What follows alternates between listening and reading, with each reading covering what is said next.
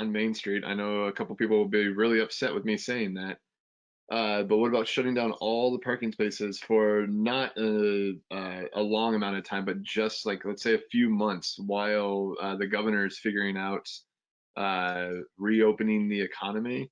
And this way, it can give an opportunity to the businesses downtown that are slowly allowed to open back up to do just what Kate's talking about and be able to drive up, grab their items, and go. And if we just assume all the parking spaces on Main Street you're not allowed to park in, like the folks that live in town park in the garage or Harmony or the High Street lot.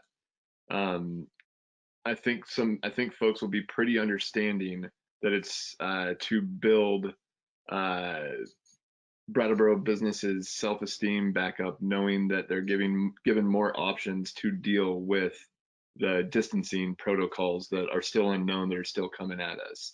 Um, Probably a really bad idea to shut all those parking spaces down, but it's just an idea. I bet Well, Sue. I mean, I love it. it makes sense in terms of giving, if not all of them, maybe one side of the street we keep parking, but the other side we turn into a pedestrian zone so that we would double the width of a sidewalk so that people could actually be, I mean, I was thinking when you guys earlier were talking about sidewalks, and I was thinking about the grocery stores. You know, the grocery stores are now one-way aisles. I mean, where downtown sidewalks could be one way. You are on the right-hand side, it's all going down, and on the left-hand side, it's all going back up. Um, I mean, because, you know, I mean, that does stop people crossing each other. And that's what you can't, that's the thing that makes you feel unsafe, is when somebody's coming at you and there's nowhere for you to go. Um, but anyway, I mean, I'm curious, Sue, to what extent can we affect parking regulations?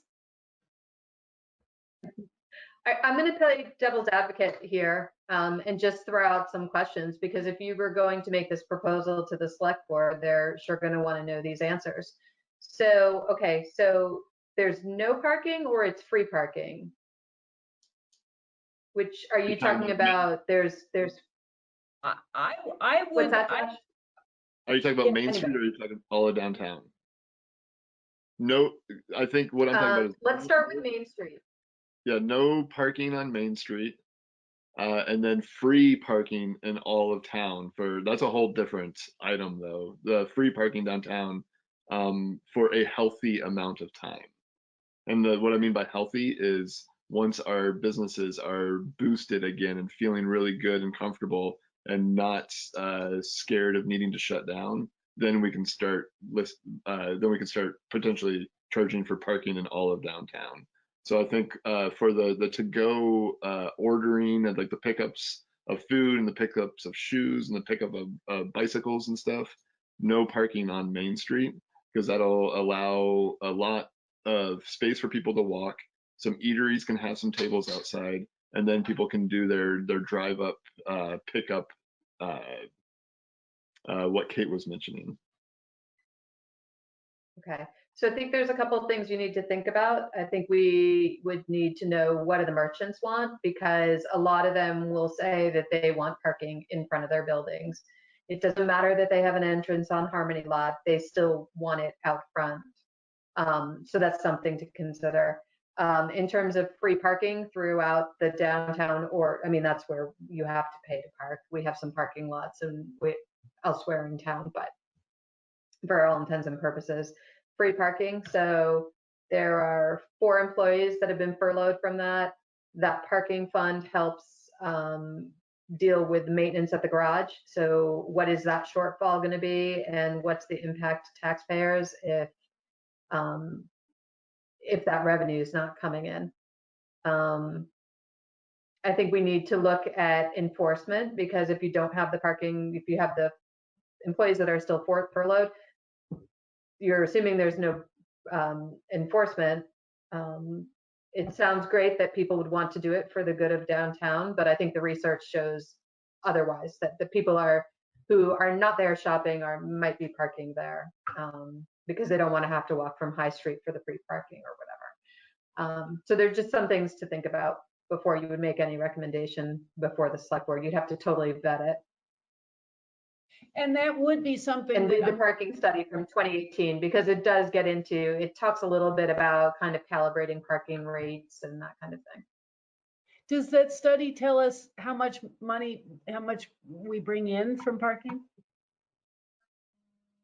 It does look at the revenues. Yeah. Yes, okay.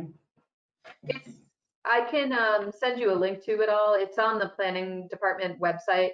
And on the right-hand side, if you scroll all the way down on the right, there's kind of like a document section, and it's in there.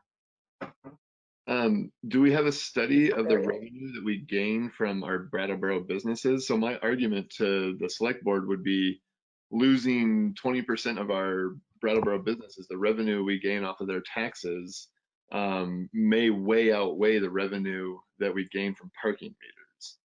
So do we know what revenue we get from Brattleboro-based businesses? That would be my argument. It's like it's the select board weighing, it's like, okay, are we going to charge for parking and make up that much money, or are we going to not charge for parking, induce business, and not lose a bunch of businesses? But that assumes Yeah, I parking think is that the major reason. Oh, you both talked at the same time. I want to hear both of you. Yeah, go ahead, Prudence. Well, that would assume that parking's a major reason that the business may or may not make it. And I think there's so many other factors, which I know you know more about it than I do, for success. I mean, parking's only one factor, and probably somewhat small. It's definitely a concern to people that don't own a business downtown. It's definitely small, but one of the things that keeps coming up is free parking downtown. And so I'm totally on board with it, and it makes sense to me. I absolutely understand the town will lose parking revenue, but I think it's a sacrifice we should be willing to make, because it's either lose parking revenue or potentially lose a bunch of businesses. So I'm willing to make that sacrifice. And this is me relaying information from downtown business owners.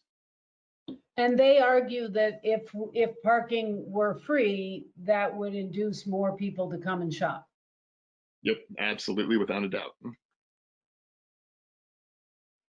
Well, if the protocol in order There to was do, a survey for the parking study. Sorry, go ahead, Say that Felicity. again? I was just going to say, if this is something, I'm not even, this is something that the planning commission was going to present as a kind of incentive. First of all, I'm not entirely sure that we could do that, but I mean, all of us as independent people can present whatever we want to the select board.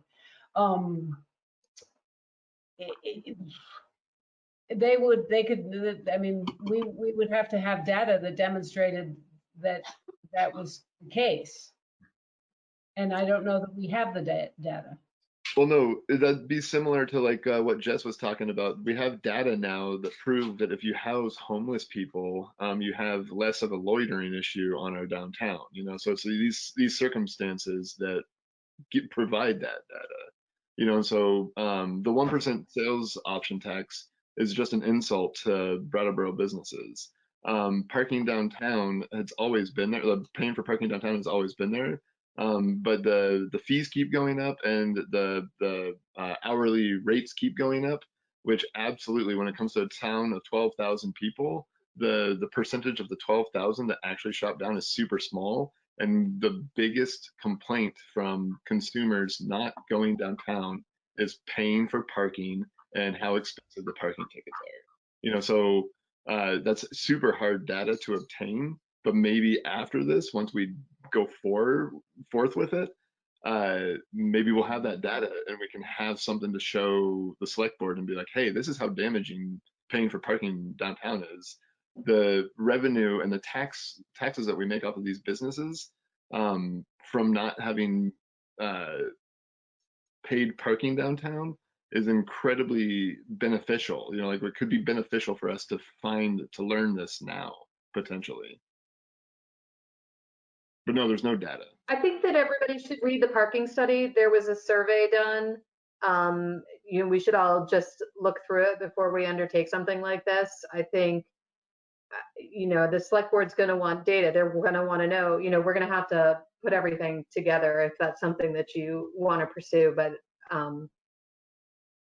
we need more than an argument. We're going to need hard data, and they might even want to study it some more. I'm sorry that the parking study and all its findings and all the survey stuff is not just right here in my head. I don't have that kind of recall or memory, but it was done in 2017 and 2018. It's not old. Merchants were talked to, and I just think, I mean, I'm kind of with Prudence that there are a lot of factors as to whether or not these businesses are going to make it. I'm not sure how big of a puzzle, or piece of that puzzle is parking, but let's all look at the study. I want to drop one more comment on that. And so I, many years ago, when I worked at a downtown business, I attended the downtown business meetings. This is like 10 years ago.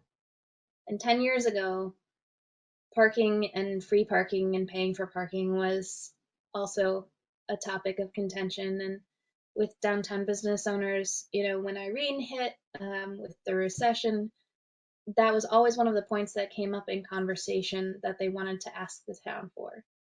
And I'm not sure. There may be data, there may not be data. I don't know if it came up as one of the barriers to having a good time downtown in our downtown survey recently. But the perception in the downtown business community, I think, is really tied to, we will feel supported if the town acts on this. And feeling supported and feeling that solidarity that the town has on this issue, I mean, that also could be a really important element in a business succeeding or wanting to succeed or wanting to stay here. Thank you so much for saying that, Jen. I couldn't agree more. And one of the some of the businesses that I'm talking to downtown, the perception that they have of Big T town Brattleboro is that the town doesn't even know that the town's not even aware that they even exist, and that's pretty unfortunate. Especially too, like there's some folks that feel that the amount that they offer to the town is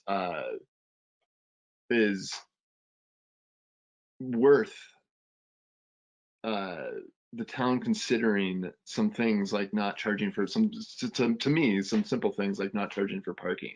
We right now in a time like this, like in COVID 2020, these are definitely scary times, and these are hard conversations to have. A thing that's as simple as parking downtown and paying for parking downtown, it seems redundant and like a waste of time, but it's really, really not. It's a lot about perception. A parking ticket downtown is $10 or $20 if you forget to pay it over 2 weeks. It's like $1 an hour. That does not seem like a lot, but it is actually a lot. It's a lot of perception. It is actually a lot of money for some folks. It is a lot of discouragement for other folks, and that's not what we can't be discouraging anyone right now. We need to be nurturing and supporting and patting people on the back and saying, hey, we're really glad you're here. We're really glad you're making sales. We're really glad your taxes are coming back to this community. And that's exactly what we need to be doing right now. So just want to add though, go ahead, Felicity. No, I mean, I was just thinking of, I mean, if what you guys are talking about is a sort of incentive program to sort of, help businesses by making them feel like we're trying to support them in whatever way we can, then that seems like a much better ask to the select board than to go and say, we think that this is going to be beneficial. I like the idea much better to say, we actually think that this is a thorn in people's side. It's clearly documented as a thorn in people's side. Here's a time to be pulling the thorns out of people's sides. We don't think we're going to lose very much by it. Let's do this, regardless of whether or not we have any data that demonstrates that it's actually going to be profitable for these businesses in the end. It's more that it's going to help us in terms of our feeling like we're working with each other as opposed to each other. That seems to make much more sense. I like that idea.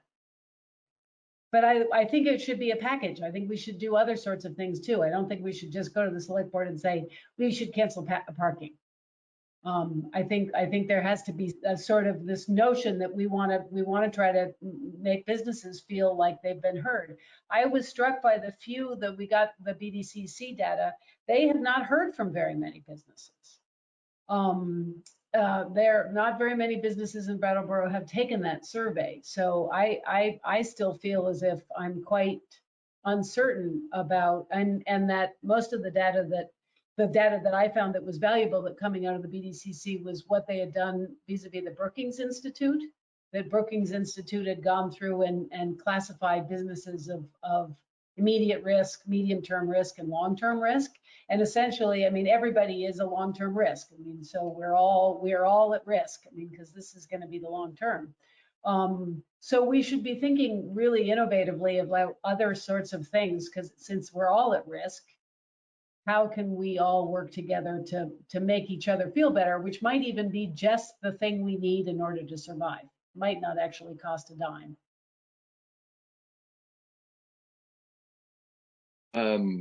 Yeah, so I was totally amazed that Brattleboro has almost 1,000 registered businesses. That's amazing. I'm super curious to know, obviously no one can predict the future and no one knows facts on anything, but I'm really curious on what percentage of those businesses we're potentially going to lose in a month from now. You know, is it 25? Is it 5%? Is it 25%? Is it 50%? I was definitely very discouraged by the BDCC information. Also, it seems like there's barely 100 businesses that they're working with in Brattleboro. You know, the work they're doing in Bennington is fine. The work they're doing in Bellows Falls is fine. Around Windham County, my focus is Brattleboro and like what we have here and the potential and the opportunity that we have here. And there's absolutely businesses slipping through the cracks, and that's incredibly frustrating because we're better than that. You know, we can do this. We can get through this. You know, if we all work together, we can absolutely get ahead of the game. And if I saw the numbers correctly, they're only working with 100 businesses in Brattleboro. So what are the It's other? not working with, that was a self-reported survey. It doesn't indicate who they're working with. It was just a Or survey, yeah, so either way, self-reported. I feel like the data is lacking royally. So can the town, we have this huge list. We have a list of 1,000 businesses. I'm assuming we have phone numbers and emails, contact information, names. Can Brattleboro do our own data collection? Is something I'm super curious. I mean, we have that access and I mean, we have that contact information. I think we could survey them. They might not respond to us as the planning commission, but we could, or the planning department. And We could survey. It's going to depend, you know, there's cost, there's staff time when we've got other projects that we need to think about. We want to not be redundant, and we need to know what are we using that data for. I mean, I think that there's a lot of information out there. We know who's struggling. We know that we might, you know, why are we going out to survey? What are you trying to get out of it? Because I don't want to survey for survey's sake. You know, I don't disagree. 100 businesses responding to a survey, that's not great. We could have helped push out the information, but I don't want to survey for survey's sake. But what if that What is survey? it? You know, I think the planning commission's job is really kind of the longer term recovery. And right now I feel like we're still like in the emergency right now. And, you know, I don't think that we're can tweak policy or make suggestions for policy for the longer term recovery, which we might be entering now, but what are we going to do with that data? you're an optimist. I like that.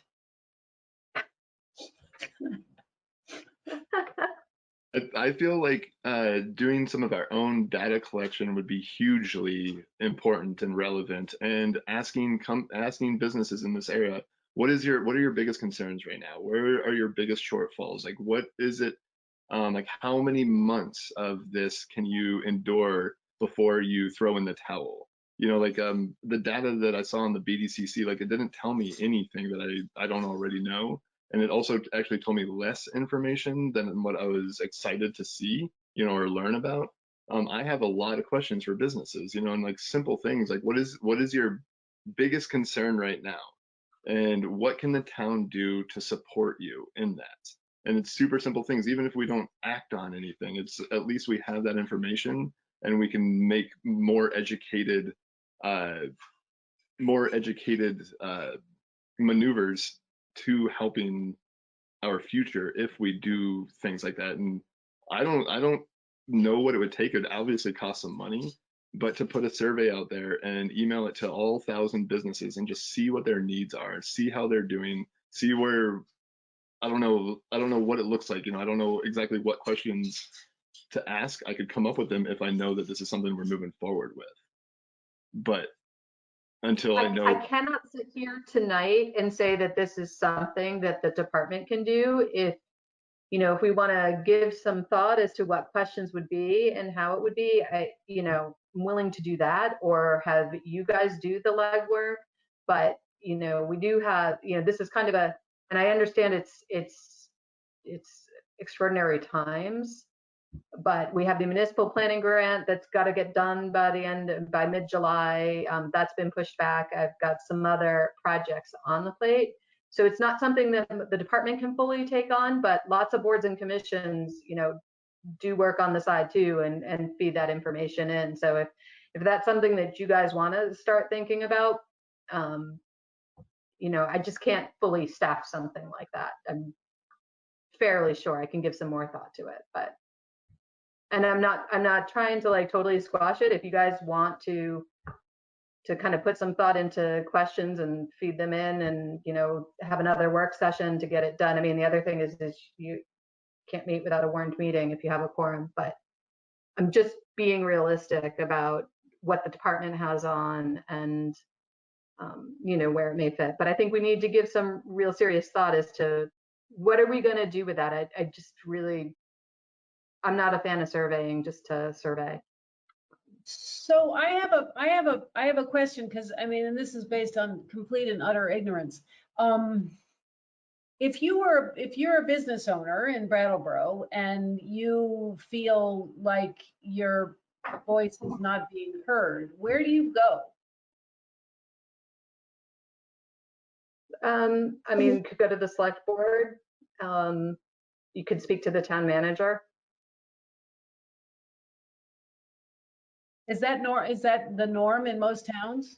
Is that what people do? Yeah. Mm-hmm. I mean, we don't have an economic development department. Even our planning department is not so much a community development department. So yeah, I mean, you could go speak to any of the town administration. But they don't, or do they? I don't know if they do. I've not had those conversations Maybe they with should be people, but encouraged to. If people are, suffering in silence, they should. I mean, there's a lot of participation at select board meetings and, there's a lot of opportunity for input. But maybe that's one word we need to get out to businesses is let it, if you're having problems, let people know. Let the town know. Wondering, I mean, I think the other thing I know I'm being super negative, but from a town government perspective, like, okay, this is kind of a big month, mid-May, fourth quarter property taxes are due. We don't know the scope of the impact. Property taxes could be way down. So is the priority that we want to try to keep people in housing? Because if the landlords aren't paying their property taxes, so do we need a program for that? Or do we need a program for business? Or do we need both programs? But what kind of funding do we even have for it? So I just want to keep that in mind. I know we're focused right now on the businesses, but there are those other impacts that are going to be coming that, we don't know what they are yet. So as far as some information collection, I've been participating with the state of New Hampshire through work they have an advisory committee for how the state's allocated CARES Act fund is going to go to supporting the economic and health survival of the state. So I've collected letters from my community that have been sent to that advisory committee on what to do with the funds. Is there anything similar to that in Vermont that Governor Scott is doing with creating an advisory council or collecting public comment on how those emergency funds are going to end up being spent? And can we piggyback on that? Not that I'm aware of. I know that ACCD in the early days were collecting a survey, or they did do a survey. There is some discussion about the state coming up or coordinating a program that would for towns that have unrestricted funds from their revolving loan funds from Vermont Community Development Program. They are looking at kind of creating some sort of program, but we don't have the details on that yet. And that program may have come out of the surveying that ACCD did. But I'm not familiar with an advisory council. I can check.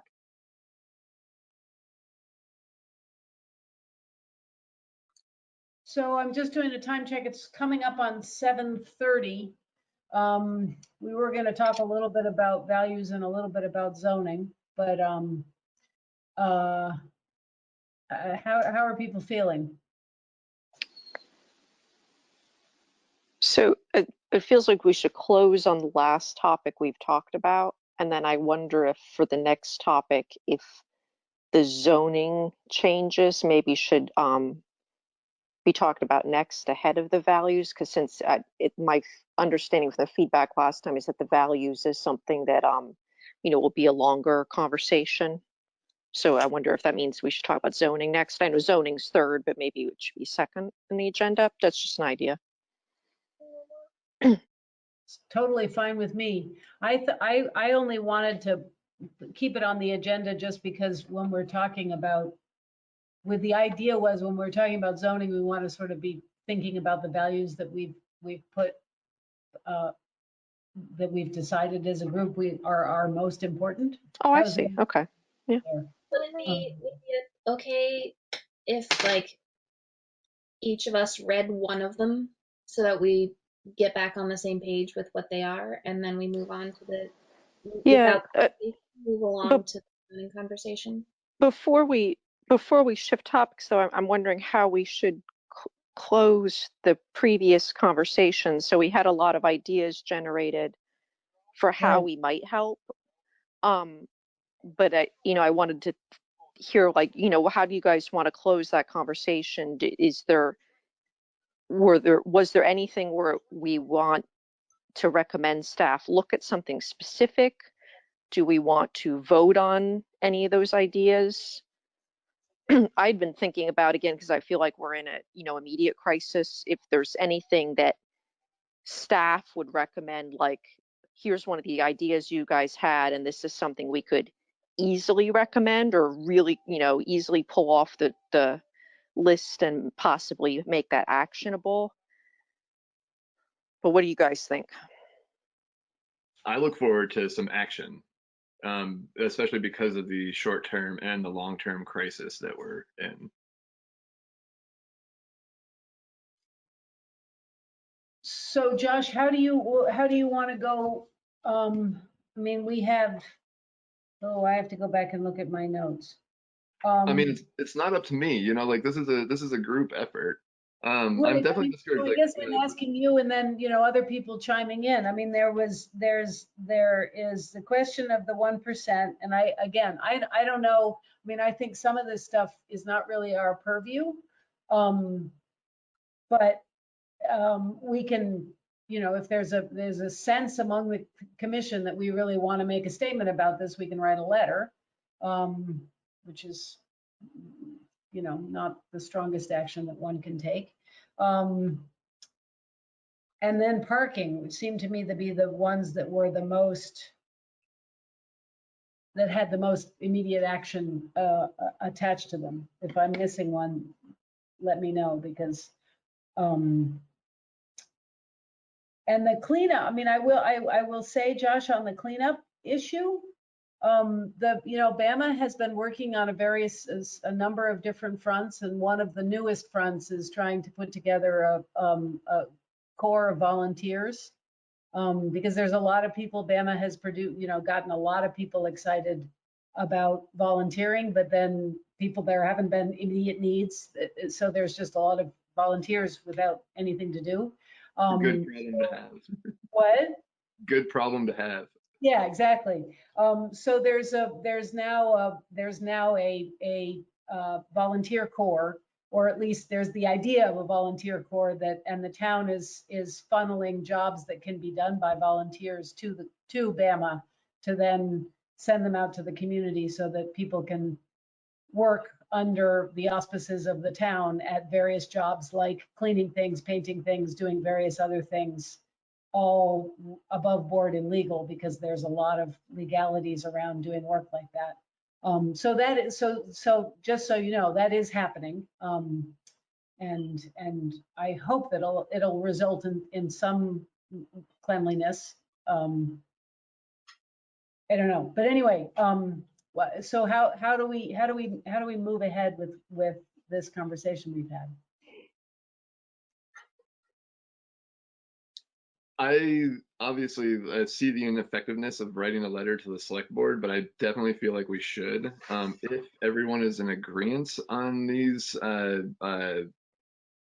ideas, I feel like I wish we could have a much stronger impact right now. Because people are looking for action right now. Obviously, this is a slow process and the bureaucracy behind it. So I really, really encourage everybody to email Peter Elwell and the entire select board and let them know where you're at with things. That seems like one of the stronger moves to make. I've been doing a lot of that, and I don't know if I'm being listened to, and I definitely need support in that. So I would love to move forward with all of these things, and my biggest thing, definitely a little bummed with Sue's comments about data collection. I definitely feel like the town of Brattleboro, we could do our own data collection and just be really prepared for the future if we just knew what businesses want. I still don't know. I know what businesses that I talk to want and need, but I want to know what all 1,000 businesses in Brattleboro want and need, to where they can stay on top of this, to where we don't lose anybody. I would love to have 100% of our businesses be in business in 2021.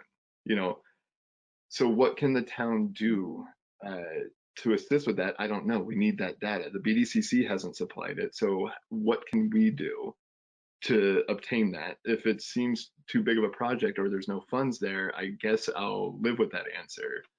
So for now, I don't know how you guys want to move forward. I think I want to put it in your hands to say how we do this and see what you are all inspired to do.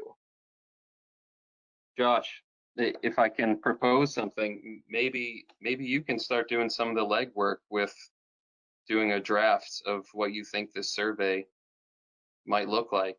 Yep. And then when you have, the foundation of that fleshed out, then I think I have a sense of what you're saying, but we'll have a better sense and we'll be closer to knowing, like, is this a feasible thing? Will this be constructive?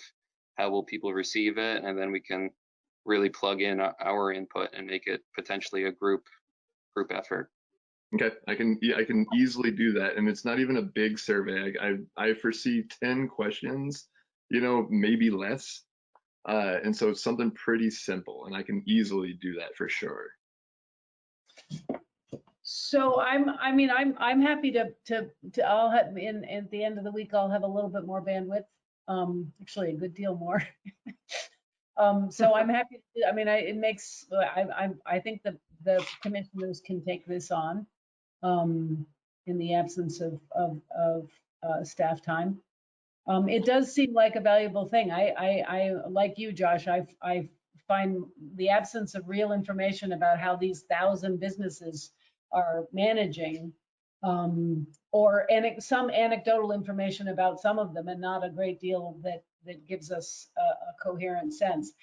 Although I'm gonna toss a wet blanket in, and while I applaud the idealism in keeping all of our businesses afloat to 2021, that is a very, very, very heavy lift right now. Because it just seems we've been in tough times before COVID, and now we're in this. So we can keep that as our lodestar, but I think we might not be successful in that. But if we do, though, at least we can say that we tried. Right. So if is everybody in agreement? I mean, I'm happy to, I have once before gotten involved in doing a survey, and I will say it's extremely hard to ask the right kind of questions so that you get the right kind of data, and you don't get different sorts of answers that don't really tell you anything. So if we had at least, I see that Andrew put Google Sheets into the chat box, and that seems like something.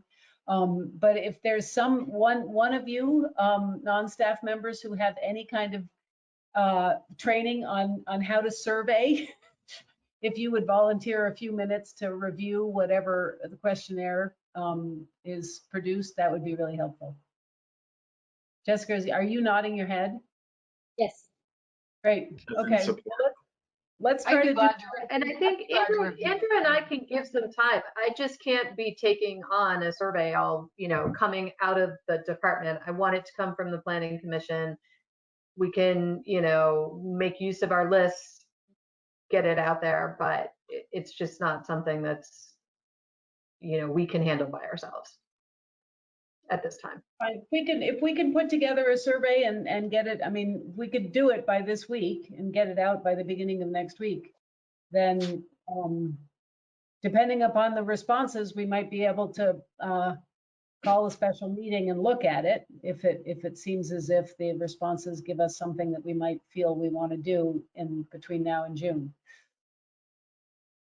I'm struggling with the purview of the Planning Commission and what our role is and what we can really affect. But I guess, first of all, I think that's a really aggressive time frame to try to design a, well-designed survey. And I've been involved with a lot of surveys, and, it's easy to ask the questions on how you get the data back and can analyze it can be really difficult if it's not designed well.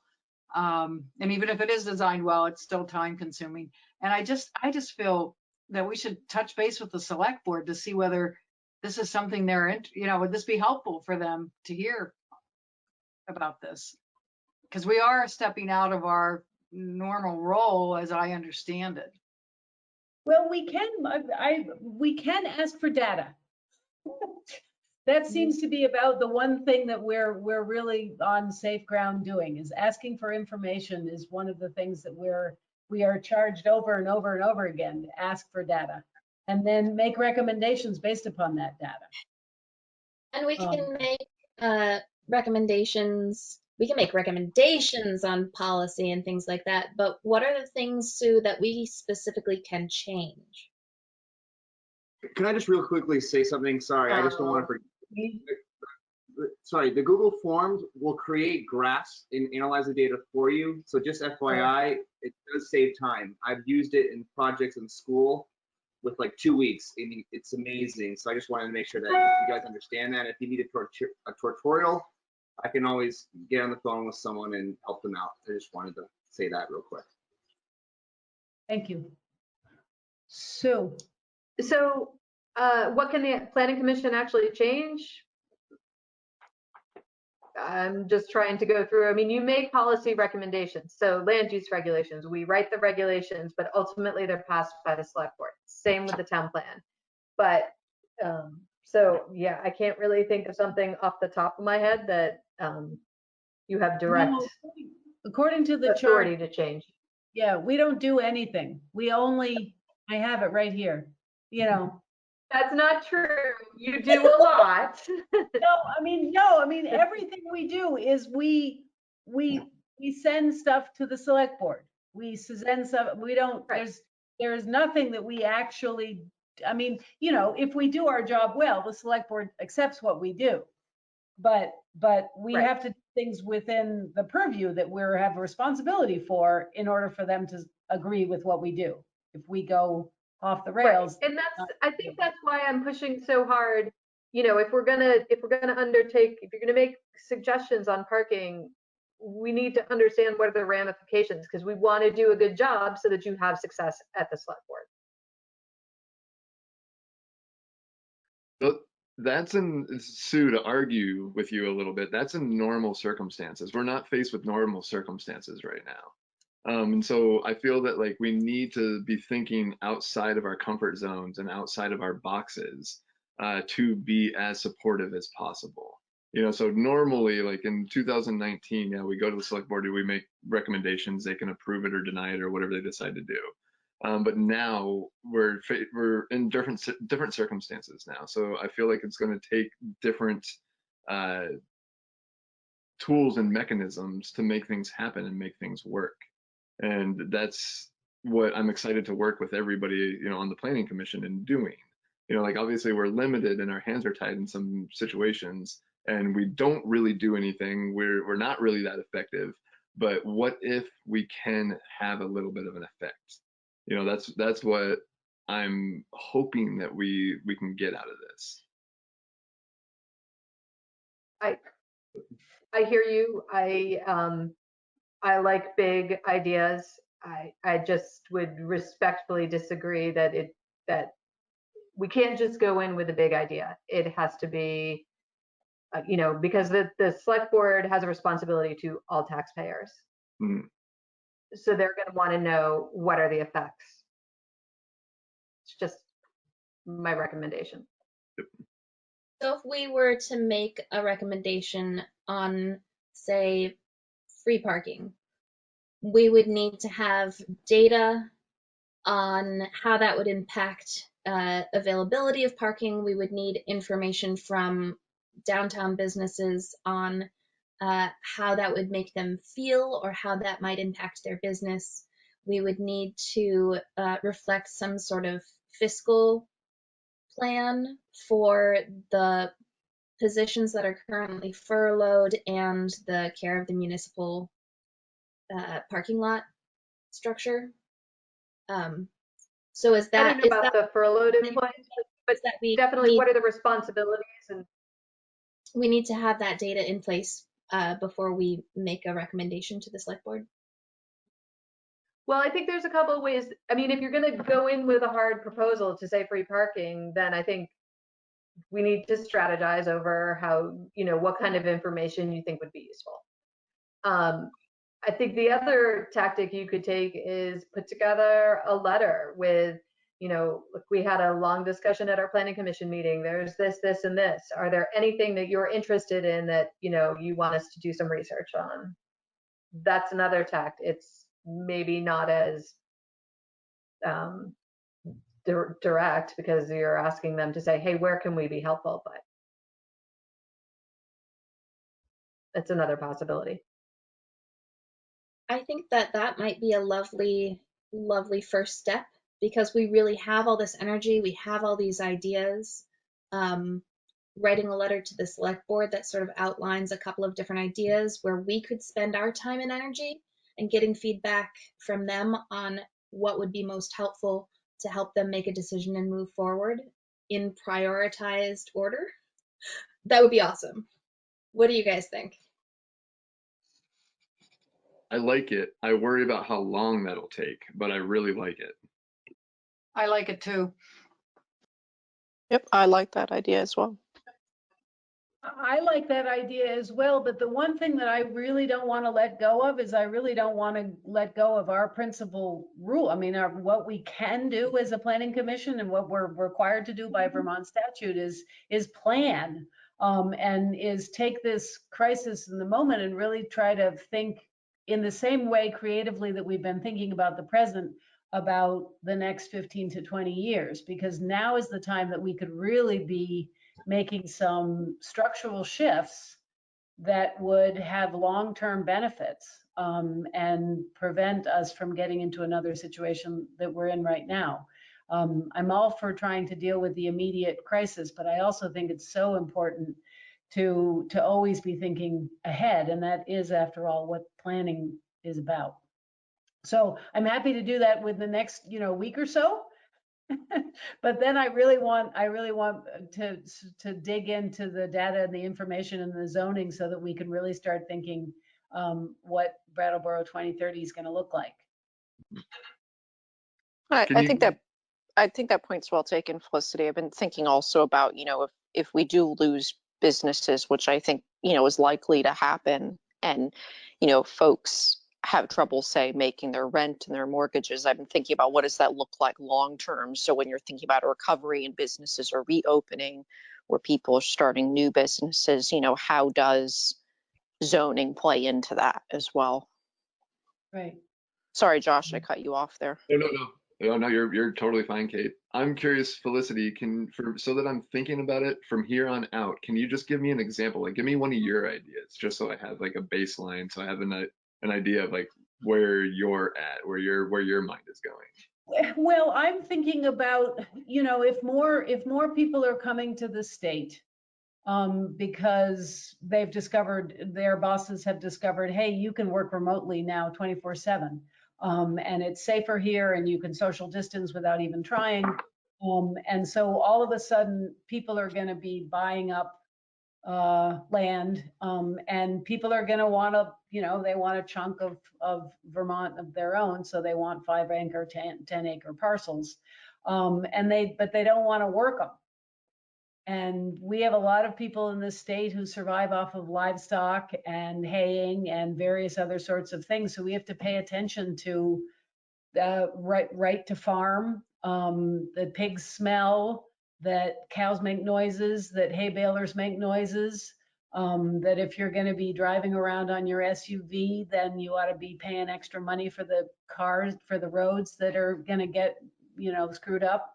And all that stuff that there are going to be changes now that are going to be happening. And we would like, if people are going to be moving here, we want them to move right into town. We want to be able to expand our town and get more mixed use housing. We want to have nice zoning that creates the notion that somebody can get a house, they can put an accessory dwelling unit on it, they can make rent off of their accessory dwelling unit, they can live on an acre or half an acre.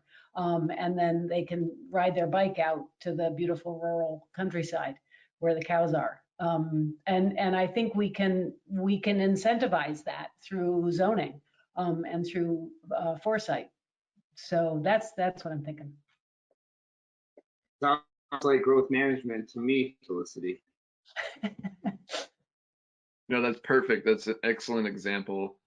And I also, to piggyback off of that, but then also to bring up what Tom was saying before, like, this is the first pandemic we've seen, there's going to be another one. So if we can start preparing for the next one, if we can have these systems in place and just be one step ahead next time, that's something else we should also be talking about and discussing and planning for. Yeah, and to doubly piggyback off that, even if some of these things, like a land use reg zoning change, that makes pandemic less severe here or acute. I think a lot of those things would also have the same effect of just reducing normal sort of illness, sick days amongst the populace of the town. Hate to keep bringing up the doorknob thing, but for example, just maybe a nice side effect of that won't get all the pizzazz of the media attention, but is that maybe just less people will get colds from each other as a result of something like that, and we'll just have a healthier populace as a result of changes like that. And it'll be a slow, incremental thing that's not as sexy as preventing the pandemic, but just an overall raising of general health. No, it's awesome that you say that, because I was listening to VPR the other day. You may have caught it. Some folks here may have caught it, but they were talking about literally healthy towns and cities, developers creating towns and cities that are actually healthy for you to live in. We're not creating those right now. You know, like with air filtration systems, with not touching doorknobs, like you're talking about, Tom, like all these little things that we can be doing to make Brattleboro actually a healthy place to live, instead of a scary, you know, germy, potentially hazardous place. I'll see if I can find that VPR and email it around also. I don't even know how to search back in their history and figure it out, but it was actually really, really interesting about development and the future of cities mostly, and how to make residents actually healthy by living there. Just to give you a heads up, one of those things is less parking, less cars, and I know you guys had a big conversation about it. Obviously, with COVID-19, it changes things, but I wanted to say this earlier: free parking is going to immediately put the cars ahead of pedestrians. Just to let you know, there's a great book by a UCLA professor that kind of goes into the whole thing about free parking. But obviously, these are different times. But when you talk about healthy cities, for me, the first thing I think of is less cars. I was concerned about that too, because then we'd really like people cycling and walking to town more, taking the bus to a point and riding in, that kind of stuff. I want to go back to a couple things on your list maybe before that I kind of see as maybe we could move them along kind of fairly quickly, at least provide the information to the select board. I thought the idea of opening up the sidewalks, you know, with liquor licensing, you know, and maybe letting restaurants use town sidewalk, because not everybody is got their private property. On the west side of Main Street, some of it is private property, like where the Works puts out tables and stuff. But on the east side, it's pretty much town sidewalk. So I thought that is kind of interesting, kind of researching the liquor license and figuring out, making a suggestion, or maybe it's the parklets, because when we did see parklets, there were lots of restaurants that would take up spaces. So if there is less car activity downtown, then maybe, you know, for the summer, maybe they could allow some parklets for outdoor dining. I know in New Hampshire, when they're opening up restaurants, it's outdoor first. They're not opening up the indoor. So who knows, when restaurants in Vermont do anything other than takeout, it might look the same, in which case lots of restaurants might want some outside space. So I thought that was interesting. Even exploring, you know, maybe putting some temporary bike lanes in, especially when traffic is low. That might be another thing that you might want to take forward. And of course, the public buildings, we can look into that, Tom, on the, you know, what we want to do about the doors, handles, and that kind of thing. So can I just say, Kate put a note in the chat that she needs to go at 8. So is there anything that we need to do before Kate drops out? Yeah, sorry, I have a responsibility for one child on my 3 this evening, so I have to get her in bed by 8. It's okay. It's possible that this the whole web meeting might drop off, but I'm hoping it's going to give me a chance to extend it. Oh, you mean it might expire at 8? Yeah, I'm not sure if I did it to 8 or 8:30, and I'm trying to poke around to see if I can extend the meeting room. So if it disappears, should we all just wait to get an email from you? Do you all have access to email? Because I will send you an immediate email. Yep. Yeah. Yes. I'm also Yeah. gonna have to go in just 5 minutes, so. So can we just say, you know, if can I ask you to do something, Sue?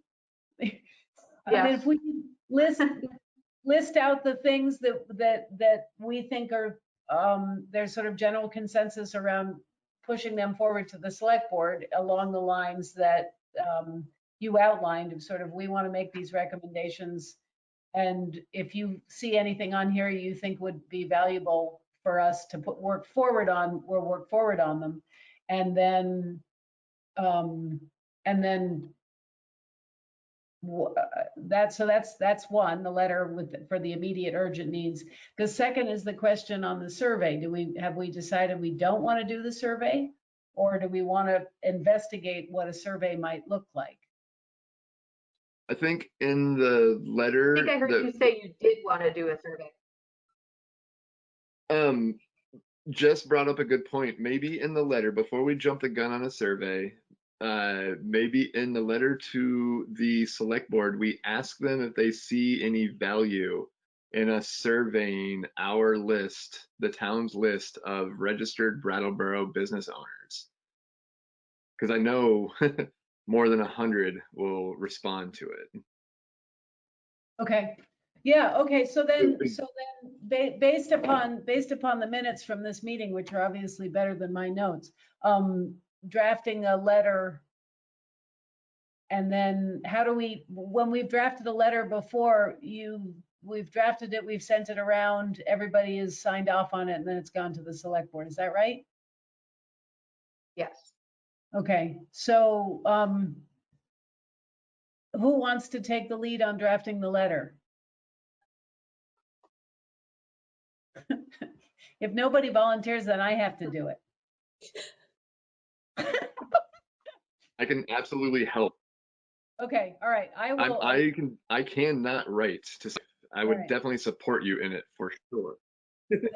Sue, so will you send me the list of things and then I'll draft some kind of language to surround them and then I'll send it out? Yes. You guys, not to the select board. Okay. Cool. We don't have anything we have to vote on then. Do we want to somebody want to move to table the values and zoning to the next month's meeting? I have a crazy question. Yeah. Could we meet before June whatever? June 2nd, June 1st? We always can, yes. I feel like Yeah, and just a note about that, the June 1st meeting is going to be about the downtown plan. We need to meet to be able to get it in a place to get it out to the public. So Yeah, I feel Felicity and I had talked about that. So if you do want to meet again, we can. I feel like this conversation is really good, and it's really important to be talking more and to be acting more, and I think meeting more goes along with all of that, because I think the things on our agenda that we didn't get to, I would love to see keep moving. I'm totally into meeting twice a month, easily. I know that's difficult for a lot of people, but the time for like the next 3 months, if we meet twice a month and we see there's an end in sight, maybe it'll be that much more doable. Okay, so in 2 weeks' time, can everybody make Monday? I'm pulling up my calendar because I can't. Monday, the 18th. I possibly can. I would need to check with my my husband on childcare, but possibly. Yep. Okay. Yes, I can. I can. Yes, I can. Okay, super. So we'll meet on Monday, May 18th, hoping you can join us, Kate and Kathy, since Kathy's not here. Would I it can meet be, them too. I wonder if plugging into the equation of our to-dos would be like a subcommittee of, under the quorum? Have people considered that? Would that fit in any way so that we could plug away in between meetings? Great. Thank you for saying that, because the thought crossed my mind earlier in the meeting and then I missed the opportunity. I think that's a good idea. You could have 3 people on a subcommittee. What's the subcommittee pertaining to? Economic development? I guess the survey could be one of it. Prioritizing of all the ideas we talked about, the ones that we feel are the most important. Doing research into the land use regs for what we actually tangibly have a effect on. I don't know. 3 ideas. That's 3 different subcommittees. Yeah, I think at the We next need more meeting commissioners. we can decide what those are, especially if we've heard back from the select board by then. Will we? Do they have a meeting next week? They have a meeting this week. Ugh, We have a meeting Wow. tomorrow night and then 2 weeks later, so no, the night after. We wouldn't hear probably till after the meeting on the 19th.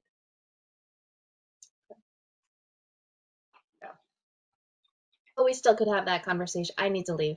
We could still have that conversation at the next meeting. Yeah, I'll be on the Fine. subcommittee. I'm totally willing. okay. I need a motion to adjourn the meeting before everybody leaves. I make that motion- motion. Is there a second? I'm just Second gonna that. I'm gonna take a thumbs up vote as to say that everybody agrees with adjournment. All right, we are. Kate, yes. Thank you all. Thank Stay you, safe. guys. Thank you. Thank you. Thank you. Good night. Good night, guys.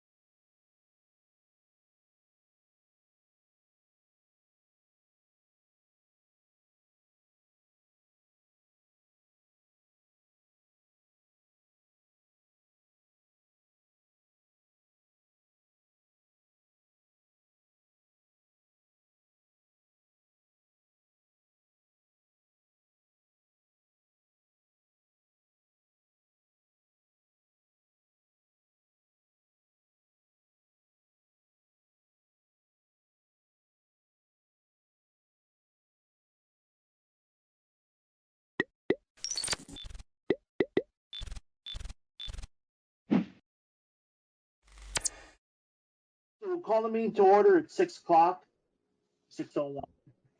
Are you all set, Rich, from BCTV? Okay, and then I don't see, now I lost him. Oh, Peter, you all good? I'm good. Okay, so, What's going on, man? hey, Dwight, how are you? Hello. So, just so everybody knows, I swore Kate last week on Friday, so she's now official. So, Kate, welcome to the board. Thank you very much for signing that paper. I figured you weren't going to do that and you were going to take off on us, but we appreciate having you here. So does anybody have any additions or deletions to the agenda?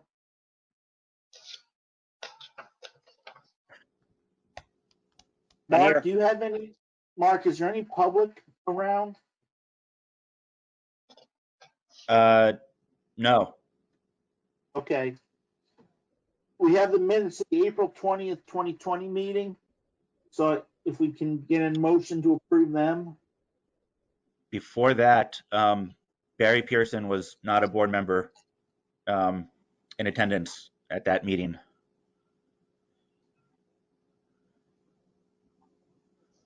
Yeah, I got a couple other ones. Does anybody else have anything to add besides the Barry Pearson?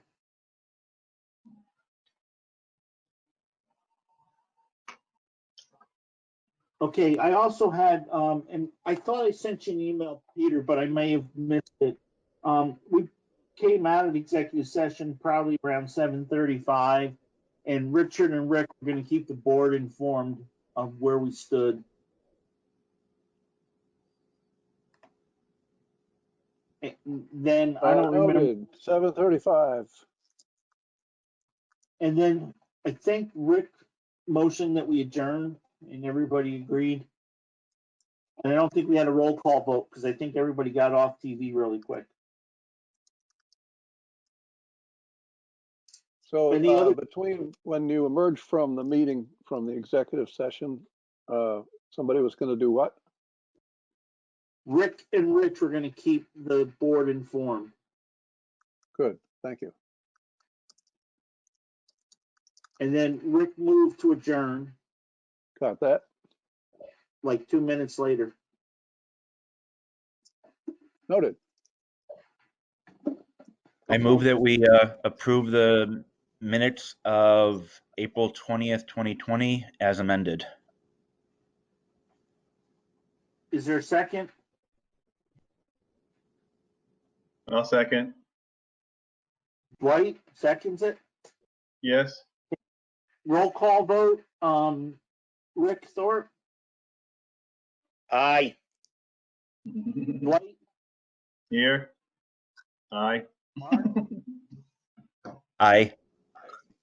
and Kate. Aye. Okay, so it's unanimous. We all voted. And then next thing is correspondence, which I have none. Matt or Tammy or Bill, is there any correspondence I'm missing? I have nothing. That has nothing. Tammy's shaking her head and Bill ran away. He'll be back. Okay, so all business. We have equity, and that was a placeholder for future discussions. And Laura's not here, so. Hey, Bill, did you have any correspondence for us? Bill, did you have any correspondence for us? Okay. Website design, Mark, I believe you were gonna talk, you had some stuff you were working on. Yeah, I went through the RFP from last April, I think. My recommendation is that we update the dates and take out the financial information and send it out as is. I know that's not the typical way educational RFPs get sent out, but in the business world, that's how we would send out an RFP for a website and let companies come back with a price. So that would be my recommendation. Okay, did we send that out? Was that part of the minute? Nope, never sent out. Was never, the board never, board put it on hold at the time. No, I meant, was it sent out for this meeting? No, No, Bill I said. can send it out quickly. Okay, well, why don't you send it out and then, but let's talk, we'll put that top on the agenda next meeting because that way people get a chance to look at it. I know we've had it before, but it would be brand new to Kate. All right. Is that okay with everybody? Yeah. Works for me. Okay, cool. So Bill did submit us a calendar for the work plan.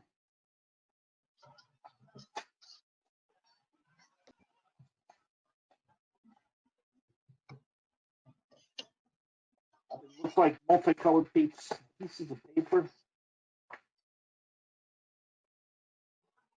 Did anybody have any comments on the work plan? No, I think you just updated those two things, right, Bill? Updated those two things, and then just to update you on May 18th, we have on the calendar IB update, so Matt is preparing that for May 18th. I was going to bring that up. I wasn't sure if we were going to do that again or do that still. Yeah, I Matt, think Matt, I'll let Matt talk about it. Sure. Yeah, I just wanted to remind you that we talked about doing that the second meeting in May. And so I just wanted to let you know I'm ready. We'll be ready to do that. I should have something to send out to you by this coming Monday in preparation for that. So you have time to look over those survey results and read the administrative recommendation. so. Bill, on the agenda, on the next agenda under old business, we're going to have website design, and then we're going to have the IB review. And Matt, you're running away. You go the dog. The dog. You're going to let the parents know that had written letters about this, right? So that they can participate via whatever system they want to participate by. Yeah, definitely. I'll put something out through the Power School alert system that lets them know that not only those parents in particular, but lets all the parents know that this will be a topic for that board meeting. Yeah, I think we definitely, to those specific parents, we definitely need to let them know because they had concerns. Yeah, I'll send them a specific email. And then Mark, will they be like on this, will they be one of the squares? Will we look more like Hollywood squares or? Unless they call in on a telephone. Okay, but somebody will be able to monitor if they have questions or comments, correct? Yep. That's part of that procedure that I sent out to you guys before our first meeting. I'll send it out to everyone again. Okay. And, Is everybody? Well, go ahead, Mark. I'm sorry. I was just going to suggest that it gets sent out to all the Wardsboro parents as well. I didn't know if you have separate lists or how that works.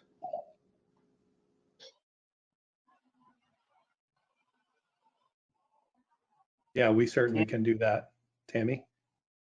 What is the ask, Mark? Can you just clarify that for me?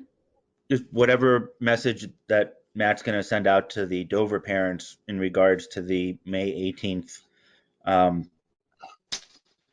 IB review meeting that gets sent out to the Wardsboro parents as well. Okay. So everybody's good with that? Okay, cool.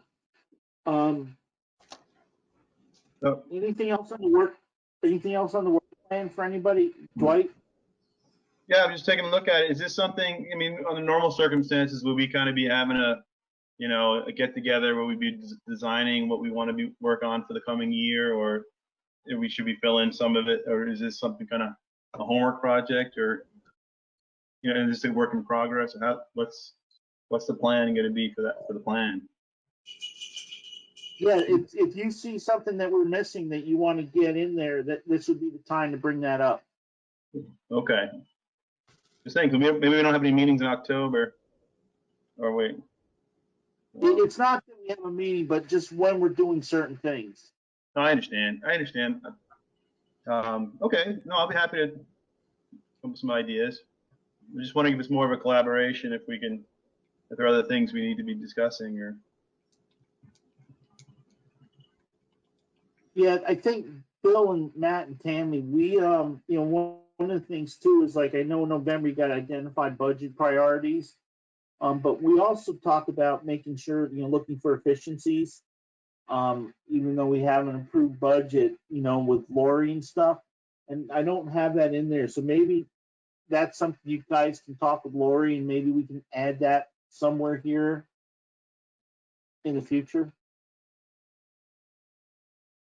Okay, Dwight, is there anything else you're thinking of specifically, or was No, that? no, I didn't have, I just was kind of wondering about the process, you know, like this, we'll add to this as the year goes on, or that's what I was looking for. I didn't have anything to add specifically. Yeah, it's definitely not like locked in, set in stone, and we can't change it. We can add and we can delete and we can move things. It was just kind of a framework so that Right. people think of if there's something they have some interest in. And then also part of the thing is, remember last year while we were doing some of the budget reviews, people wanted to know when it would have been a good time to come and talk about that. And I think that November, identify budget priorities in the format. Yeah, that's a good point, Rich. I think, part of during the budget process last time around, there were questions about when certain things will be discussed. So, so parents could come to the meetings they thought would be most effective for the issues they were looking to talk about. Yeah. Yeah, so everybody else good, or anybody else got any comments on that?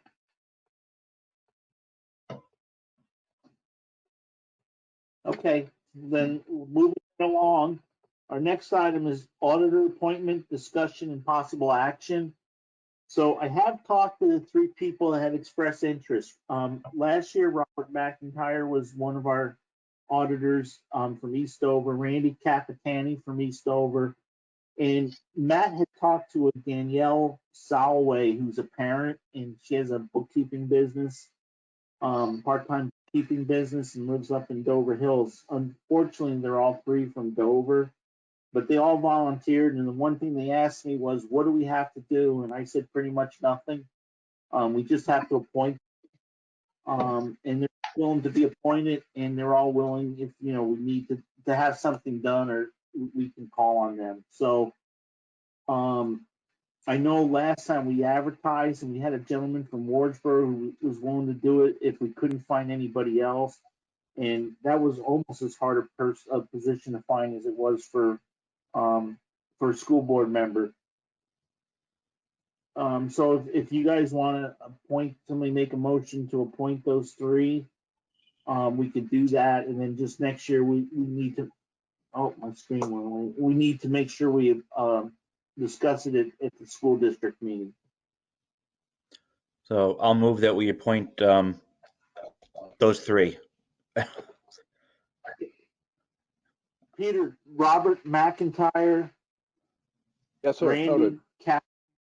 Randy Capitani, And Danielle Galloway. Danielle Salway, Salway. Yes. Matt, is it Danielle or Daniela? Danielle, no A at the end. Okay, so I remember she was at a meeting before. Okay, so Mark made the motion. Rick, you want to second it? Sure, I'll second that. Cool. We have a motion, a second. Is there any more discussion? If not, we'll go through roll call. We'll start with you, Rick. Aye. Dwight. Aye. Mark. Aye. Kate. Aye. Okay, so again, everybody's in favor, so the motion carries. Does anybody have any old business? Anything we missed from the minutes? Seeing none. New business, we had a written principles report. I know everything had something in it, but financial efficiencies.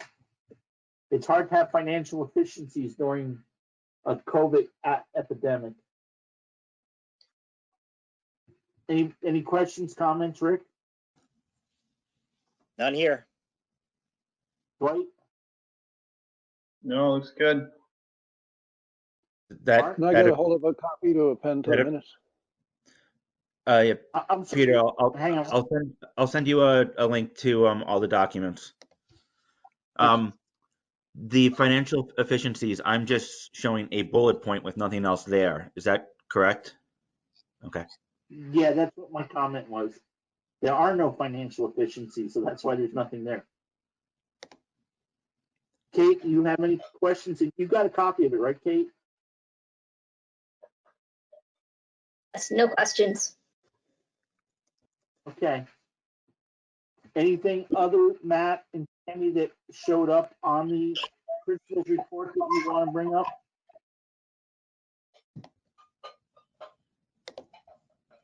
Okay, we don't see anything, so moving right along. Superintendent's report. We had a 4.5 page superintendent's cabinet report. Did anybody have any questions on the written cabinet report?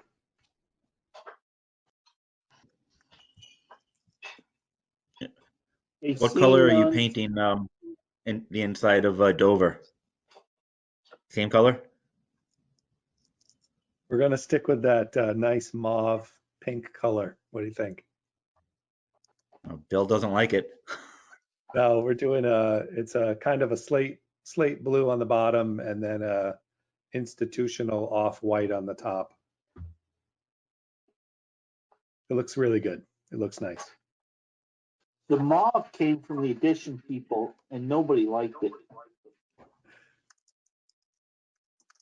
Yeah, it's going. Bill, no questions on the superintendent's report. Do you have anything additional for the superintendent? I do. It'll be brief, but I just wanted to update the board on the conversation that we had today. There were VSBA and VSA with the director of the Joint Fiscal Office, Mark Peralt, the Secretary of Education, Dan French, and the legislative aide from Peter Welch's office. And kind of the three big takeaways to keep you all informed is that Ways and Means is spending all day Tuesday, Wednesday, and Thursday of this week trying to creatively come up with a solution, hopefully by the end of the week, to find 153 million, which is the projected shortfall in the ed fund for next year. In the superintendent's report, I gave you guys a copy of the latest from April 29th that was presented to the Ways and Means Committee about how to try to creatively use some of that money underneath the regulations that are tied to that money. They have some other ideas that they're trying to figure out, because the belief in the Ways and Means Committee is that absorbing 153 million on the backs of the property tax is just too high of a bar to try to accomplish. So I just wanted to make you guys aware that this week there should be a lot of movement on that. The Secretary of Education, without being explicit, intimated that the return to fall will not look like pre-COVID times. He was not explicit on what that meant, but he wanted to kind of start dropping the crumbs down that the fall is going to look something different than what we all have normally experienced in the fall. His operating principle is that we should be spending our time this summer planning for the fall and not trying to catch up what happened right now. I kind of think we're going to try to do both, because I don't want to miss the opportunity of, if there's an opportunity for us to do some robust summer work with students in small groups, I really want to take advantage of that, and so do the principals. So I think we're going to do two parallel paths where we're going to use the summer to plan for the fall, and we're going to use the summer to try to catch up at the minimum our most vulnerable students. But the fall could look very much like it looks right now. It could look a hybrid where we have kids coming in on certain days. It could look like back when I was going to kindergarten and you had a group come in the morning and a different group came in the afternoon. I don't know. But over the next 6 weeks, that's the kind of plans that we're going to be working on based on the guidance from the state. So I just wanted the board to kind of understand those contexts, or that context.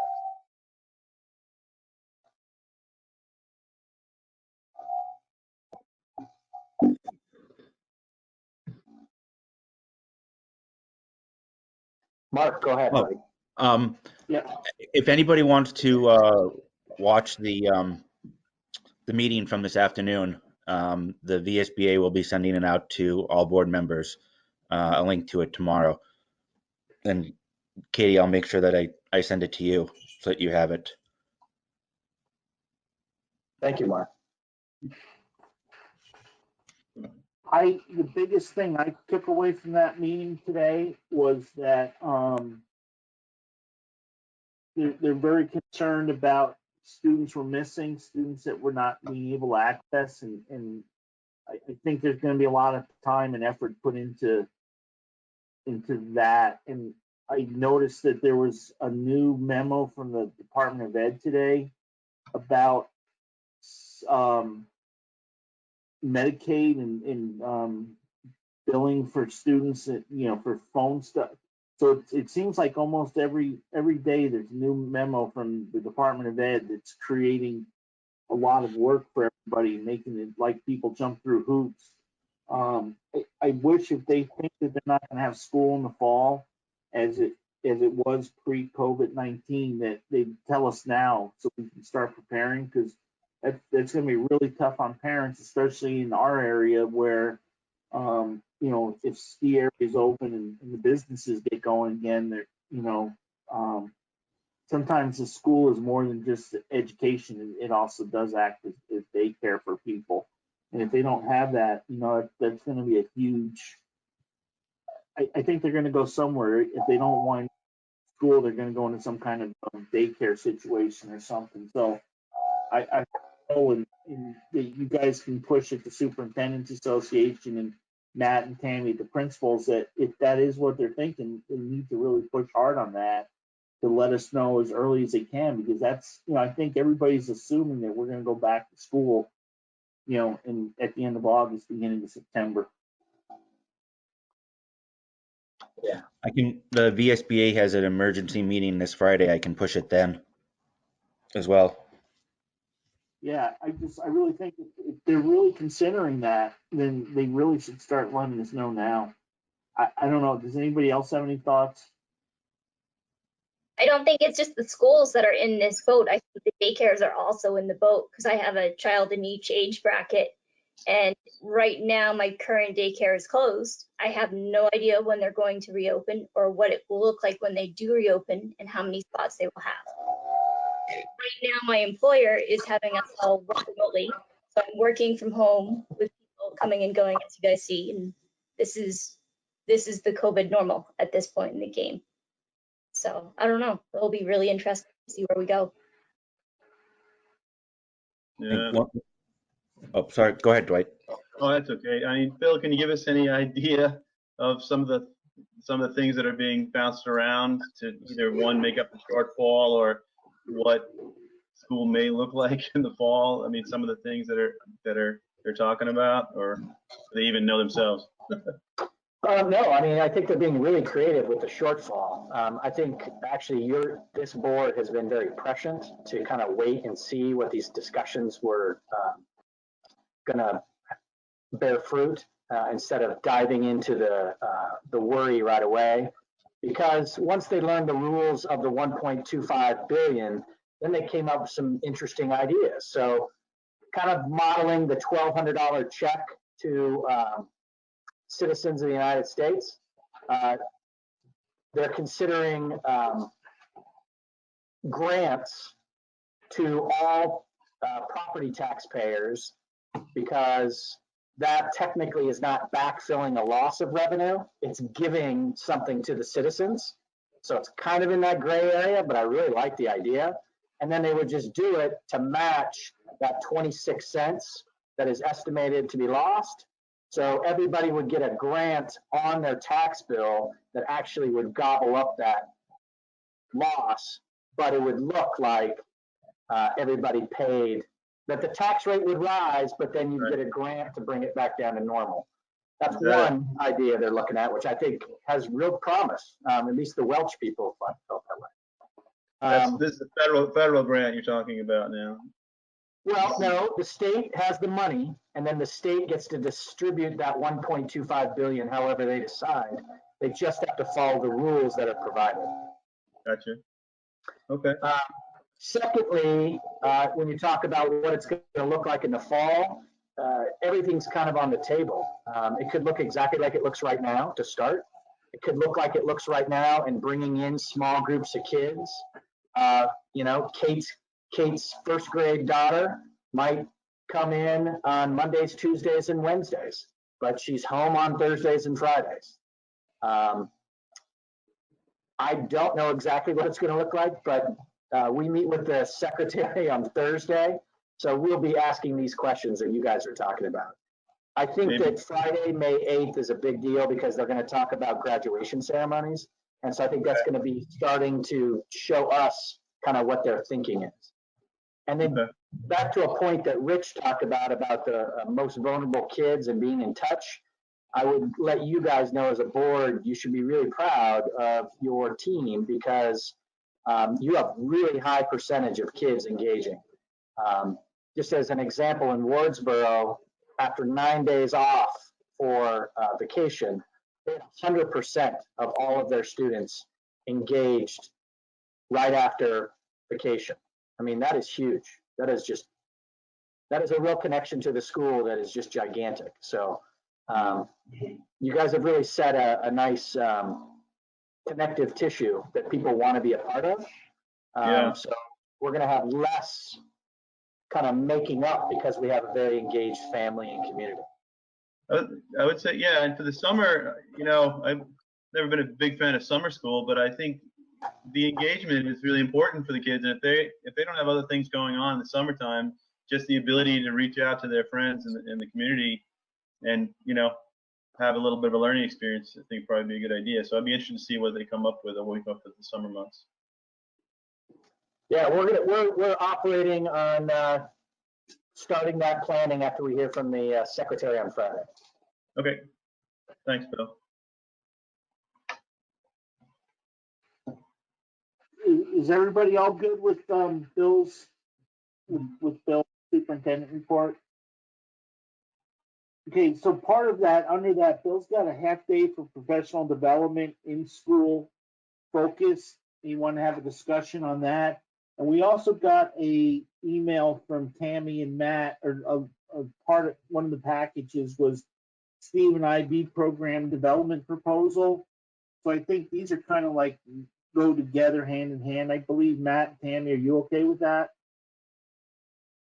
So Bill, why don't you start, and then Matt and Tammy, you can come in and tell us what's going on.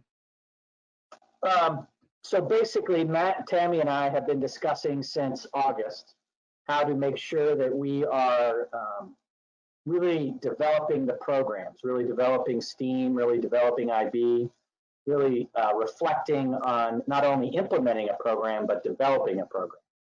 And we have a model in West River that is going into its third year next year of developing. We needed to have some unification of all the schools that were working together in West River. And so we came up with a plan to do 6 half days throughout the year so that we could have all the elementary schools start working together and have the middle school kind of develop its middle school world while the high school was developing a reaction to their test scores, really. And it's been highly successful in getting the deep kind of development that we want in West River. And so I've been discussing this with Tammy and Matt for about 6 months. And I asked them to kind of collaborate on kind of a one-pager to share with you guys where our best thinking is right now. But we really would like to encourage the board to support 6 half days next year for the development of the STEAM program and the development of the IB program above and beyond the winter sports days. We're finding that time is super critical and we can really make some high level, long-term, durable investments, but we just need to have that time. So that's kind of the broad strokes, and Matt and Tammy, if you can kind of flesh that out, that would be awesome. Go ahead, Tam. Do you have anything to add?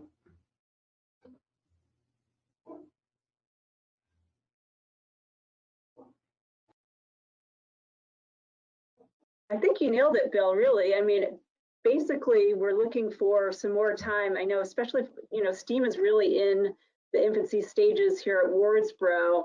And in order for us to really, develop a high quality program and get to the place where we want teachers to be integrating this within their classrooms, we need a little bit more time as a team, as a school-based team, in order for us to work on that.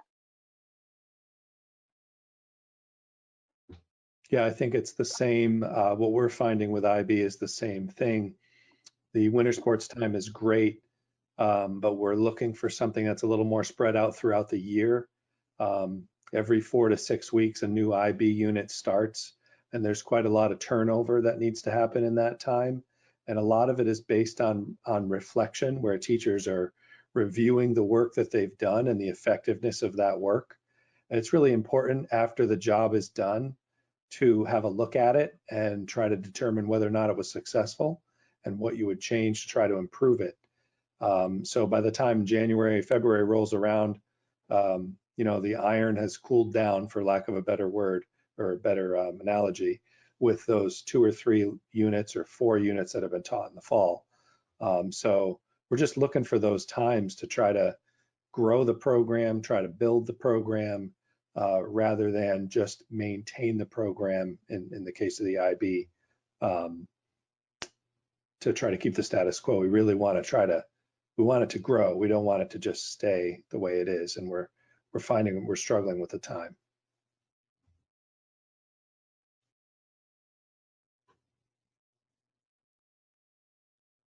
Any board members have any questions? Do any board members have any questions? Mark, do you have a question?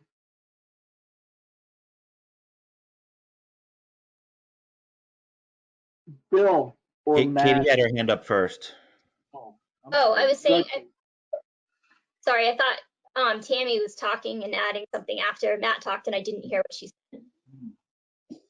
Yeah, I was muted and I thought I was not. Sorry. Thank you, Kate. No, in addition to that, I'm just wondering and hoping that the additional time could also lend itself to some collaboration between the teachers and the schools, given more time. Okay. Mark? So 2 questions. One, are half days better than full days? And you're basically talking about 3 full educational days. I could be wrong, but I would think that from a parent perspective, a whole day that they could plan for would be better than 3 whole days and having essentially 6 half days, which for a working parent would be a whole day. So just a question. Yeah, no, the design is so that the school day counts. We don't Okay. have in our contract enough professional development days to take those as full days.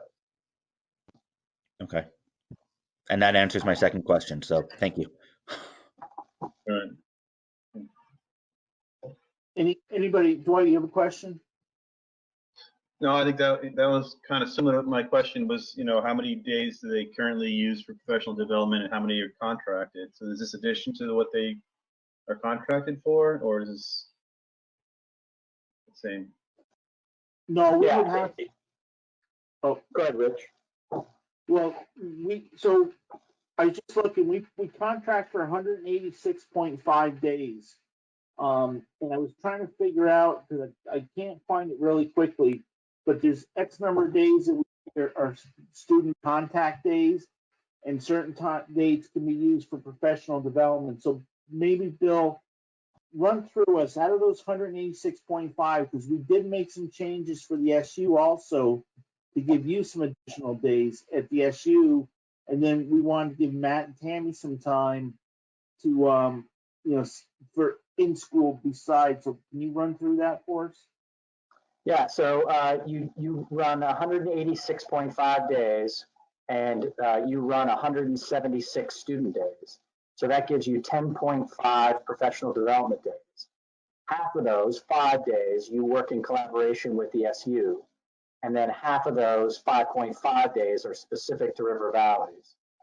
And those are spread throughout the year, but those are primarily about building up, preparing to teach the Common Core, the whole broad range of education, rather than the specificity of STEAM or IB. And thus, that's why we use the winter sports days to focus primarily on STEAM and IB. But the additional 6 half days would allow for the development of the programs. And as Tammy mentioned, also the opportunity for some merging, because you can imagine how it would make a whole lot of sense that some IB units are heavily influenced by STEAM, and we can get some cross-pollination that could be really helpful and beneficial to our students.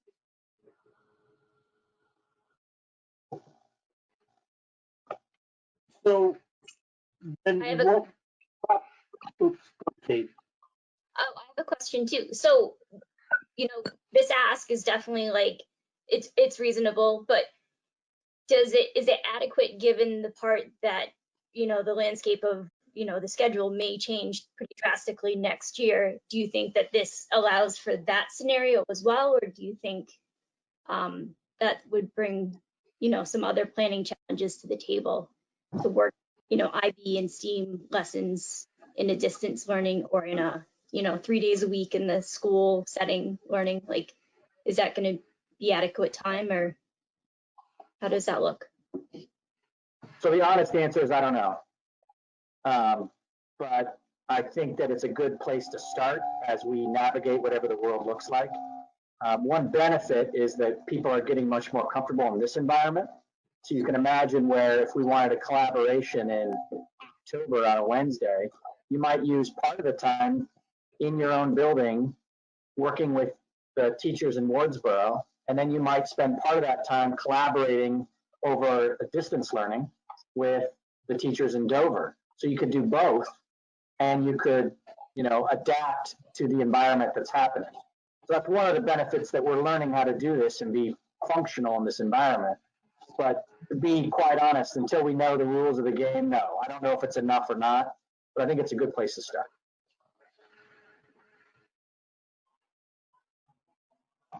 Are you good, Kate? Thank you, Bill.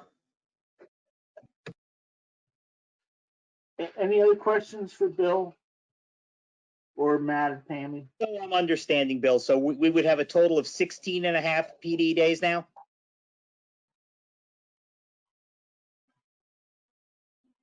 No, you'd still only have 10 and a half. It would, so you could look at it both ways. You could have, there's still student days, so it's still part of that 176, but the students would only be there for 4 of the 7 hours of the day.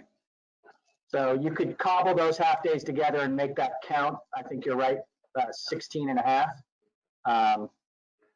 But they would both be student days and professional development days in the eyes of the AOE. Okay, so the students are missing out on a half a school day, right, though? That is correct. Okay. But I would say, actually, now in this environment, they could go home and do distance learning, because now that we know how to do it, it would make quite a lot of sense. But who would teach it? Like. There's a lot of independence that's going on with distance learning. You don't have to have, synchronous action. Okay, gotcha. Just wanted to make it clear. But so where does, I think Rick is right though, because we also have those half days, the 6 half days from the winter sports too. No, Rick is right. I'm taking half of those 6 days, these other 6 days, you combine those together, that's 6 days. And that adds on to that 10.5 that I referenced earlier. So Rick did the math faster than I did. That's 16.5. And I thought our contract had 181 student days. You changed that 3 years ago. Wow. Okay. Is everybody good? I guess I don't know if I think if everybody's kind of in agreement, I think we can say that, yeah, we're good with this for the time being.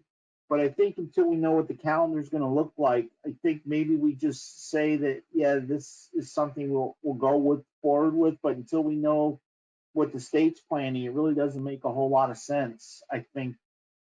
Then the other part, are you going to be able to put that many faculty together? Because you're not allowed more than 10 people now in a meeting or in a building or in a work environment.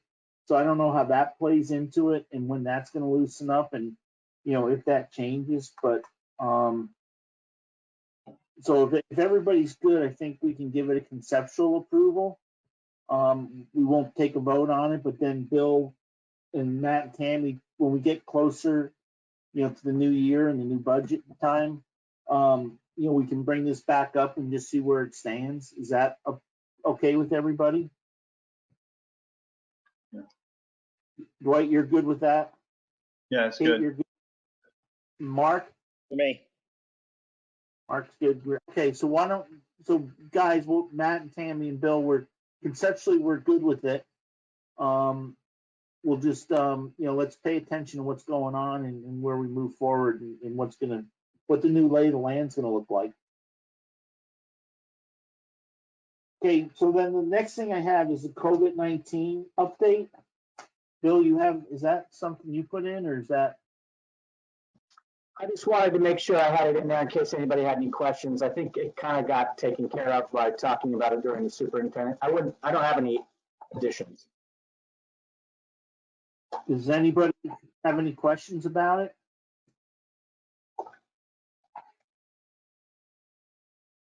You guys are making this too easy. Last thing we got is contractual and personnel. I do know we will probably hopefully make a couple decisions tonight. So I don't know, how do we deal with this, Mark and Bill and Rich?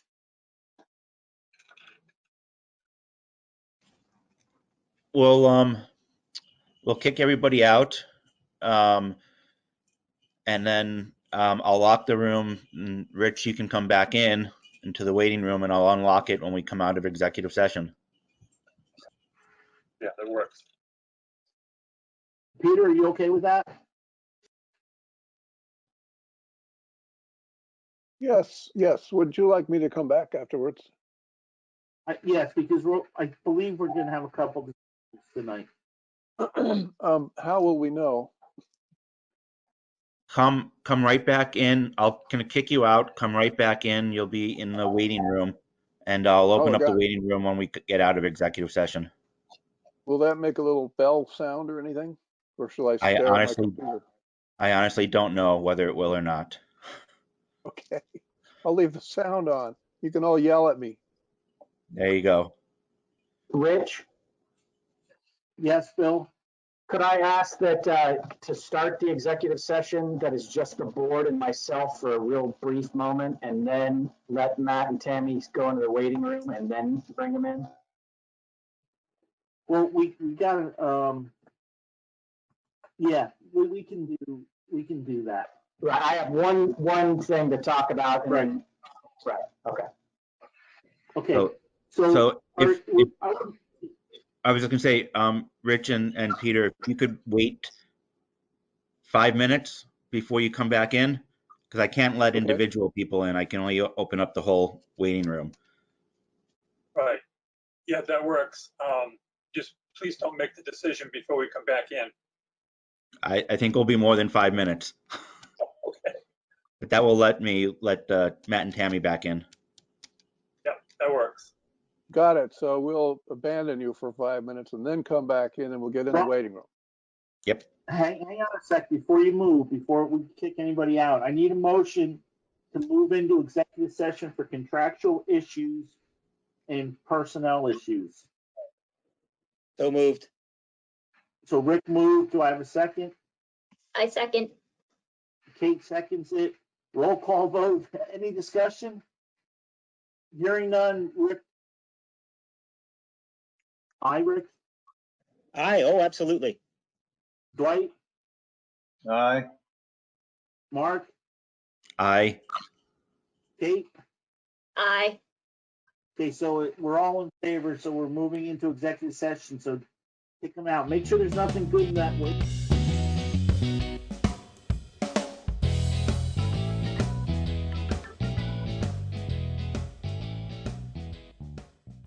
Oh, they're in. Okay, Peter, are you all set to get some motions? Am I speaking? Yes, I'm all set. Okay, so we, by unanimous consent, we came out of executive session. The first contractual issue, the superintendent's gonna bring us more information to our next meeting about the first contractual issue. Yes. The second contractual issue, I need somebody to make a motion. I'll move that we approve the Wyndham Central and NEA, or Wyndham Central NEA contract with River Valleys, and give the chair permission to sign the agreements. Do we have a second to that motion? I'll second. Okay, so Dwight seconds it. Peter, do you have that? Yes. I Okay. do. Roll call vote, Rick, Aye. Dwight, Aye. Mark, Aye. Kate. Aye. Okay, so it's all in favor, so the motion carries. And then the third contractual issue, do we have a motion on that? All right. I move that we give administration, I don't know what the right word is, permission or instruction to hire, move to approve the recommended candidate for teacher position at Dover. Move to approve hiring the candidate. For the administration Yeah, to offer for teacher position at Dover. That Bill, all you were got muted. broken up. It's a River Valleys contract. We want to maintain the flexibility where we place people. So on the contract, it'll be with River Valleys. So we don't want to make the motion Dover. Oh, I apologize. I So how's amended it the worded? motion. Hiring a candidate, approve hiring a candidate? Approve the administration to offer a contract to the candidate.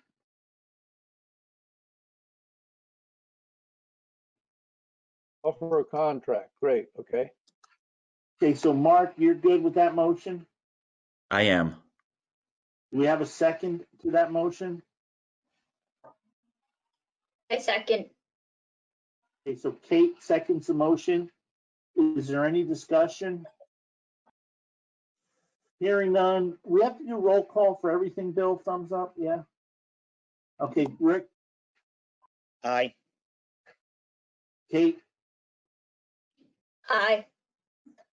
Dwight, Aye. Mark. Aye. Okay, so it's unanimous.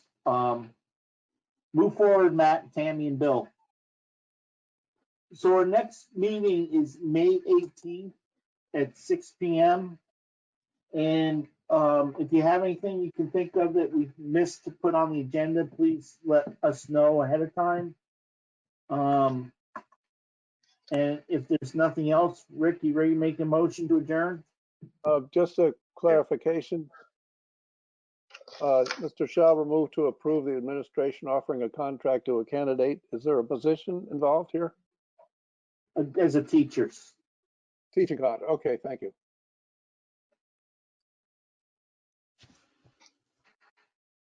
Okay, do I have a motion to adjourn? I move that we adjourn at 20 p.m. and reconvene on the 18th at 6 p.m. Cool. May the fourth be with you. That work? Force be with you. Yeah, do I have a second? I Second? second. Mark seconds it. All those in favor? Aye. Aye. Any opposed? Okay. Thank you, folks. We'll see you guys in 2 Thanks, weeks. everyone. Same bat channel. Night. Thank Aye. you. Thank you, everyone. Bye. Oh, yes.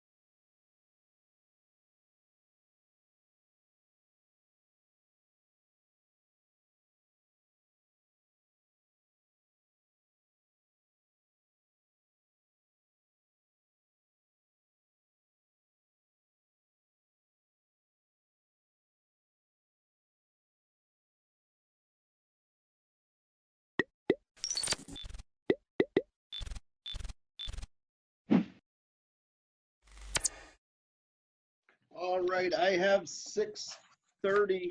We will call this to order. So this is what is today? Today is Tuesday, May 5th. And we are called to order at 6:30 p.m. Additions to the agenda, I do have a few. Let's see. So under new business, we will go number 5. I would like to discuss a joint meeting and an update with the Planning Commission. Number 6, and Sandy, the email that we got about that church plaque, I feel like we could discuss that. Do you? I think so. Okay, Yeah. so let's put that on number 6.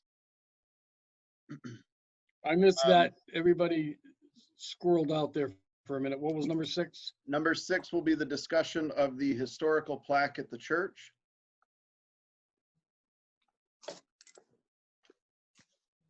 You all set? Not hearing. Okay. I'll check with you after. Okay. And number 7 is going to be an executive session, and that's going to be we'll call it a personnel issue.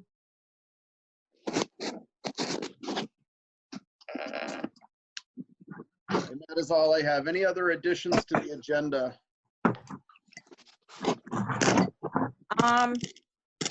Just the dates of the minutes we're gonna do.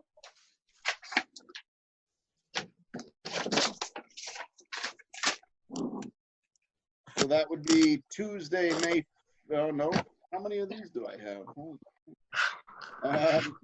Tuesday, April 21st was our last regular meeting. Yeah. Okay. And those are the only minutes that I have in the packet. Was there minutes from the special meeting, Tom? There are minutes from both special meetings that you have to approve in the minutes of April 7 that are done. Oh, there's Carol. I'm here.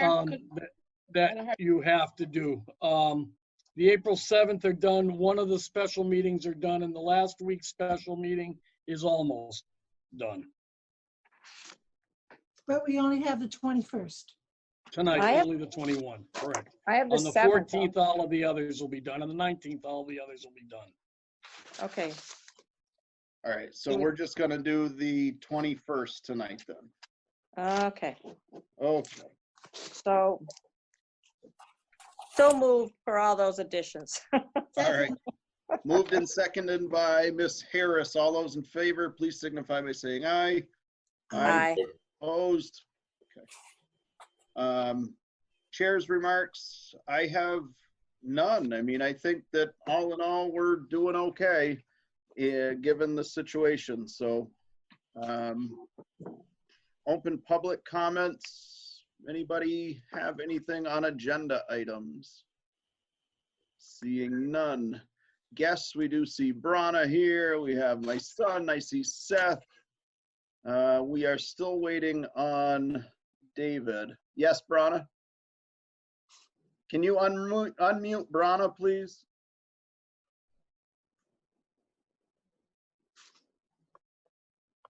David's here. And as for public comments, I just want to be able to add to your comment on town employee managing town, because the library has done stuff. And you know it. You personally, I sent an email a few weeks ago. So you're talking about down under old business number 3? Okay. Yeah. All right. And I do see David Emery here. It's David Walker that we are waiting on. Sorry, Can you hear me, Chris? Oh, yeah. Where are you? I'm here. All right, perfect. I don't know how, but I'm here. Okay. All right. So we can go into the committee report. So we will start with David and Mark, if you would. All right. Well, let me get started and again say thank you for the invitation. And today's date, and it was hopefully the nicer weather's coming and everybody's feeling better. However, going to the topic at hand, the COVID-19 has not left. It is still here. It's still here strong. Vermont state numbers continue to climb. However, they're climbing very slowly. And so they're doing more tests, and the more tests we do, the more positive we're going to get.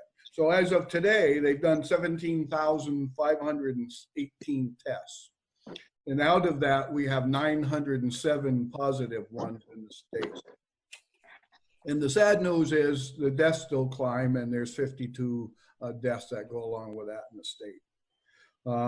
So with that, Vernon, you know, they started to release, the state started to release numbers for each town.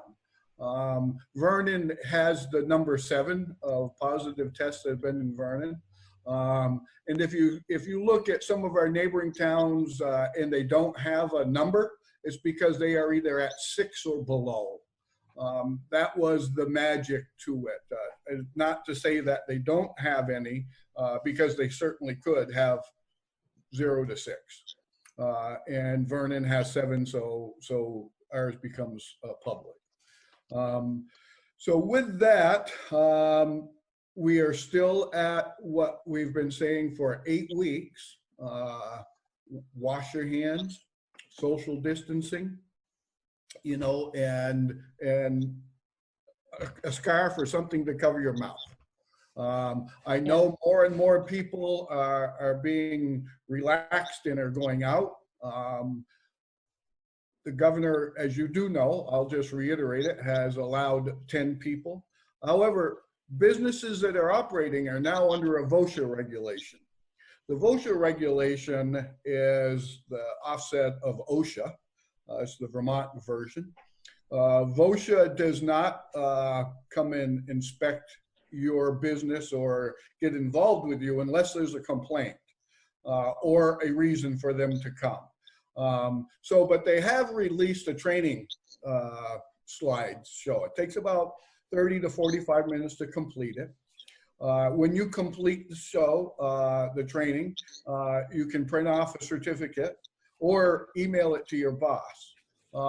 And it should be on file. It has a date and everything on it. And so businesses need to do that.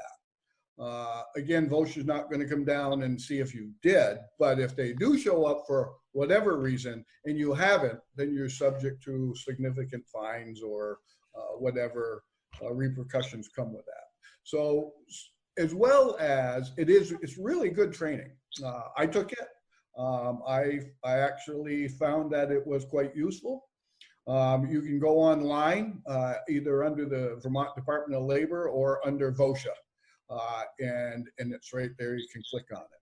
I've had a few conversations with a couple of businesses in town and encouraged them all to take it. And I know that the town employees I know have been encouraged to take it. So having said that, I really don't have a great other thing to say other than we're doing well. Vernon is doing very well. The state's doing very well. We still have the 14-day, if you come into Vermont, good job, Rich. If you come into Vermont from out of state and you're going to stay here, you need to quarantine for 14 days. That hasn't lightened up. That's still there. And whether or not there's sanctions, the Attorney General's office is still prepared to follow up on that if we have cases that we can submit there. It would be more of a police action at that point. I would turn this over to the health officer and let him go. You're muted though, Mark. Yeah, Tom, you have everybody muted and they cannot unmute themselves. So you're going to have to unmute everybody and then everybody can go ahead and mute themselves.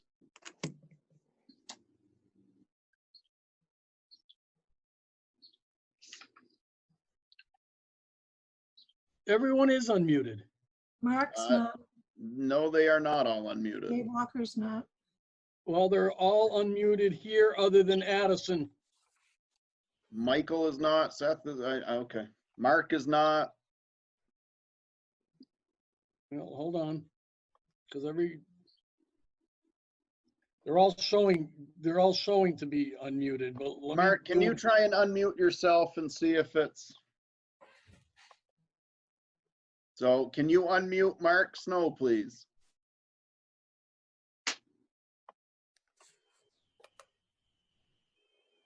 I'm continuing to.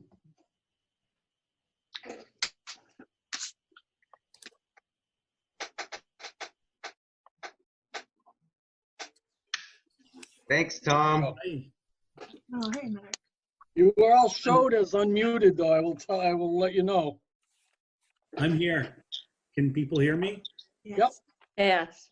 Okay. Hi, everyone. Hopefully you're staying well and healthy and taking everything in stride.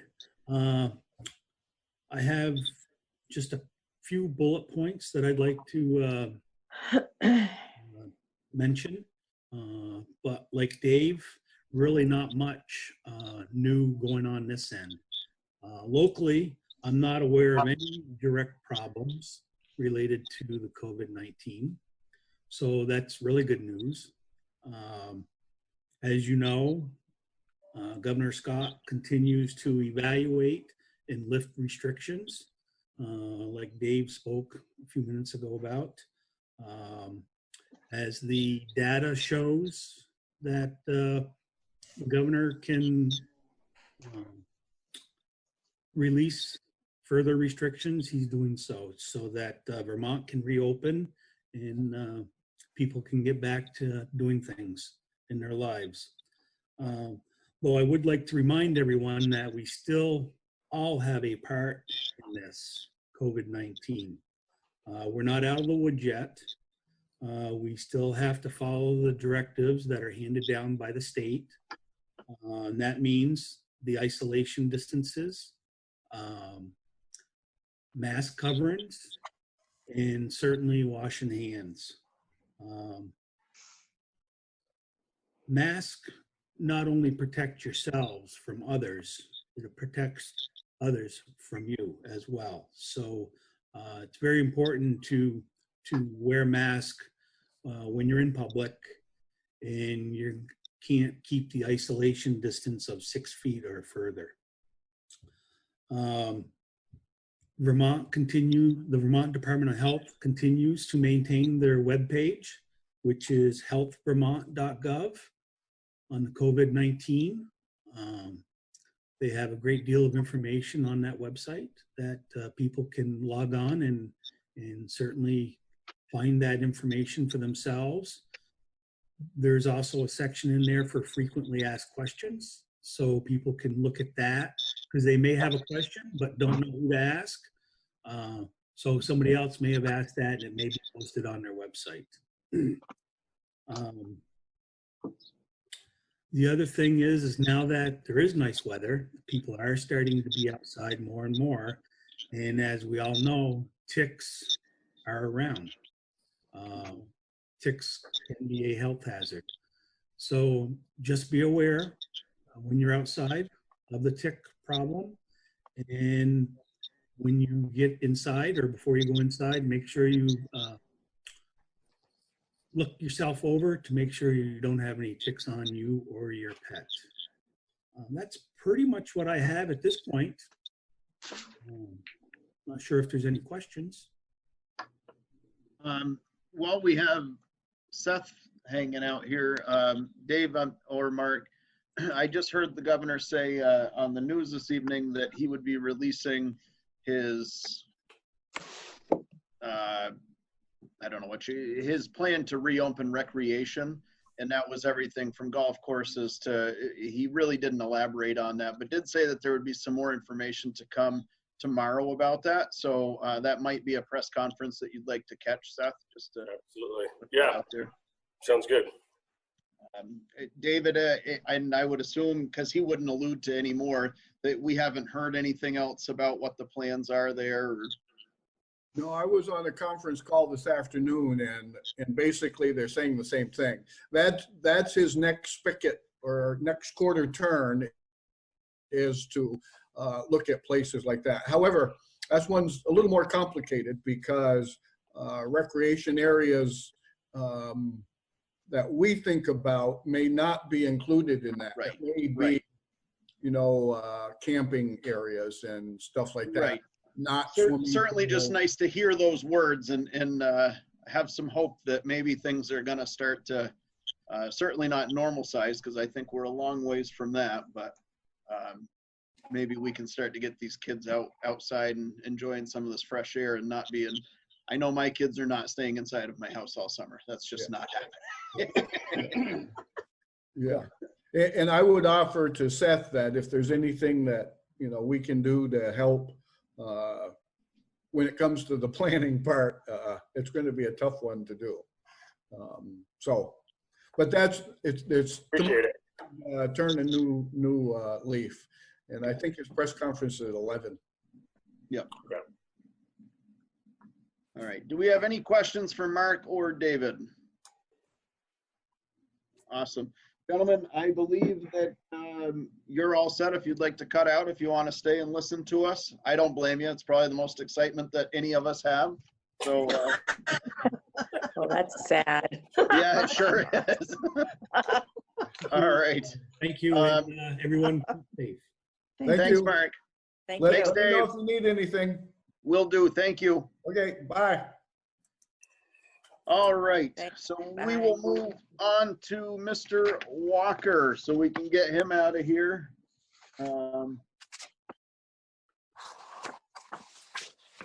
David, are you with us? You've got him muted.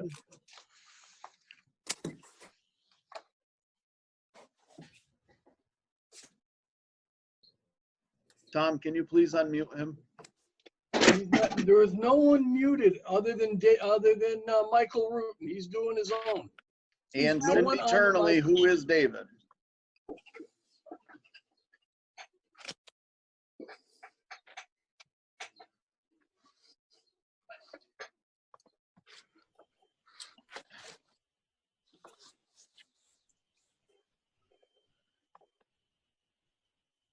There's no one on this list muted, Chris.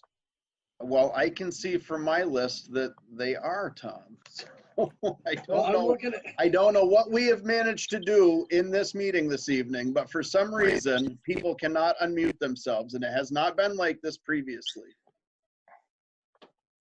right. I have no one on this list muted other than Michael, and he's controlling himself. Who is the other Cindy Eternally that's in here? Because that one's That's muted. you, I think. No, it's not. I'm under Chris. I think it's Dave That's Walker. the host. That's the host. That's the Nope, we host got is it now. Tom. All right. You Okay. get it, Chris. Okay, perfect. David, go ahead. What do you got for us? Fuel bid. Guys got that one? Fuel, you said, yes? Yep. Yep. Petroleum bid. We Yep, sent go out, ahead. only got one back. Yeah. But I think you can see why we only got one back with fixed price.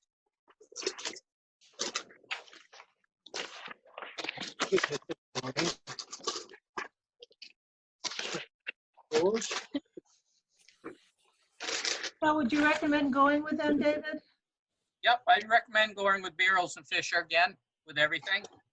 Then, Mr. Chairman, I move that we accept the bid for petroleum products from Barrels and Fisher Oil Company. Second. Moved and seconded by Mr. Dunkley to accept the bid from Barrows and Fisher for petroleum products. All those in favor, please signify by saying aye. Aye. Aye. Opposed? Okay. Next, Dump truck bid, cab and chassis only. Okay. Jeff, any questions? No.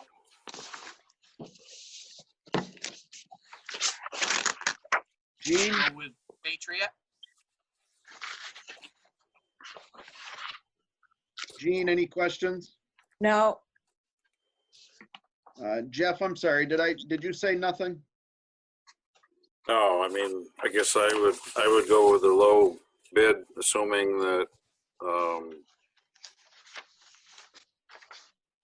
all the bids are equal, or for the same machine. David, Yeah. same everything? Yep. Okay. Michael? Get out of there. Get out of there. Yes, ma'am. Michael, any questions, comments? He muted himself.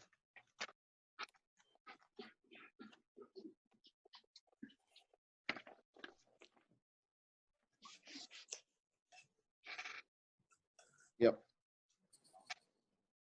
Tom, can you unmute Michael, please?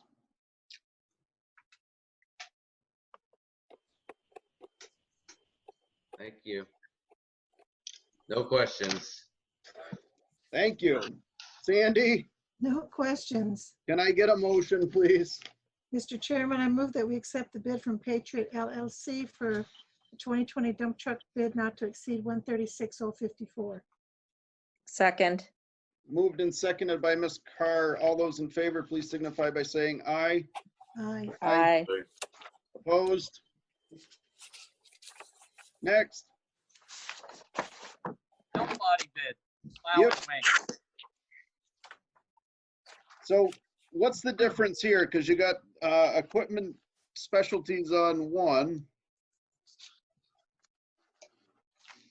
That's the name of the company that bid. And that one just comes with the more options? Oh, no, that's the add-on. Okay, I see. No, that's just the add-on. Yep. Okay, all right. Jeff, on this one? Go with a low bid. Tenco. Michael?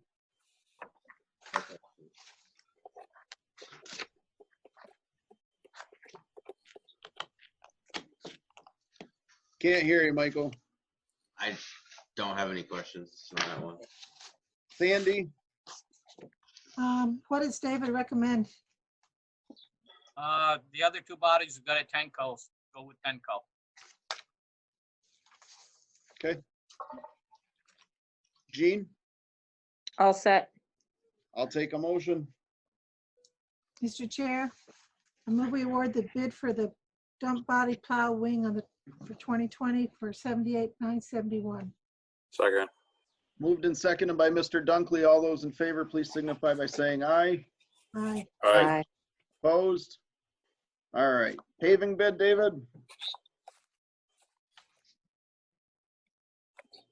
Have you go with the low bid, Allstate Materials Group.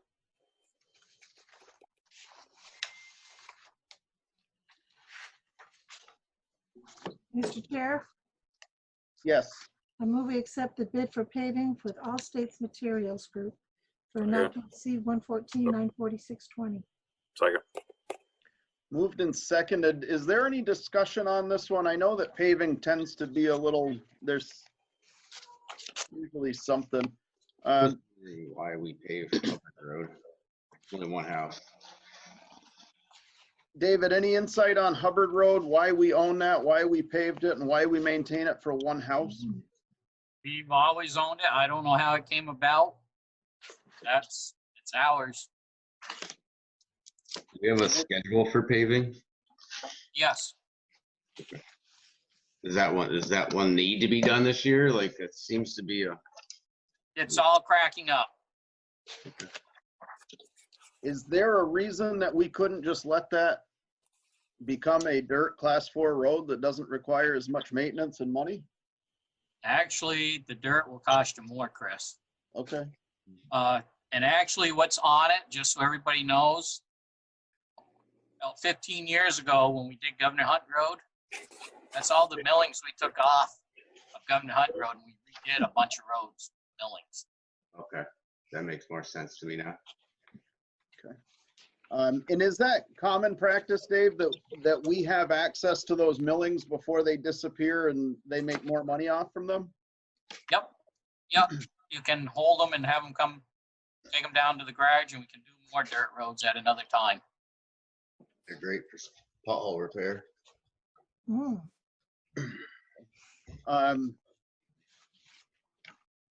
All right. And Lily Pond Road, same thing, that one needs it, or? Yep. Okay. All right, so we have a motion. It's been moved and seconded to accept the low bid of Allstate Materials Group. All those in favor, please signify by saying aye. Aye. Aye. Opposed? Could I get who made the motion? I did. Sandy made the motion and Jeff Dunkley seconded.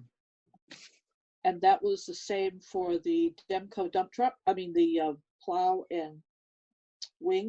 Yes. Okay, and what was the amount of money on the Allstate? Go ahead. 114946.20. Thank you very much. All right.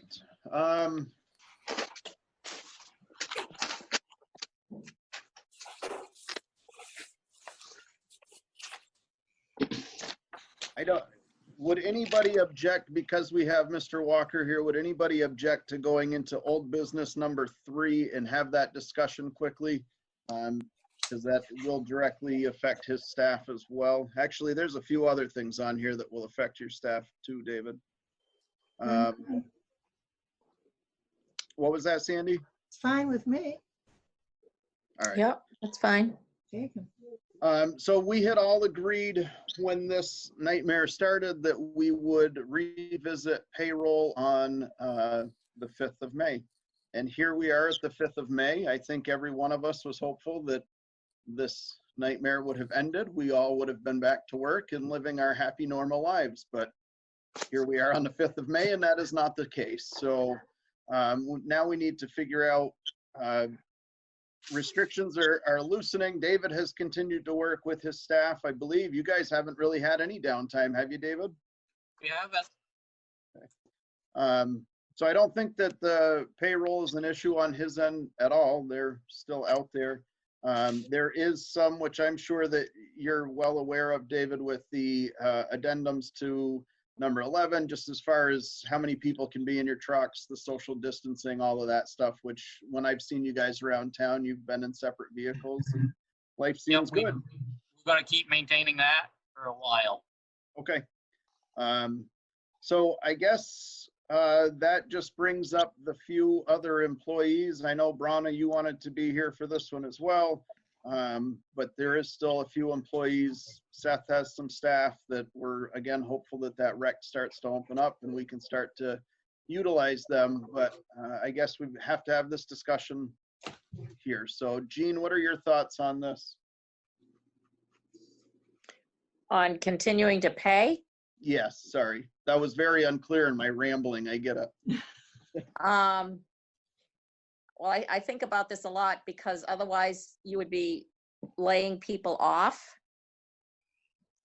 And we don't have enough funds to cover that the way this town does it.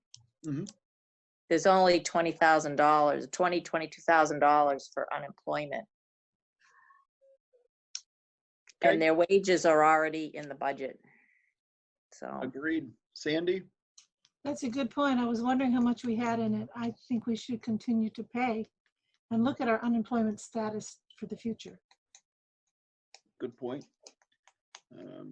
Michael? I agree with Sandy and her. Mr. Dunkley? Yes, I'm a little confused as to exactly what positions we're talking about. So this would be the preschool staff. Correct me if I'm wrong, Seth. I'm looking at you like we're having a face-to-face conversation here. It would be preschool staff, the after school, which would only be another, what, couple? About 5 weeks, I guess, something in that ballpark.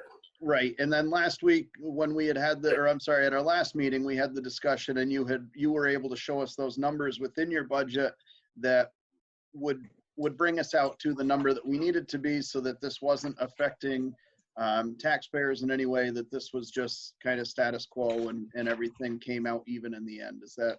That's still correct, yes. Okay. So that's the staff. I believe it would also be, we have a few office staff that have not been in the building. One that has been given doctor's permission.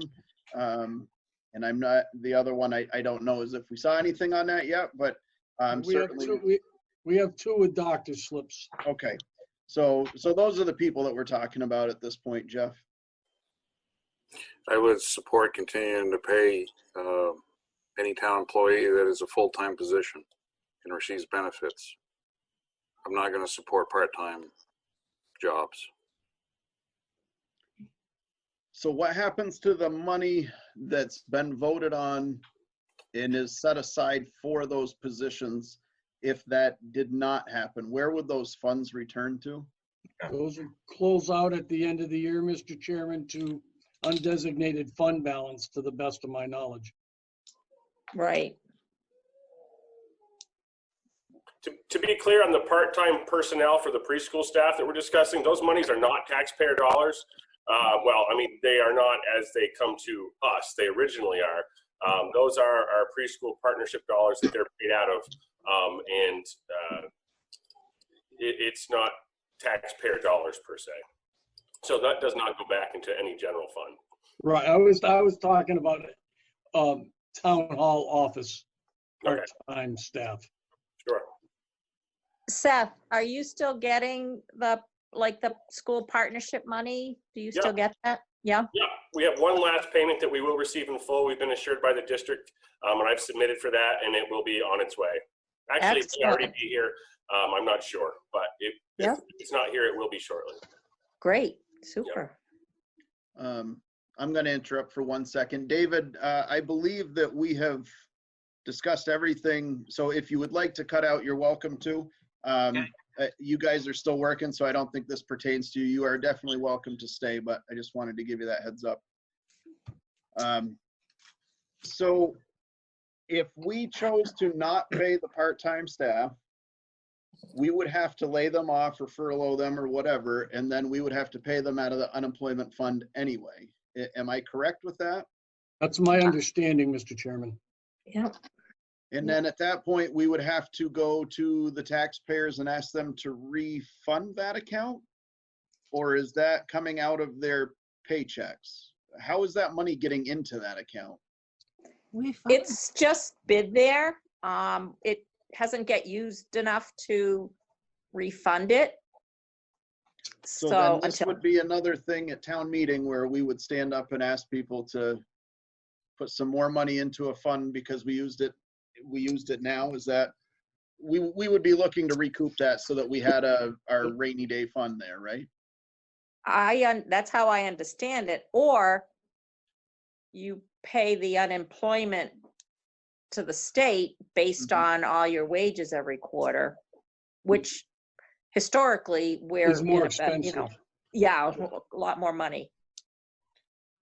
So Jeff, given that information, I mean, where do we want that? Yeah, I guess I'm a little unclear about why it would be more money.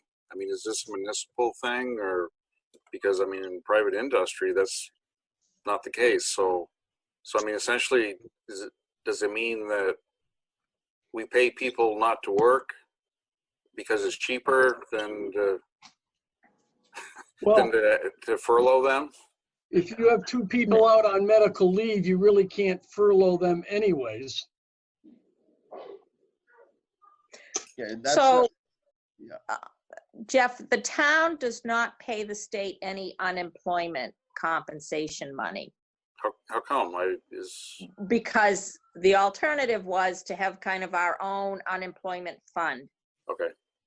So instead of paying that all the time, we've just had this fund that barely has been used, not very much. It would be like you're self-insured for that particular program. I believe the LCT offers unemployment as well. But maybe it's something, or whatever.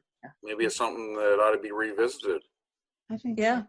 I agree. This whole thing has sounded very strange to me since I found out about all of this, Jeff. I certainly think that this needs to hit an upcoming agenda.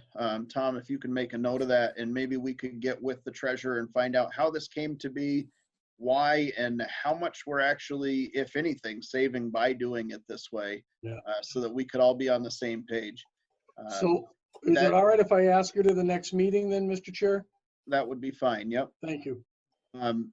So we can look at that in the future. I guess now we have to make the decision on, are we getting into the unemployment funds that's there and asking the taxpayers to refund that next year? Or are we going to just continue to pay these people? And the two office staff, because there's doctor clearance, I don't believe that we have a leg to stand on that one. So they would continue to get paid. So then we're talking the preschool part-time. But so Seth, is that money's there, that money's accounted for, that money didn't come from us. So I guess my opinion would be that we don't really have a say in whether those people continue to get paid or not. And maybe I'm wording that wrong because it doesn't sound right, but I'm a little curious here. Correct, being that it is not, it's not monies that is governed by the select board per se.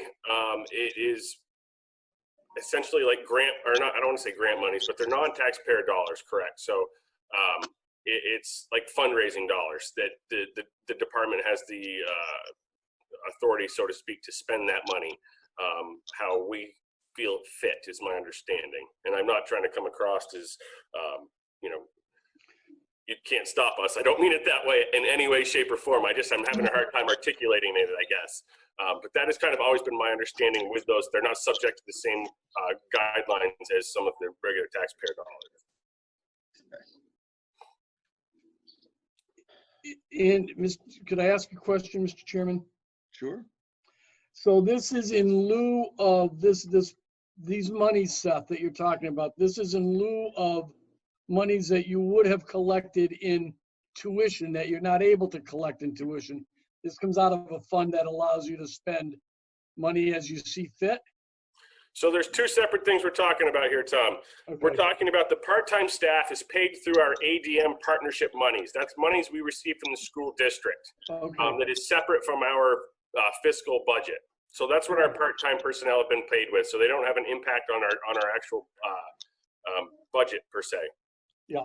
The preschool fundraising dollars that you're talking about are monies that the department wishes to utilize to offset, yes, tuition, so that the bottom line for the preschool comes in where we want it to, and as well as the entire department. Got it. Thank you. Sure. Brana, you had a hand up. Go ahead.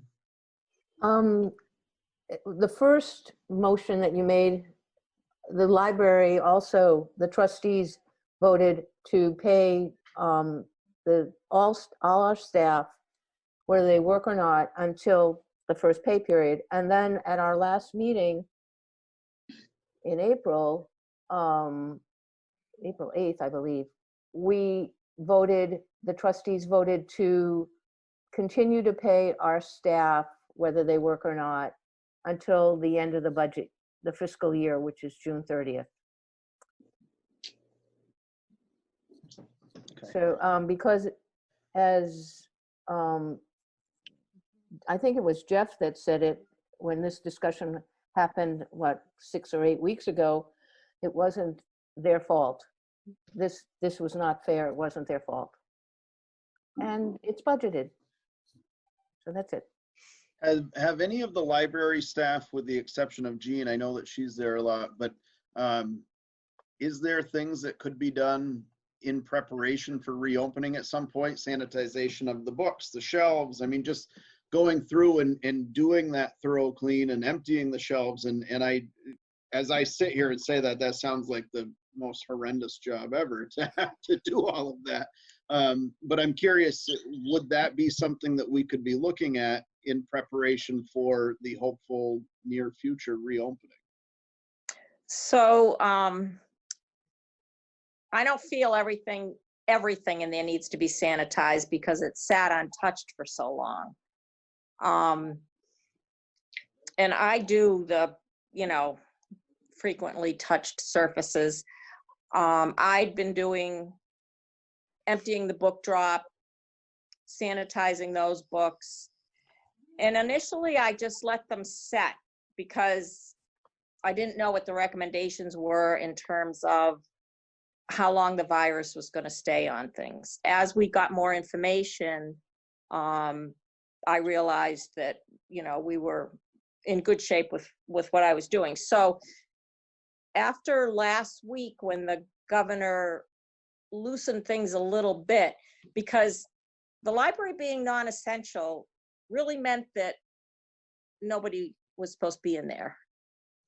I mean, I had to do administrative things.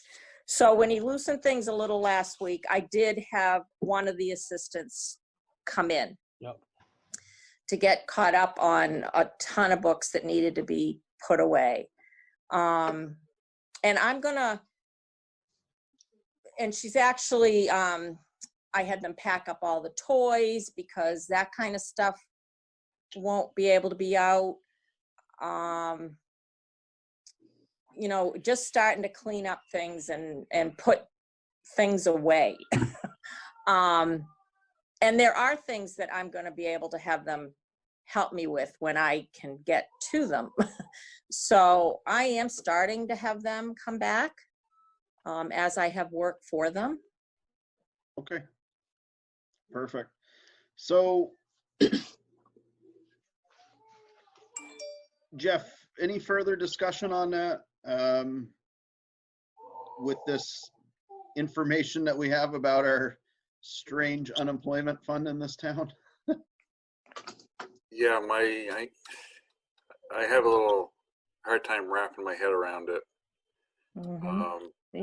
Taxes are due in 2 days. And again, I think we have a fiduciary responsibility to taxpayers to spend their money wisely. And so if the way unemployment works, it's less expensive to continue to pay people not to work, then that's what we got to do. Okay.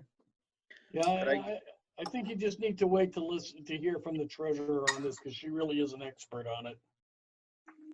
Well, that's the solution to this problem going forward. That doesn't fix the current situation that we're faced with. So I guess I will take a motion on this, however anybody wants to.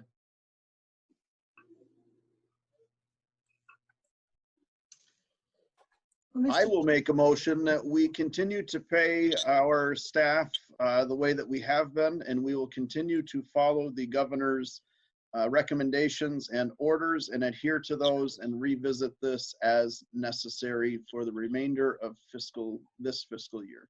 Second. Moved and seconded. All those in favor, please say aye. Aye. Aye. Opposed? I'm going to recuse myself. Okay.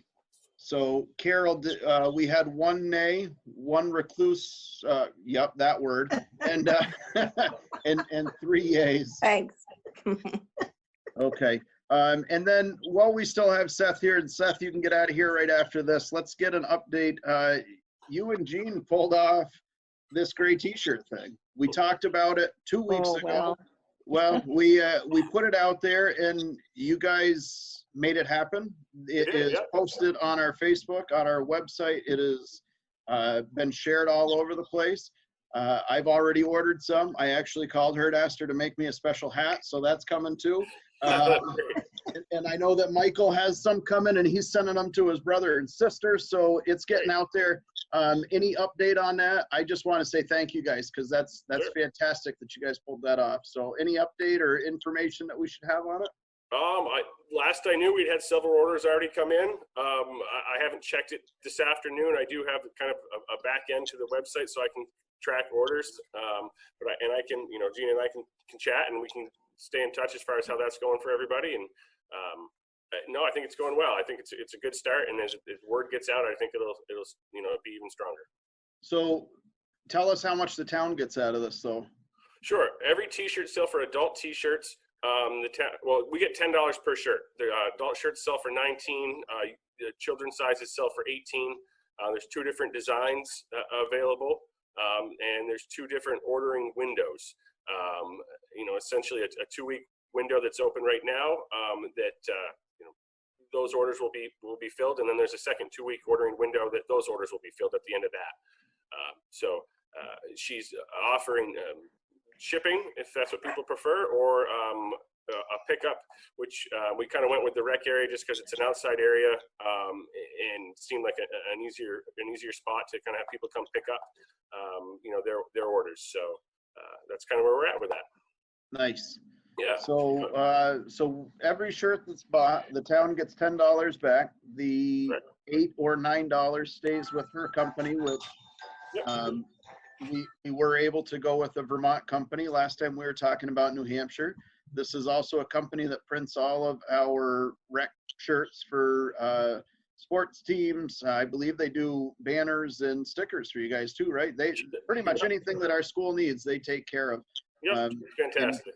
And she was willing to help. I had a nice conversation with her yesterday and thanked her for it. So I'm glad that we were able to keep this money as close to home as possible and that the town gets something out of it. So thank you for that. And with that, I think we are all set with you, sir. Well, I would Jean. like to thank Seth because he really had all the connections and really did the most of this. So We work it together went, on it. It's a went community. really well. You know what Thank makes you. me the happiest about this is the two of you working together. That's what Perfect. makes me the happiest. It's perfect. It's a community-wide thing. It's not a department-specific thing. It's a community-wide thing. So that's the cool part. Yes, Brana, go ahead. You had your hand up. I have not found that information. I don't know how to find things on Facebook. So could you tell me who to call or how to order? And it would be on this, anybody listening to this? Ron, I'd be happy to email you the link tomorrow if that works. Absolutely. Can I do that? Thank you. All right. Yep. Awesome. All right. Thanks, Seth. Thanks for coming tonight. You bet. Have a good night, guys. You too. You too. Thanks. Thanks. Take care. All right. Now that we've jumped all over the place, we want to go up and do bills and warrants. Or I guess we need to do, I'm sorry, we got to do the approval of the minutes from the 21st, please. Yeah. Mr. Chair, I move that we approve the regular meeting minutes from Tuesday, April 21st. Second. Moved and seconded by Ms. Harris. All those in favor, please say aye. Aye. Aye. Opposed? Perfect. Now we'll do bills and warrants. Okay, where are they?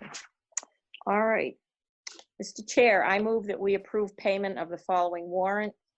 22T, accounts payable, $19,595.83.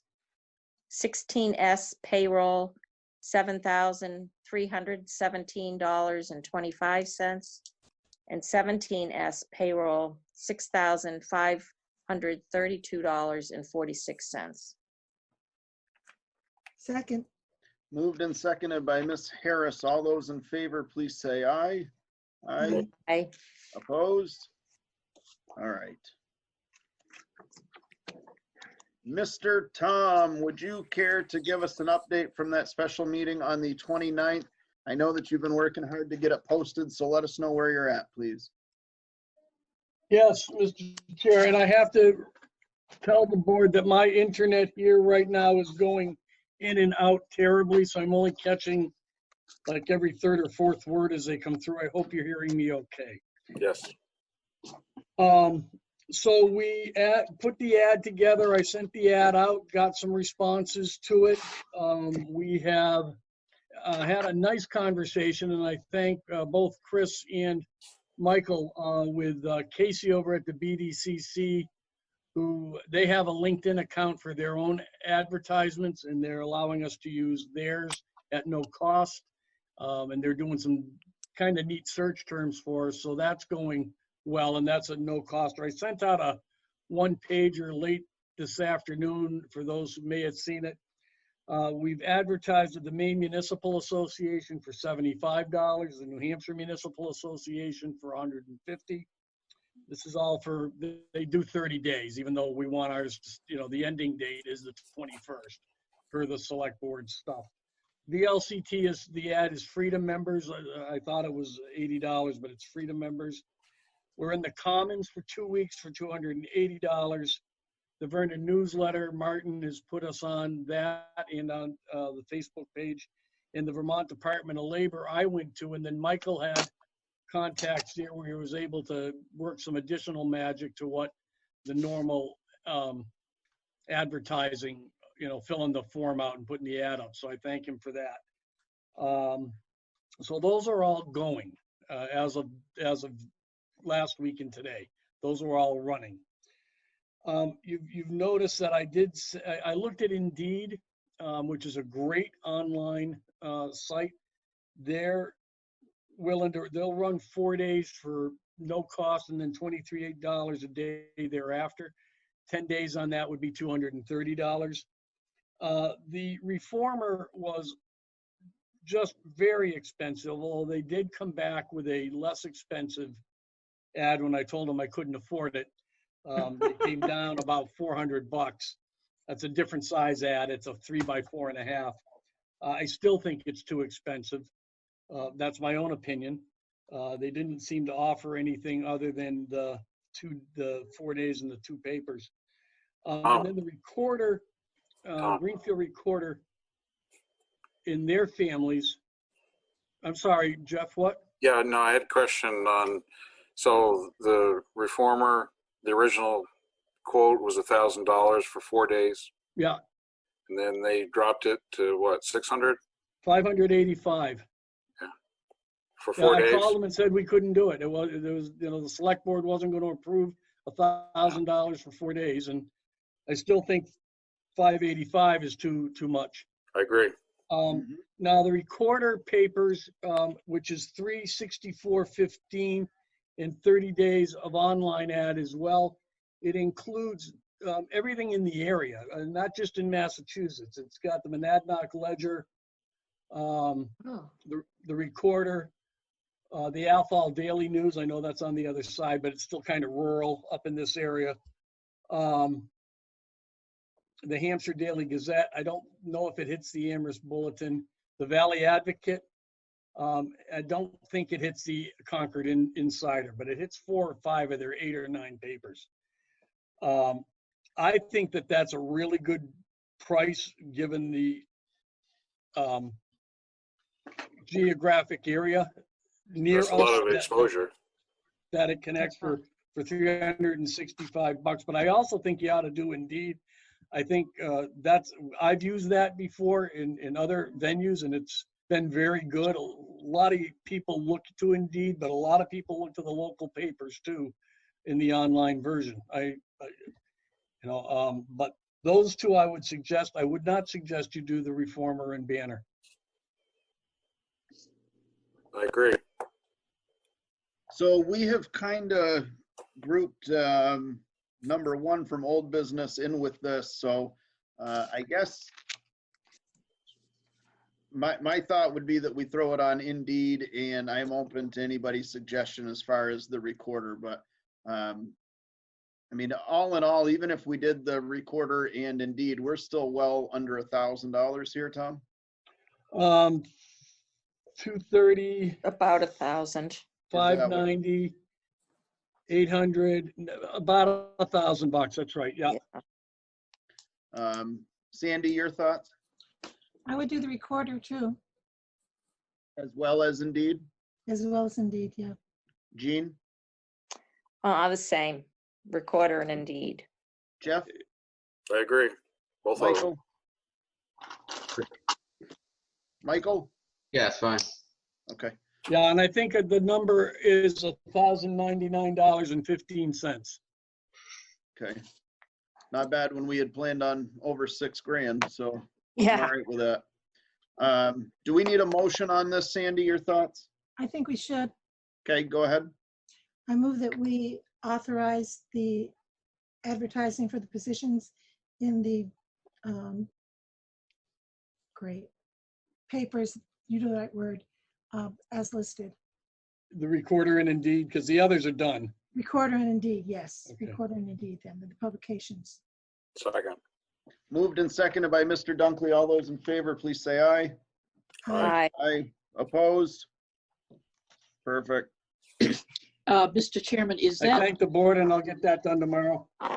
Go ahead, Carol.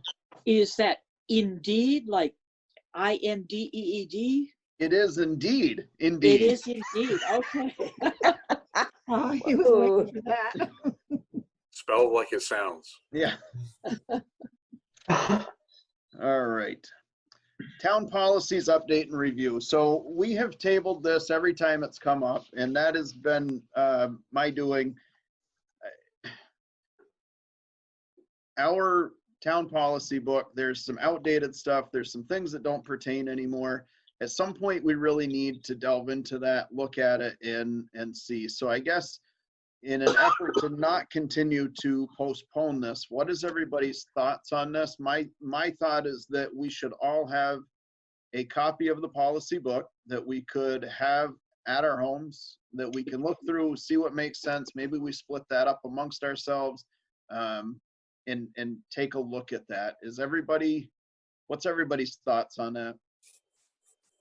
So is that the employee policies or? All the policies, I think. Or Yeah, all it's the policies and ordinances. and ordinances? Oh. Yeah. Yeah. Yeah. I just think there's some stuff in there that doesn't pertain to the town of Vernon anymore. So I think if we had a chance to go over it, and then when the new administrator comes on, that would be a good way for them to get their feet wet and know the town. okay.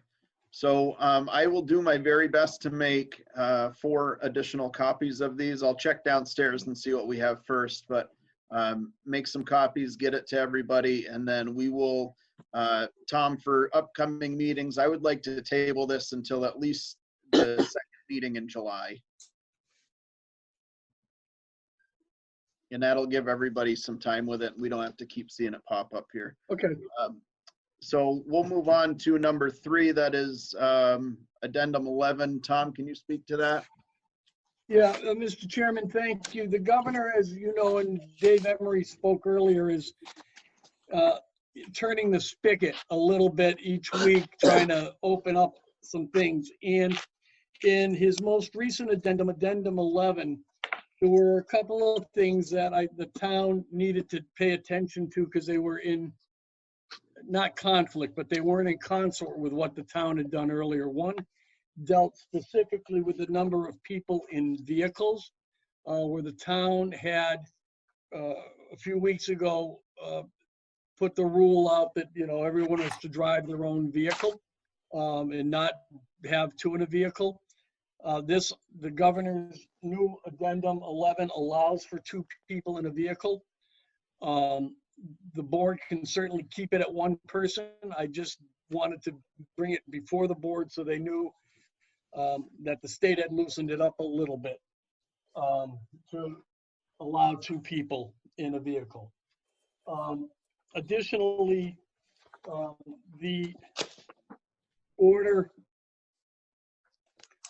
called for have a health officer, so to speak, on each shift, not like Mark Snow type health officer, but someone to be sure that people have done the training and they're not coming in sick and they're adhering to social distancing and all those types of things. Health officer on site every shift responsible for ensuring compliance with his prior addendum. My recommendation on that is Tim, Seth, and David, because they're the people that are dealing with people in town hall for the most part. We should probably put Gene. Can we put Gene on that as well? Just Yeah, I was going to add that. Okay. Yeah, that absolutely makes sense. And that's the everything else in this that he's recommending, we're already doing, about wearing face covers if someone else is in the building, proper hand washing. You know, a lot of this has to do with having hand sanitizers available, soap and water, all those types of things we're already doing. Signs posted in the building like the library has, if you're sick, don't come in, those types of things. No congregation of employees on site, and you've already put that in the rules relative to the break room, like down at the DPW. So a lot of these things the board incorporated. It was just that no more than 2 people shall occupy 1 vehicle when conducting work. That was the one that kind of stuck out at me as being different from what the board was currently doing. Can I ask a question? What about number F, or letter F? Yeah, I've checked. Are they being pre-screened, which does include temperature checks and a survey verifying it? We are not doing temperature checks. I checked with our neighboring small communities, I didn't go to Brattleboro on this, but certainly I went up to Grafton. They are not either because there's so few employees. We can get some thermometers and do this, but given that all of the town clerks appoint people are on by appointment, and so forth, we just didn't see the need to do that, given the numbers of people that we have. Well, It's the workers. I disagree. I'm it's the fine workers. doing it. I just, in checking around, I didn't see another community, smaller community doing But that. there's two things here though, right? I mean, it's one or the other, or it could be both, but one is the questionnaire to the employee. Do you have signs and symptoms? Do you have a fever? Do you have sore throat? Are you having trouble breathing? Or it's the temperature check. So I think that at a minimum, we should have, there's no reason that Seth can't be asking his employees the same that David can ask his every morning. Hey, how you feeling today? I mean, that's a simple check-in with our employees to help everybody. I thought that I had read something, and correct me if I'm wrong, but I thought that there was a mandate that we were to at least attempt to order contactless thermometers. I thought that that was part of his order, that knowing that we could not get them, that we at least had to attempt to order them. And you won't get them. I've attempted. Yeah. And I could be confusing that with the school stuff, but I thought that it was all under the same VOSHA thing. I don't remember reading about the attempt, but I mean, being that temperature is one of the assessments, it kind of important lends itself to it. Yeah, I don't see that, Chris. I only see what Sandra had brought up under F, including temperature checks and survey. And going to the next 2 pages, I didn't mark it, but I don't see it either. But that doesn't mean I don't remember reading that.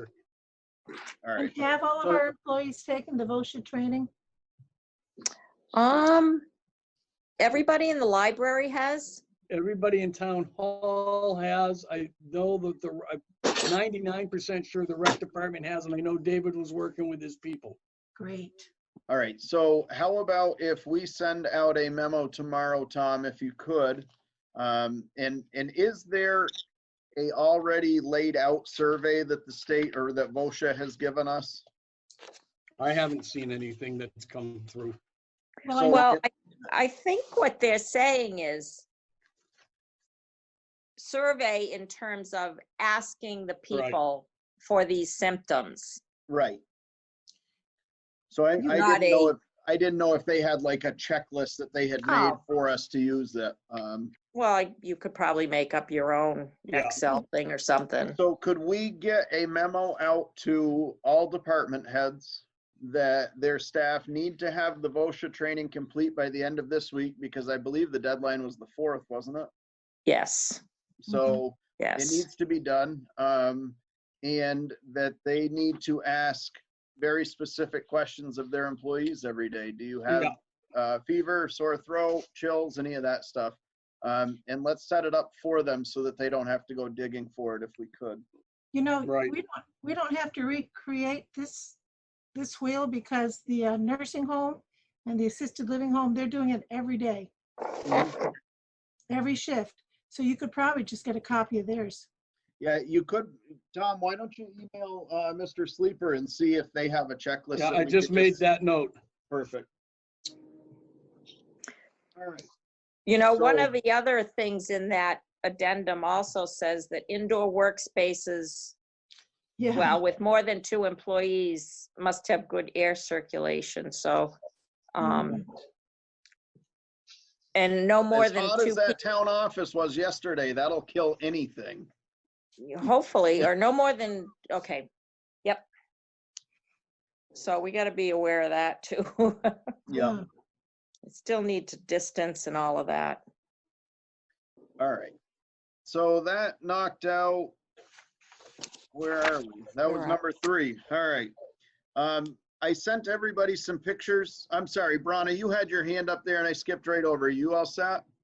Yeah, I just have the VOSHR training thing packet right here, and you guys were right on about the temperature checks and getting the handheld, the temperature thingies, the thermometers. You were right. I just wanted to let you know I had the real wording here. Brana, you can chime in anytime you want to tell me I'm right. That's fine. Boy, after my faux pas earlier. Thank you. All right. So I sent you guys some pictures earlier. A few weeks back, the shed that used to be out on the town property blew away. David Emery, Seth, and Ian picked it all up. And inside of that shed was some wonderful memorabilia from our police department that I think is probably worth just as much in a dumpster as it is in that building out there.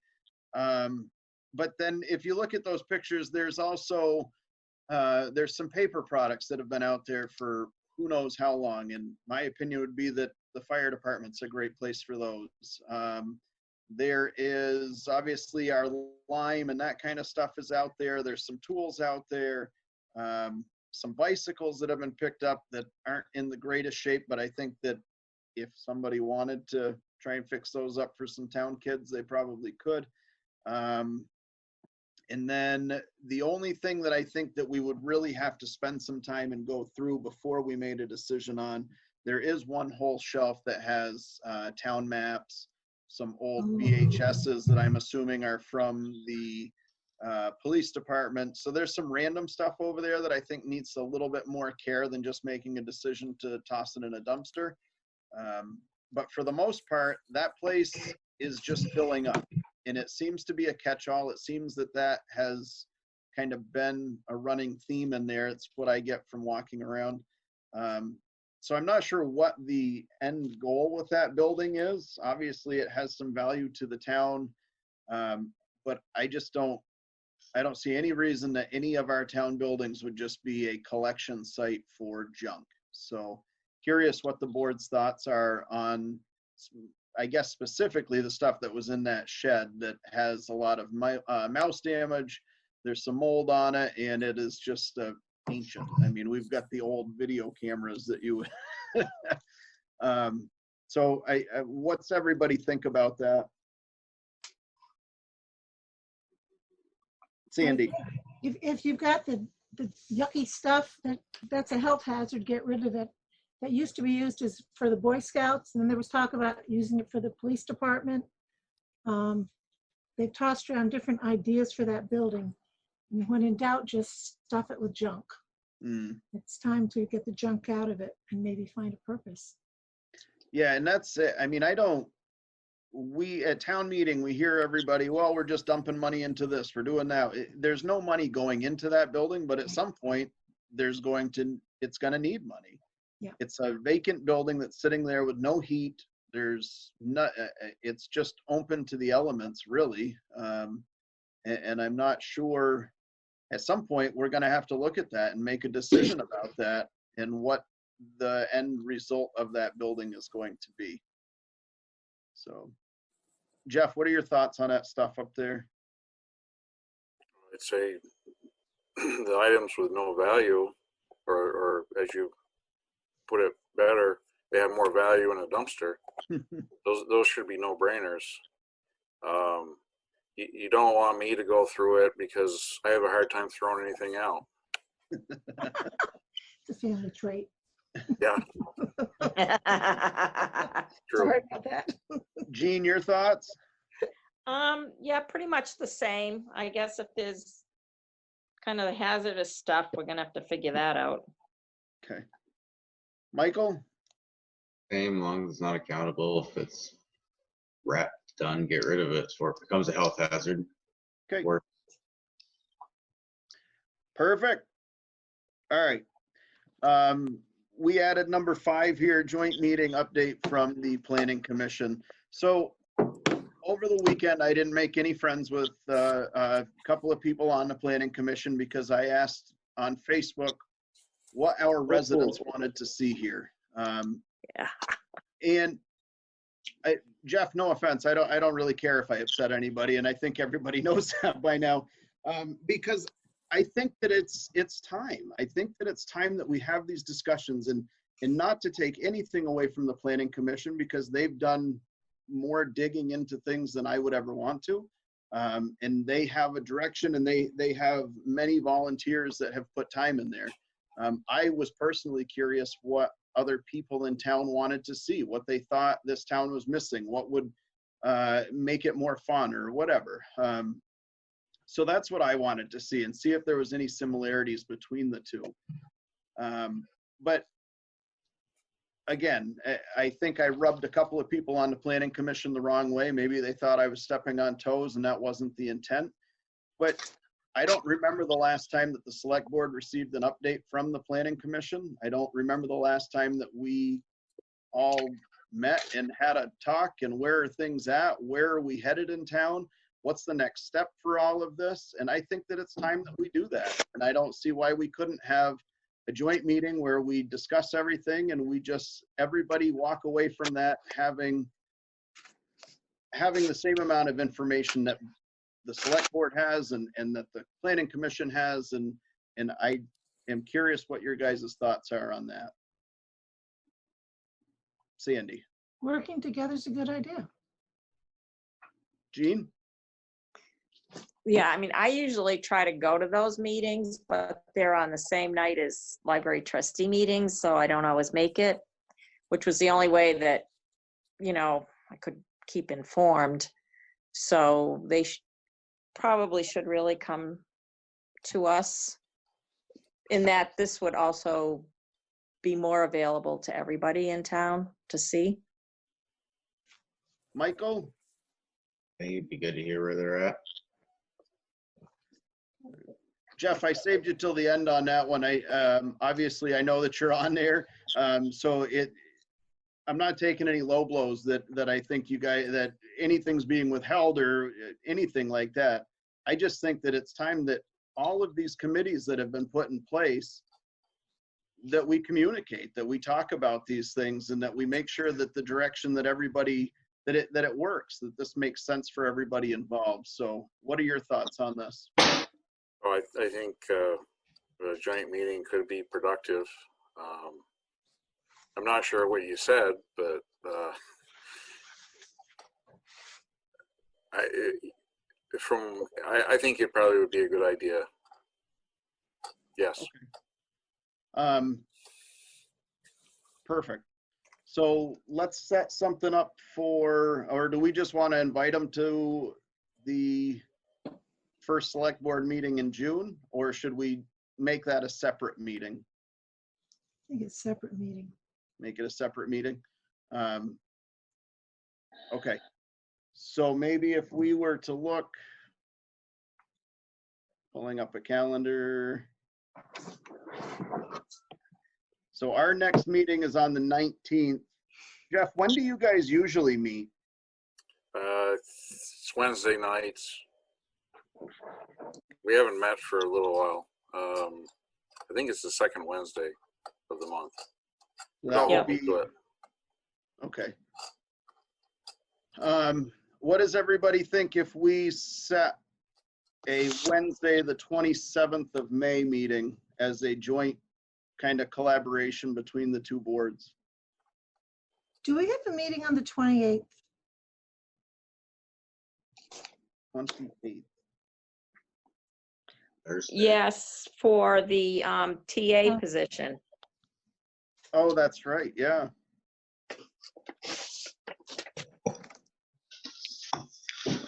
And that was all executive, right? Because that's going to be the application. What were we doing that day? Looking at all the applications we're gonna get. What? Yeah, that was the meeting where you were gonna all agree on the ones that you had looked at for the prior week. Okay, so The 27th is fine with me, but I just thought we had one on the 28th. Jean, what are your thoughts? Well, if we want it recorded so that everybody can see, should it be at a regular select board night? Or can we invite it to be recorded at another night? I don't know. I mean, we could do it at a regular at the 19th select board meeting and just keep that agenda extremely light and plan to have the majority of that be the planning commission. Sandy, how do you feel about that? Fine with me. Gene, you all right with that? Yes. Jeff? Yep. Okay. Fine. Michael, you're good? Yes, I won't get my new schedule for the new office I'm transferring to till tomorrow, so I have no idea when I'm gonna be working soon. Okay. Oh. All right. I'm transferring to Turner's Falls, so everybody knows. Tom, could you please send a email to the chair of the planning commission and invite them to the May 19th select board meeting and inform them that that would be a collaboration, brainstorm, informational type of situation? I'm making the note, Mr. Chairman. Perfect. All right. On to number 6. We received an email today requesting that a plaque be hung at the church. Sandy, I'm going to ask you to go on for this one. Okay, let me find it. We got an email from Linda Morse. Yeah. And she's been in contact with Tom in regards to putting the application for Vermont Historical Marker for the Vernon Union Church on the agenda. The application asks, has the town or city manager been consulted and provided an opportunity to review the proposed text? She sent this to Tom. We've been working on this since mid-March. Because of COVID, things have stopped proceeding. The other question is, who was consulted and by whom? Date of consultation, please provide proof of town or city manager notification and review. This is done by a copy of the meeting's notes or a letter from the town or town's administrator. So they need to have that information to submit their application to the state. And that is a historical building with an amazing history. If you talk to Paul Miller about it, he gave a presentation that was outstanding. Any questions? Gene? No, I would just go with what they needed. Jeff? No questions. Michael? No. Okay. I would take a motion. Mr. Chair, I move that we submit the documentation that's been requested and support putting the Union Church on the Vermont Historical Marker. Second. Moved and seconded by Ms. Carr. All those in favor, please say aye. Aye. Aye. Opposed? Okay. I am going to keep number 7 and we're going to wait until the end so Brana can cut out of here when we go into executive session. So old business number 2, stair replacement bid. Tom, what do you got? Yeah, as you know, we contacted the 3 local folks. I hadn't heard anything from them. I've recontacted all 3.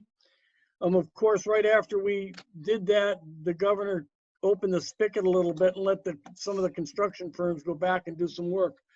So Renault Brothers, she thought he had given us something. He has not, so they're going to work on that. Zaluzny as well. I spoke with them again today, actually, as well as the Kings, and they're all what? Planning to have. Your internet's going out. Other than the Renault Brothers, I don't think anyone has actually viewed it. You have Valley Concrete right down the road in Mass, too. And your guys are frozen up again. All right. All right. So it sounds like we need to continue trying to persuade them for bids. I absolutely hate the fact that we have to beg for bids. I don't understand this. So I guess my suggestion would be that if people aren't getting back to us, that we move on to the next company. Yep. That's my thought. I don't understand. That maybe they're better off than other people that they don't need the work. I don't know. I think that, I don't know. I think they may have had some deadlines, and as soon as it got opened up, they probably tried to get done with some back work. I don't know. I haven't Yeah. spoken to them in any So, detail. I mean, I guess if you reached out to them today, if by our next meeting we haven't heard, or unless the board objects, I would say that we reach out to a couple of other companies and see if we can get this moving. Yeah. Sandy, what's that, Michael? Valley Concrete's rate up 142. Yep. Yeah. But I'm not sure that they would actually do the construction part of it. That's what they do. They just come and dump the concrete, I think. Valley's not a concrete company. They're Oh, no, Valley. Okay, Valley, yep. Sorry, thinking of the wrong one. There's a guy named Jeff Carter. I don't know if he lives in Vermont or New Hampshire. New Hampshire. He lives in New Hampshire, okay. The field. All right. All right, so I don't see any objection from the board to reaching out to, is everybody, 3 more companies and see what we can come up with? Yeah, Yeah. Is that before your next meeting? I just want to get the timetable right. definitely. I mean, you can move on that whenever you want. Okay. All right, so there's that. So we received a message and an email from a resident that would like to acknowledge our graduating students, whether it be from kindergarten, 6th grade, 8th grade, moving up to high school, college. And the only way that we can do that until the governor expresses how we're able to actually have graduations this year, they want to put signs up. So they're going to be similar to like the political signs that have the metal posts, and they're going to be out there. Some of them will say, congratulations, class of 2020. Some of them, the parents have the option to put their child's name on it. And they wanted to know if they could use the front lawn of the town office to display those. So far, she's had quite a bit of interest in it, and she has put it on hold until we make a decision this evening. So, Jeff, your thoughts? I think it's a great idea. Jean? Basically, I like the idea. I guess I'm concerned with having personalized signs. I'm not sure how you reach out to all the parents to give them the same opportunity. I'd hate to have a parent go down and say, my kid's name isn't out there, and they really didn't know how to make that happen. So, it's like all or none on the kids' names. I don't know. So on that, she, and I apologize, I'm on my phone, I'm going through the messages. She has reached out to Mary Ross at Vernon School, who said that they were interested and they had a 6th grade team that were going to formulate a plan for their involvement. So it sounds like she has done the legwork to reach out. I think as best that she can. So now Mary Ross would be involved, making sure that those parents know that this is a possibility. So I don't know if that helps at all, Jean.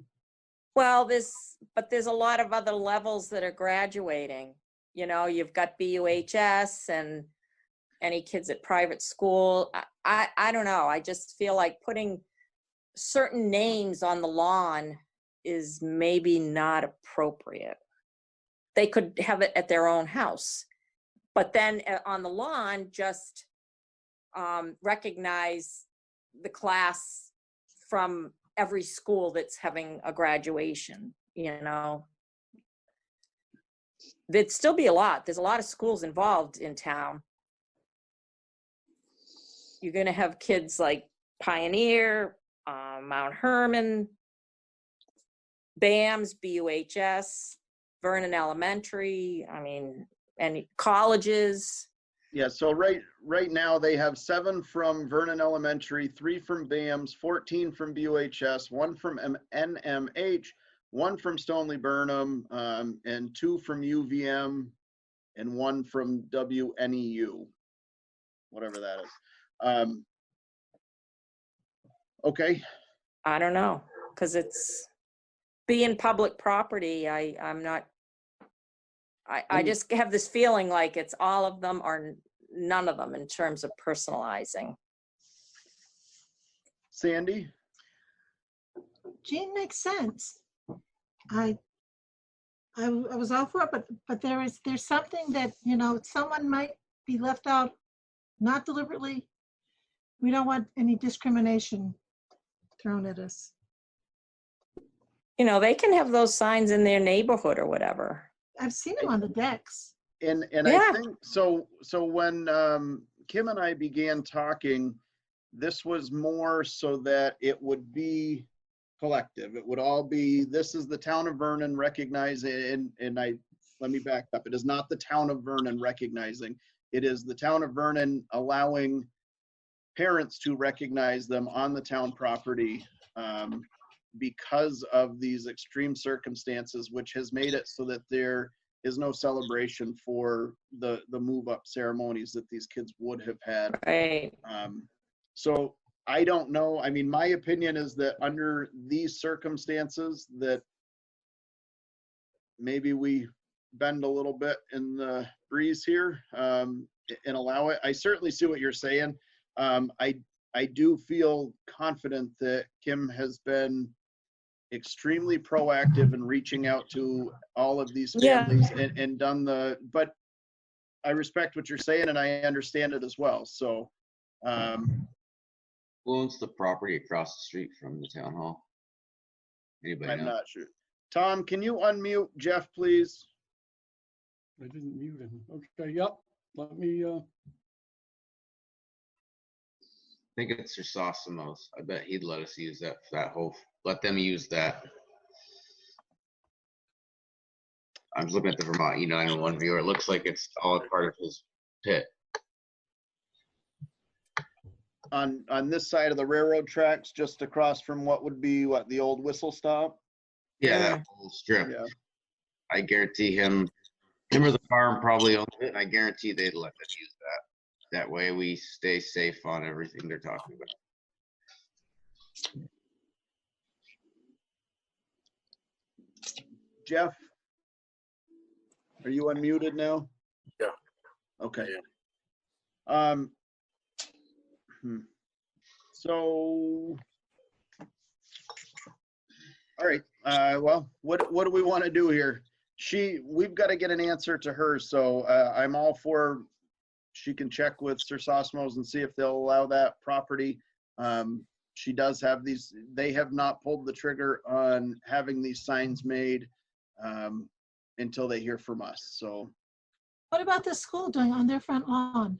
So we had talked about that. I tried to push it that way, but because of that fence where the ball field is, they're hopeful to have it on the 142 side as opposed to the Governor Hunt side. And they felt that that fence there would either be an obstruction or we would have them on the other side of the fence, which would make it a potential target. So just because of how close that is to the road, it was just because it's such a short distance between that fence and the road is why they had that concern. Go ahead, Brana. I have a question and a concern. The question is, who pays for these signs? The parents. What if I don't know what the price of a sign is. If it's anything like what I've paid for political signs, it could be a little bit, people may not want to. And and that would leave somebody out, and therefore people. And the other thing is the distraction of trying to read the signs as you go by on the car. That was my concern. Oh, it's true. If they did just the school, you know, class 2020 class of Vernon Elementary, you know, there would be fewer, but it still kind of celebrates the classes. yeah, and the kids could, no, they couldn't. Individually stand under the sign and then you could photocrop it together. I thought that, and I was trying to read this quickly because Braun, I thought she had said that, that there was, yes, I also have multiple people who are willing to sponsor a sign if we have a graduate's family who wouldn't be able to purchase their own. So that has been addressed as well. Thank you. So what do we want to do here?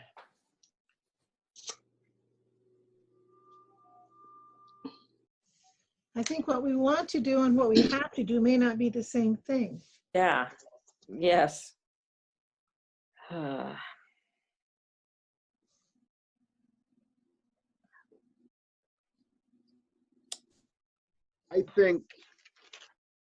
think some of that has to take a back seat, in my opinion. I think that we have to do whatever we can to give these kids some sense of normalcy, which was stripped away from them on what should have been one of the biggest and best years of their lives.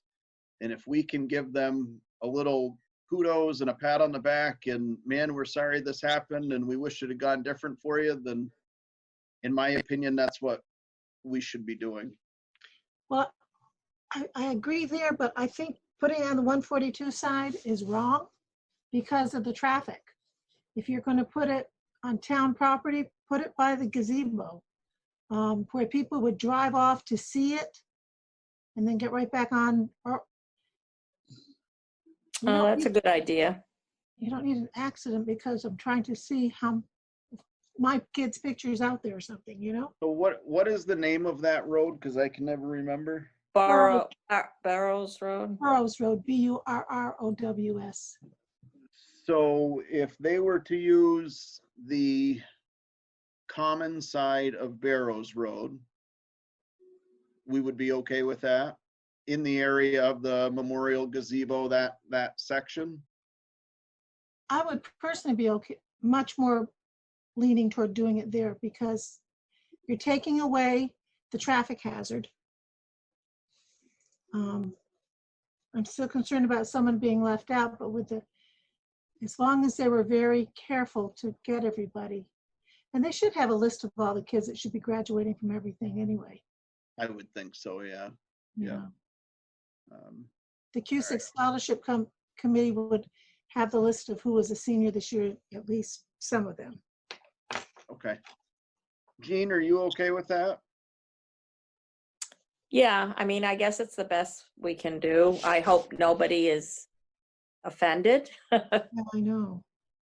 You know, that their child is, it's unbelievable how people do get missed. You know, you try as hard as you can to get the information out there, but people get missed. And then it's worse. Yeah. Yeah, I really wish it could just be recognizing the class from different schools and not personal. I agree. Yeah, I think Burrows Road is more appropriate, again, from a safety standpoint. Yeah, I guess I can't really speak to the point about some kids getting missed out. Yeah, it's kind of like some kids don't get Valentine's cards in class. Yeah, I know. But anyways, I agree as far as Burrows Road. Okay, Michael? I agree with the Burrows Road. I think if I was them, I'd reach out to the local property owners. I think they'd get a lot better response because for the liability of the town, it's safer for us to have it somewhere else. So I will reach out to Kim tomorrow. I will tell her that the Barrows Road common side is acceptable, that she may want to consider reaching out to the property owners and see if she can come up with something else. I will also, Jean, make sure that I express to her your concern of the kiddos that might be forgotten about. And just missed, you know. Yeah, and see if she has reached out to the surrounding schools to make sure that, or see if there's a way that we can get a different announcement out. It gets tricky. I know that the amount of robocalls that are coming from schools now is insane. So to put another one of those out, I'm all set. Yeah. But I will definitely reach out to her and I will express all of these concerns and let her know that that is the only usable place. Okay, we got the update on the shirts. Tom, I think we pretty well covered the town hall use during the COVID because we did the, oh no, we wanted to touch on the plexiglass and the increased cleaning. So go ahead. So Tim Arsenal, with his huge Rolodex of contacts, got a hold of Clear Solutions. They do this type of work. They came in last week, measured up 3 areas of town hall, the treasurer's office, the clerk's, where the clerk's counter is, and Gene was here and saw them on 2 places within the desk area at the library. They were measured up, they were made up, and they are ready for installation now. The clerk's is in, and the others are in town hall waiting to be just delivered, so to speak. So that has been done. They did a great job. They did it quickly. And I believe I don't want to quote the price. Tim's got the price on that. I think it was under $500 in total. I think there was a 3 in there, wasn't there? Yeah. Yes. I don't want to lowball it in case I was wrong. So I know it's under 5. And as far as cleaning, we've ordered more cleaning supplies as people come in. We have a protocol set up when they come into the clerk's office on, what they need to do. We followed the lead of the last meeting.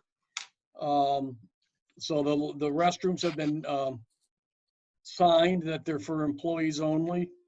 And people come in and they need to have gloves and a mask, and they need to use the sanitizer if they don't have gloves. And then we sanitize all touched surfaces, doorknobs, and everything else once they've concluded. Okay. I guess at this point, Brana and Rich, I would thank you both for coming. You're both welcome to check back in with us in a couple of minutes. Sandy, I would be looking for a motion to go into executive session, please. Mr. Chairman, I move we go into executive session on a personnel matter, the disclosure at this time, which might be detrimental to the town and/or individuals involved. Second. Should we be inviting Tom with us? Yes, okay, it's up to you. Yeah, we'll bring him. All right. Call the meeting. What's that? Nothing. So. Shall I leave? For good? Sandy, how do you want to handle that? Is that the last thing on our agenda? It is, other than correspondence, but yeah, and I don't even see much on that, so.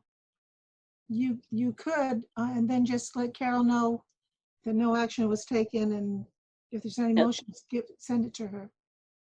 And the time we adjourn. Tom, are you able to finish this meeting out with notes after we come out so that we can pass that on to Carol, Yes. please? Okay. Yes. Carol, you are all Yes. set. Thank you for joining us this evening. All righty. I don't know how to sign out. Do you sign me out? Good night, everyone. Good night, Rich. Thank you. Carol, there should be a leave meeting thing down on your right hand.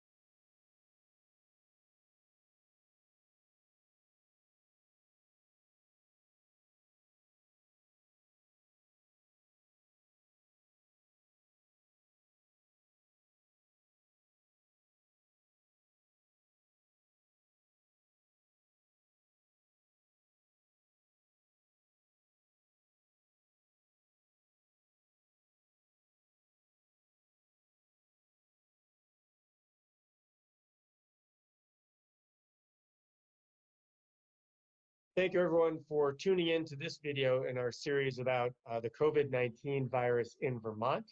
Today, I'm pleased to have with me Dr. Rebecca Bell. She's a pediatric critical care physician and is the president of the Vermont chapter of American Academy of Pediatrics. She's with us today to talk about community immunity and herd immunity and how to protect our most vulnerable, which is really critical at all times, and particularly in this moment.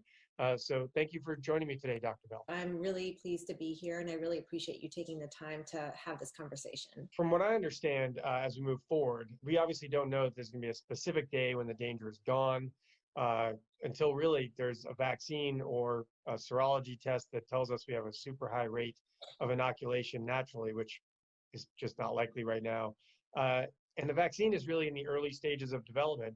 Can you tell us a little bit about what you understand about either the timeline of a vaccine and or what we can do in the meantime to figure out how to find a balance between full lockdown or stay home, stay safe, which was a nice term for basically locking down, and when we have vaccine and full herd immunity? There are a lot of questions about vaccines. So first you hit on what's the timeline? And we don't really know yet. And we know that with the H1N1 epidemic, that vaccine took 6 months to get into production, even though we already had a flu vaccine in place. So we suspect that this vaccine for the novel coronavirus is going to take quite some time, so much longer than that, perhaps a year or more. Then the next question is, how will it provide immunity? And to what populations will it provide immunity? So we don't expect it's going to be, unfortunately, a vaccine like the measles vaccine, where you get it, it's very effective, and you're immune to measles after that. Likely this is going to be something closer to the flu vaccine, we think, where it may only provide immunity for a temporary amount of time.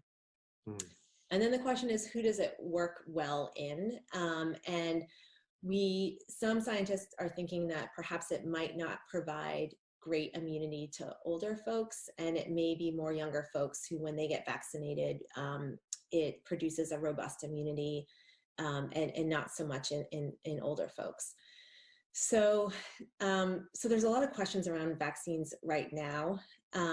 And what we're seeing right now is this really extreme example of what happens when we don't have herd immunity or community immunity.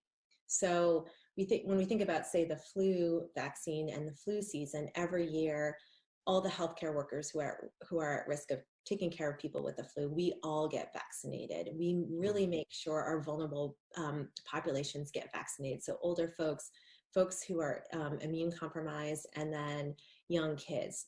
And we wish we could do that right now, but we can't. I think what's really interesting and really heartening is to see what our response as a community has been to protecting those vulnerable folks, the extreme measures we've had to go to. And I hope that when we come out of this, we're really able to think about how we prevent this from happening in the future, and really look towards our health department as guidance.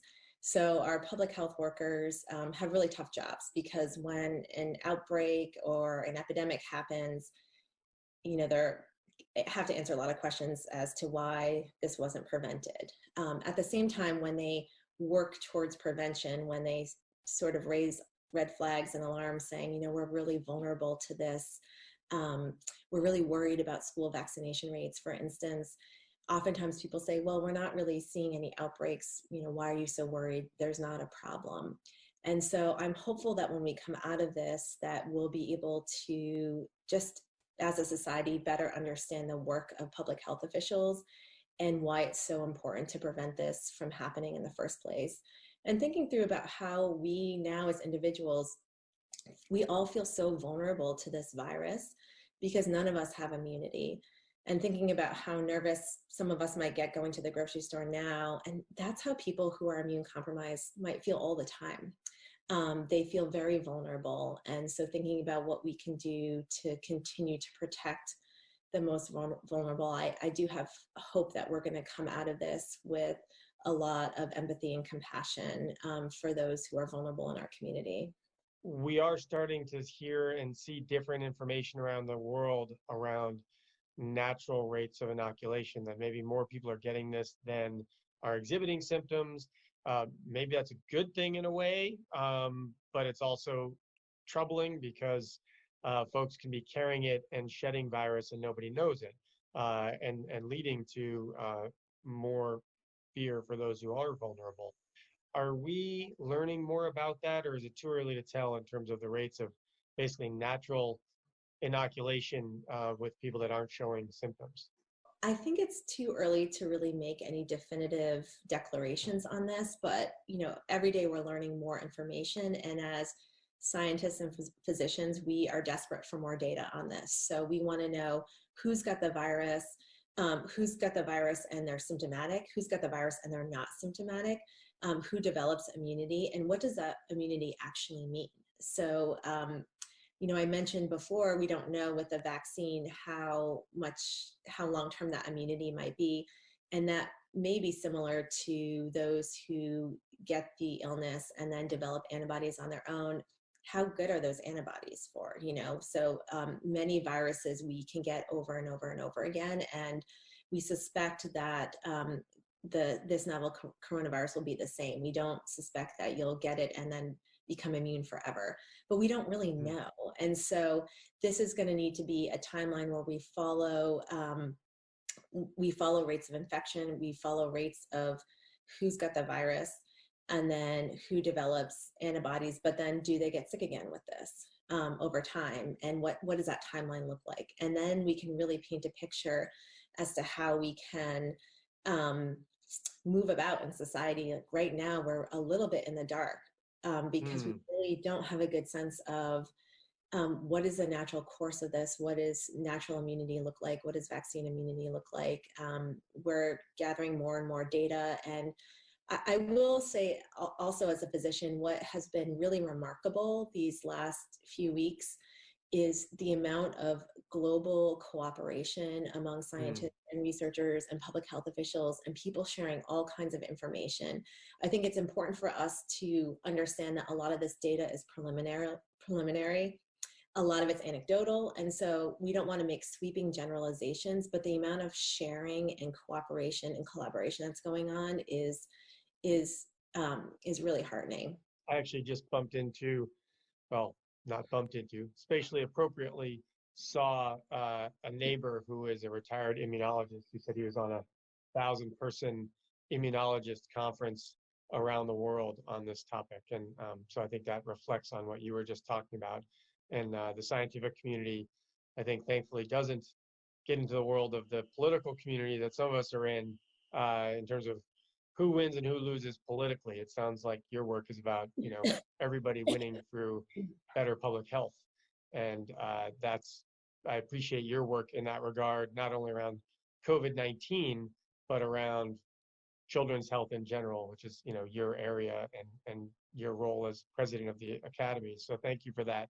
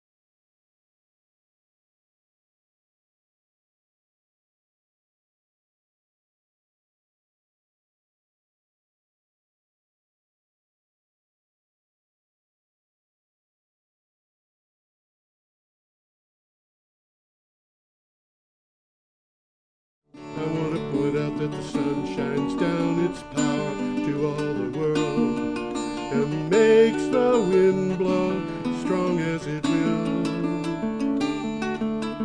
I wonder hope gentle rains can fall upon the land, so lovely earth can stay lovely still.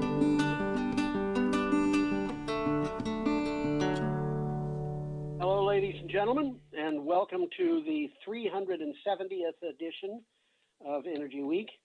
Today is the 7th of May, and we're covering news on energy and climate change from April 30th to the 6th of May. That's what I got. That's what you got. I am George Harvey, and the other voice you hear is the amazing Tom Fennell. In the flesh. In the flesh. And we are doing this because of the coronavirus. We're doing it from home. And Tom, you almost always have comments. I have to say where the information is available.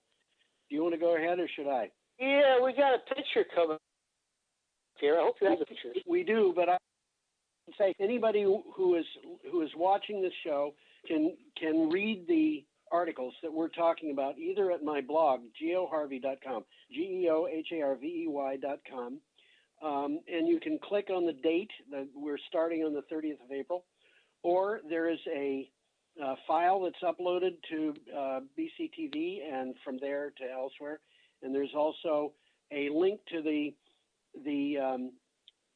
blog that we use to set the show up. It's almost a script.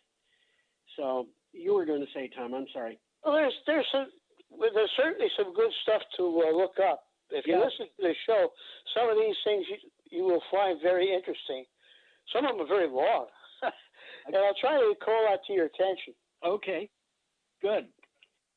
So we got an amazing thing that we've never seen before. It's called a nodding donkey.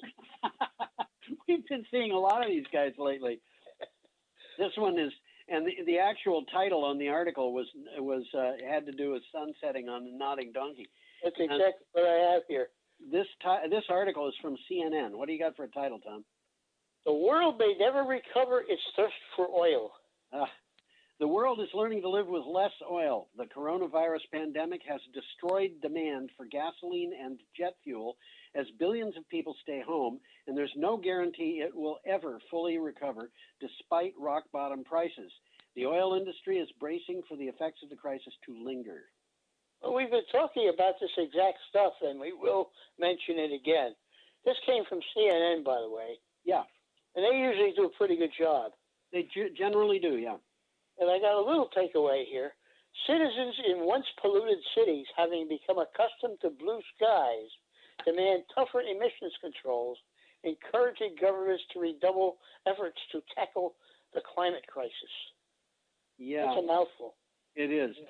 And of course, we've also got more behind this because people are learning to work at home in a lot of cases who have never done it before. Yeah. And people are learning that air travel puts you in a position where social distancing is next to impossible in many cases. And absolutely. You know, we're seeing the world is the world will change. Yeah, the world is going to change. There's no doubt about it in my mind.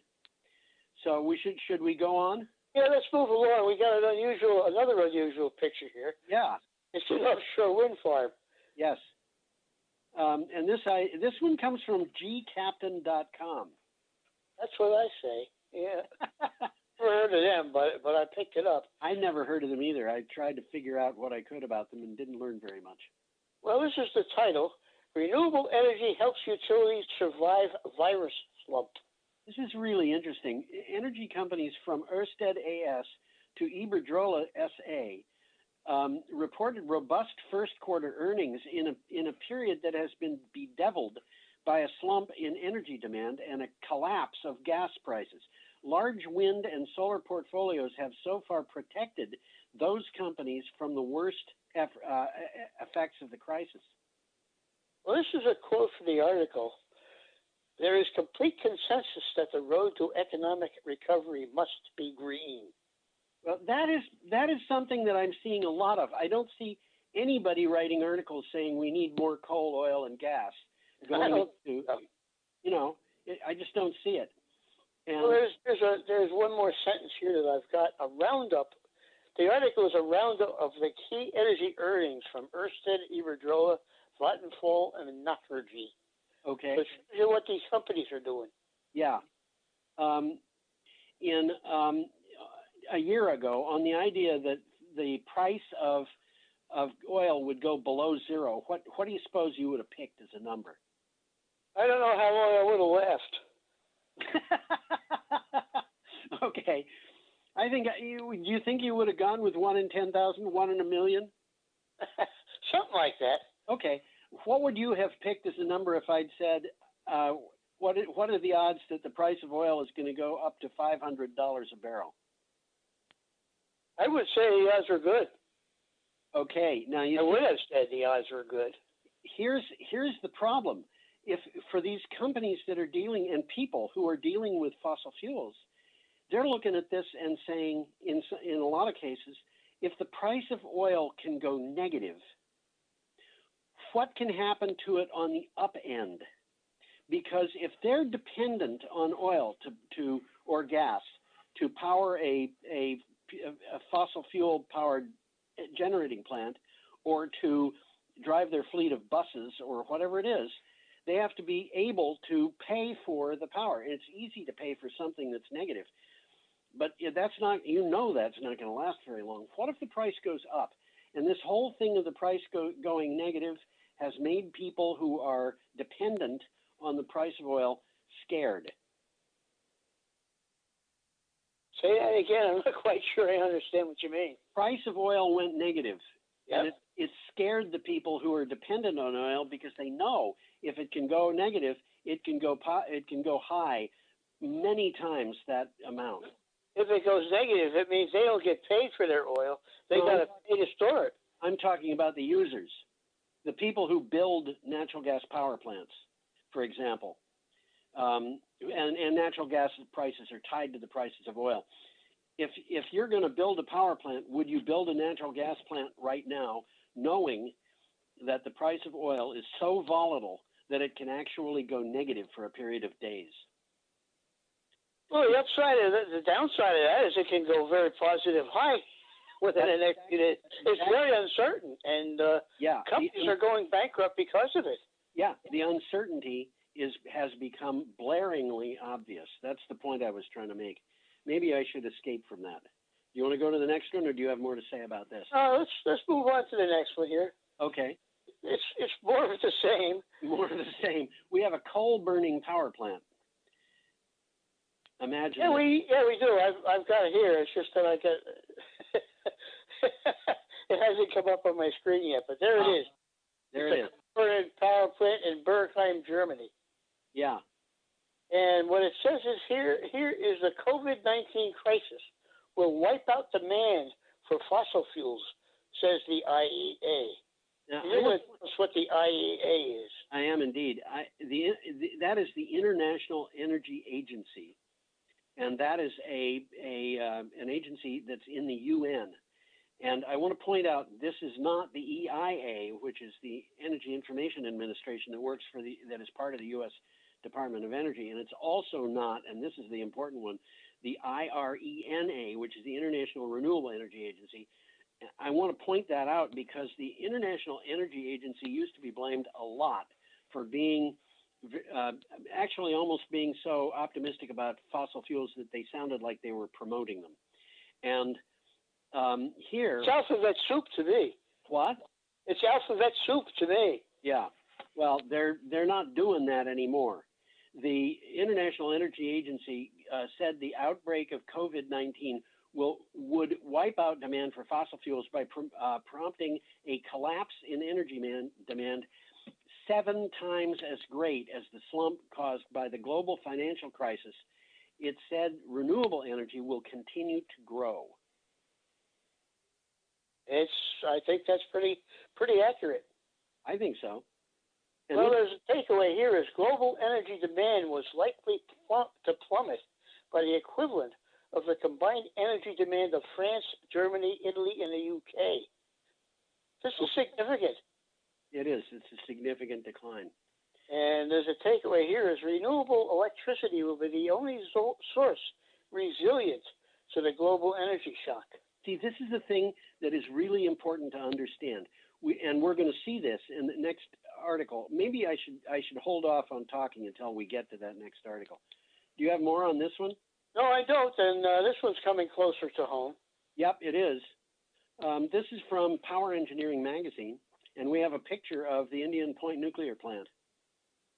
Well, the article refers directly to that, and it says Indian Point 1 gigawatt nuclear plant Unit 2 is closing permanently. And the synopsis I have says, tonight, April 30th, with the push of a red button, one of 2 operating nuclear reactors at the Indian Point Energy Center along the Hudson River north of New York City will shut down. The plant is 24 miles from Manhattan. Demolition is projected to cost $2.3 billion. That's billion with a B. For sure. Came from Power Engineering Magazine. It sure did. Now, what I say about it is the 1,020 megawatt Unit 2 reactor will close for good. And the 1,040 megawatt Unit 3 will close next year in April 2021. Yeah. And the energy they are providing will be replaced largely by natural gas plants. Yeah.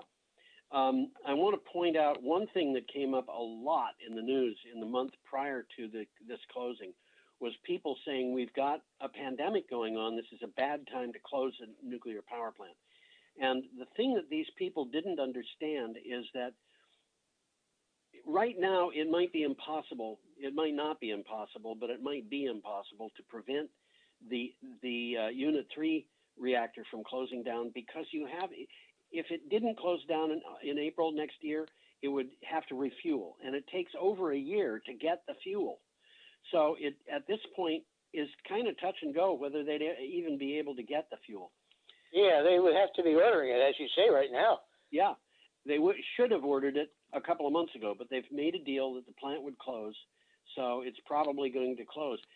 The thing is, these nuclear plants are baseload plants, and people who say, and they still say, we need baseload power to know that we're going to be able to turn the lights on at 2 o'clock in the morning on a Sunday morning in the spring when the power load is the lowest on the grid. That lowest is the base load.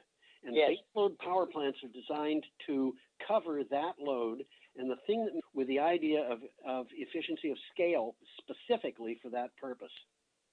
And historically, if they need more power, they've had to go to a peaking plant, and the peaking electricity has been expensive. It's been expensive, but you know what happens if you have a pandemic like we've got, and the base load that you have expected is actually significantly greater than the real demand. That means that these baseload plants have to close, and it can take a nuclear plant a week or two to come back to power once it's closed. Yeah. And that's also true, but not quite as long, for coal and natural gas baseload plants. And the result of that is that if the demand is that unpredictable, then baseload plants actually have to operate at less than full efficiency, which means that they become very expensive to operate. And then what's happening is we're seeing renewable energy coming on the grid that is cheap. And you know, we're going to have an article about that later in this show. Solar power breaking but absolutely. Well, it's happening. I mean, it's inevitable. It's happening. And what's happening is that if you want to shut down a wind turbine or shut off a solar farm, you can do that. It's easy.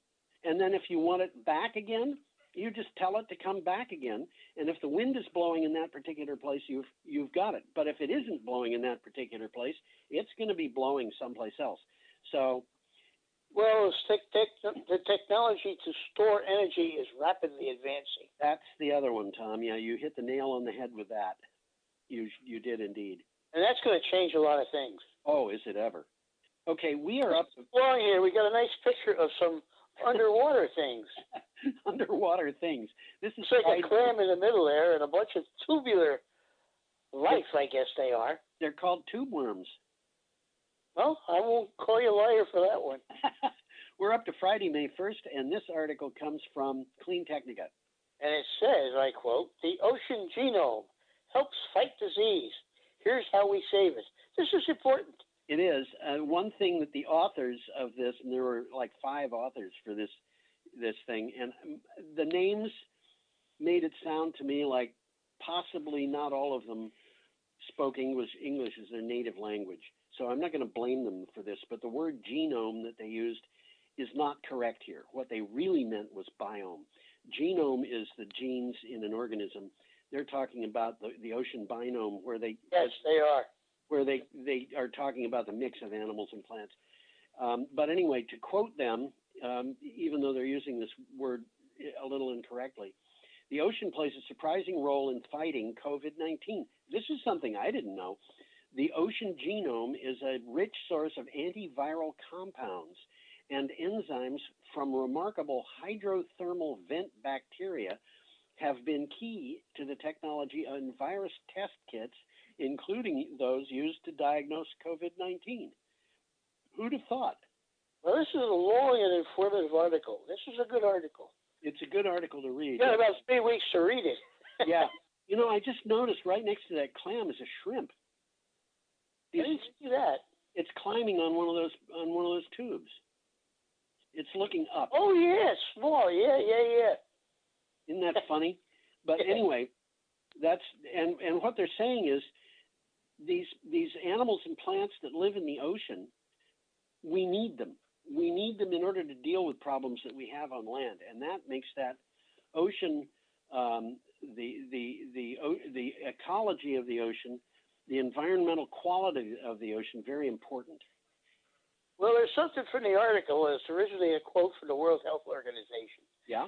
It says countries need to do 3 things to successfully fight this pandemic: test, test, and test.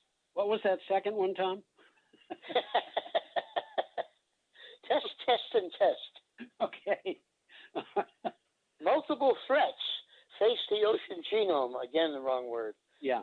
Which is this is what they define it as: the genetic material present in all marine organisms. Well, you know, that comes pretty close to being genome, isn't it? Yeah. Well, the information it encodes is the foundation upon which marine ecosystems rest. Yeah, maybe they got that word right and I got it wrong.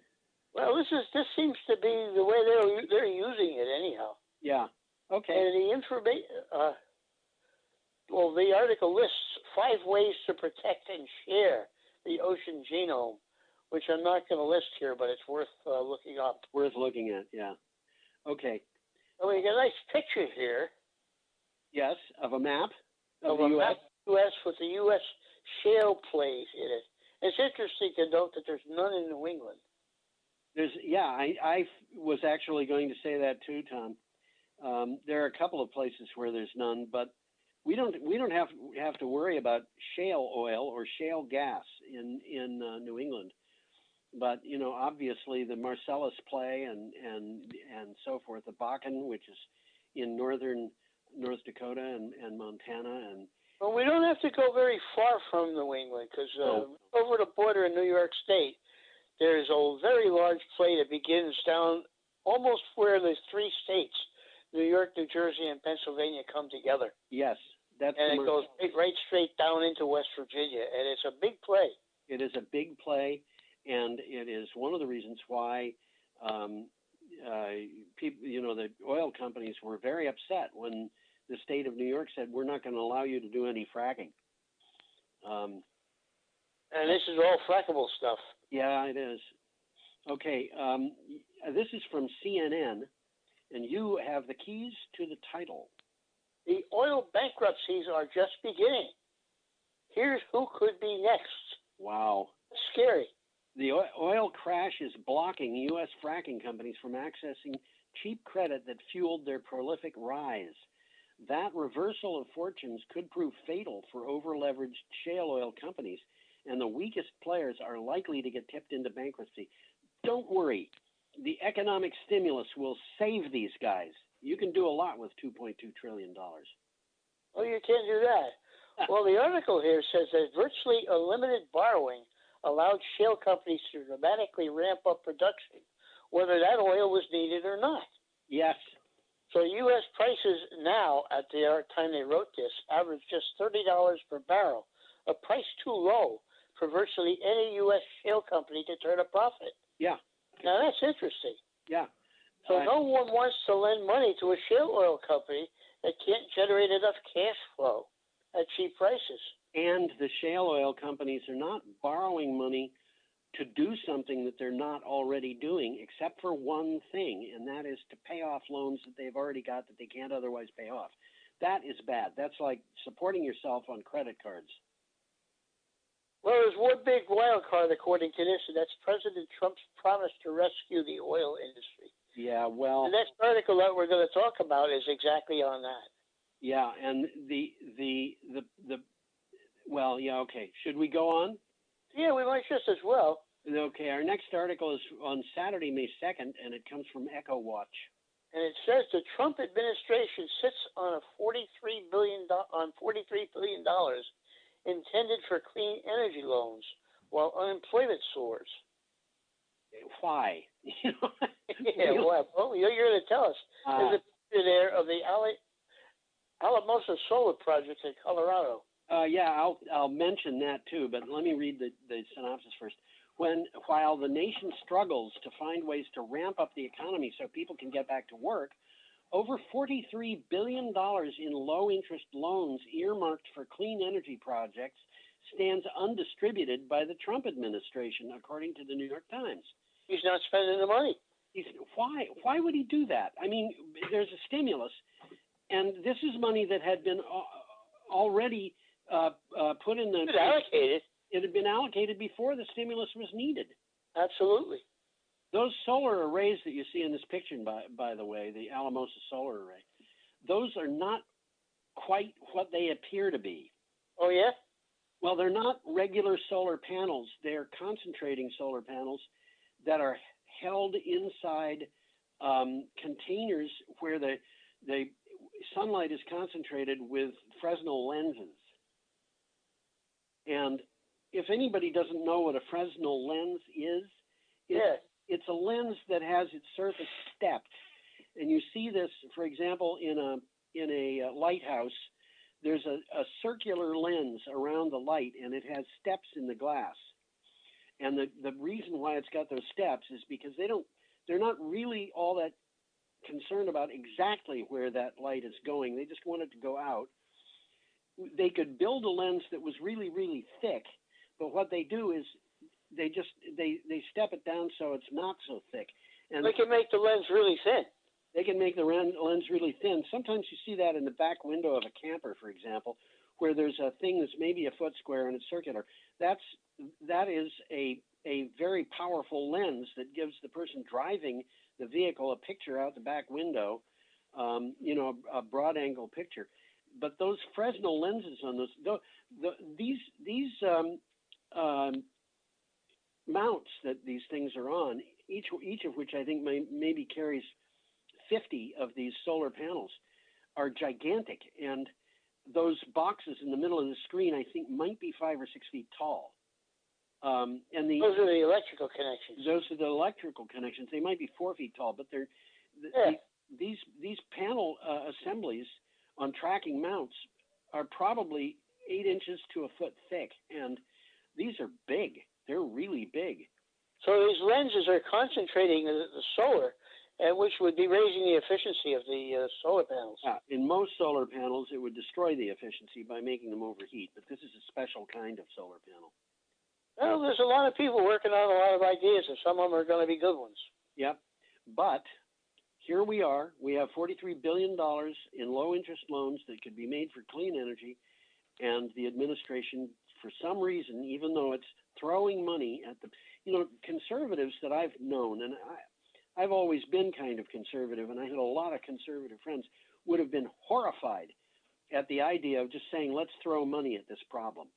They talked a lot about how the liberals' solution was to throw money at problems, but what's going on in Washington now is not, I think, what they would have approved of, even though the last of them that I talked to, and most of those guys were getting old and have died. But he was saying, well, you know, we'll just see where this administration is going. I think he died a year ago, and I think he would have been very disappointed at the idea of throwing money at a problem. But these low interest loans should be part of the solution. And they're not. Well, they've been earmarked from Congress a long time ago, but he's not spending them. Well, I think, in fact, he would prefer to see renewable energy go away. I think he would too. He's certainly not a fan of it. Yeah. Okay. Let's move on here. Okay. There's a picture of some very similar panels. Yeah. And the sign there says, "Have a sunny day." And that's what the caption says. Absolutely. Which it says because I wrote it. Okay. This is an article from Clean Technica. Houston surprises. 100% renewable energy will lead to $65 million in savings in 7 years. Huh?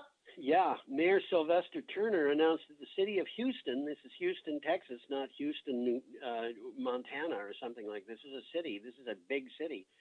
Has committed to purchasing 100% renewable energy through a renewed partnership with NRG Energy.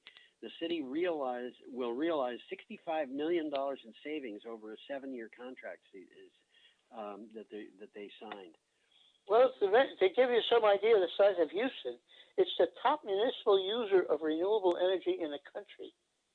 And it plans to power all municipal operations with renewable energy, which is estimated to see a $9 million reduction in its annual electricity bill. Yeah. There you go. So they're looking at this pretty closely, and they're hoping for some good savings. Well, it looks like they're getting them. You know. Yeah, it looks like they're getting them already. Yes. You got more on that, or should we go on? No, let's move on to the next one. Okay, this is from Environment and Energy Leader, and we have a picture of wind turbines in the mountains. It looks like that. Yeah, it does. Could have fooled me. It fooled me. Well, there's a lake in the foreground. Yeah, there is, isn't there? Yeah. It's not terribly obvious given the colors we've got, but that's I believe that's what it is. If it is, I think that's what it is. Yeah. Well, a report. Are you going to read that? International report makes business case for renewables investment. Okay. A report from the International Renewable Energy Agency. Remember, I was talking about the International Energy Agency and not the International Renewable Energy. Now I'm talking about the International Renewable Energy Agency, which is called IRENA. IRENA, yes. Makes a business case for investment in renewables. It says future decarbonization is still possible despite the economic shutdown from the pandemic, and it highlights climate-safe options for investment. I'll list those 4 because they're quick. Okay. Rapid decline in renewable energy costs. Yeah. Air quality improvements. Yeah. Enhanced energy security. Yep.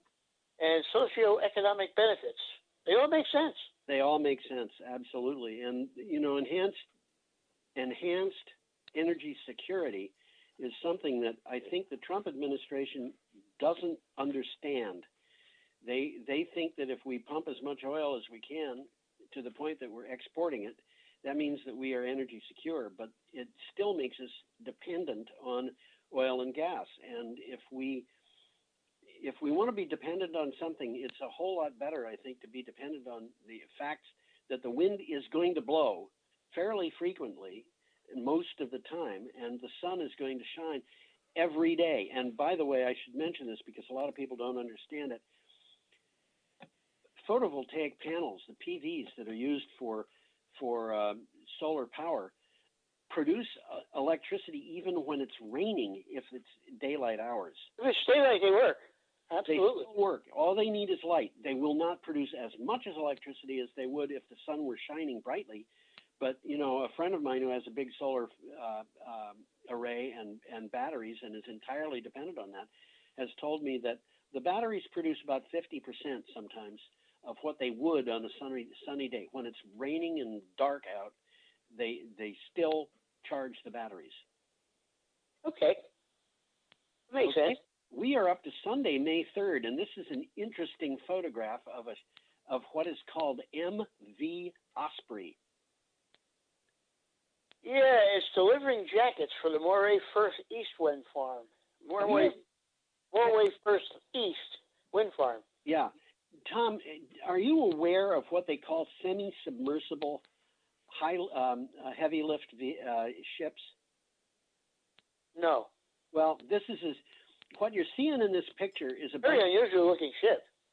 Yeah, that is a semi-submersible heavy lift ship. Okay. And it's called the MV Osprey. I was fascinated by this, so I did a little research on it. You'll notice that there are 2 tugboats pushing that ship up to the quay. Okay. That ship has 2 bridges. I thought it did. A bow bridge and a stern. Yeah, it looks like that. And the reason is because you know those big substations they put out on offshore wind farms? Yeah, we've talked about them. This is like they're like hotels. Yeah, this is the kind of vessel that delivers them. Okay. And you know, as I went through pictures of these, it wasn't this ship; it was a different ship. It happened to be owned by the same company, OHT, which is Offshore Heavy. I'm going to say Transit, but it's a Norwegian company with an English title. But nevertheless, you remember the USS Cole, which got bombed by Al Qaeda years ago? I don't remember that. Well, it was an Arleigh Burke class destroyer. Okay. Okay, now my father was on 3 destroyers during the Second World War. One of them was Wickes class. It was First World War. It was a tiny bit more than 1,000 tons. The second and third were Fletcher class, and they were a little over 2,000 tons. But the Arleigh Burke destroyers, believe it or not, are over 6,000 tons. They're big. That's the size of a light cruiser. Yeah. And when the Cole was bombed and a big hole was put in its side, it was brought back to the United States for repair on a ship that looked like this. Oh, no kidding. And what they can do is they can submerge that ship so that flat deck goes maybe 10 meters below the waterline, and then float the ship that they want to transport onto it, and then lift it out of the water and go for a trip. Well, that's interesting. Isn't it? I saw another picture of a similar ship that was carrying 2 mine sweepers. You know, I mean, this is a very different thing, but that's a 50,000-ton ship. And those stands are tall. You know. Yes, big. They're big. You know, they may be, I don't know. I'm going to guess they might be 12 stories, 15 stories tall. Okay, this article comes from Northern Times, and you, Tom, have the title. Port of Nig takes delivery of massive offshore wind farm jackets for the Moray East development. And one thing I should point out to anybody who wants to look at this article is that the Northern Times will not give you access to it unless you've got ad blocking off. Okay? Anyway, the synopsis is the heavy lift vessel MV Osprey delivered the first 8 out of 103 jacket structures to the 100-turbine Moray East offshore wind farm. The jacket structures will be taken to the wind farm site in the Moray Firth for installation. And the reason why 100 turbines need 103 jacket structures is because 3 of them are for the, what are those things called? I just mentioned them. Just talked about them. Yeah, the combination of a hotel and a energy collector. That's what it is. But what do they call them? They call them. The word is just out of my. We just talked about them, and I forget the word we used. Yeah. Well, let's talk a little bit about this. A firth is a word meaning the same thing as a fjord or an inlet or a bay. Yeah. And a Moray Firth is in the far north of Scotland by Inverness. Yes. So it's way up there. Way up there. And did I read the title here? Yes, I did. You read the word that we were trying to think of was substation. Of course.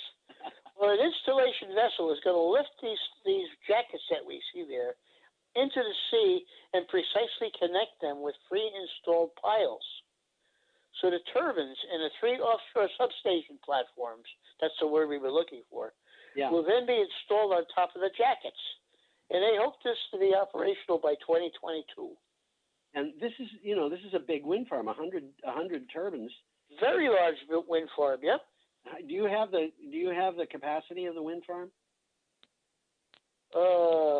I don't know, but I would guess it's probably at least 500 megawatts, because those turbines are going to be at least 5 megawatts.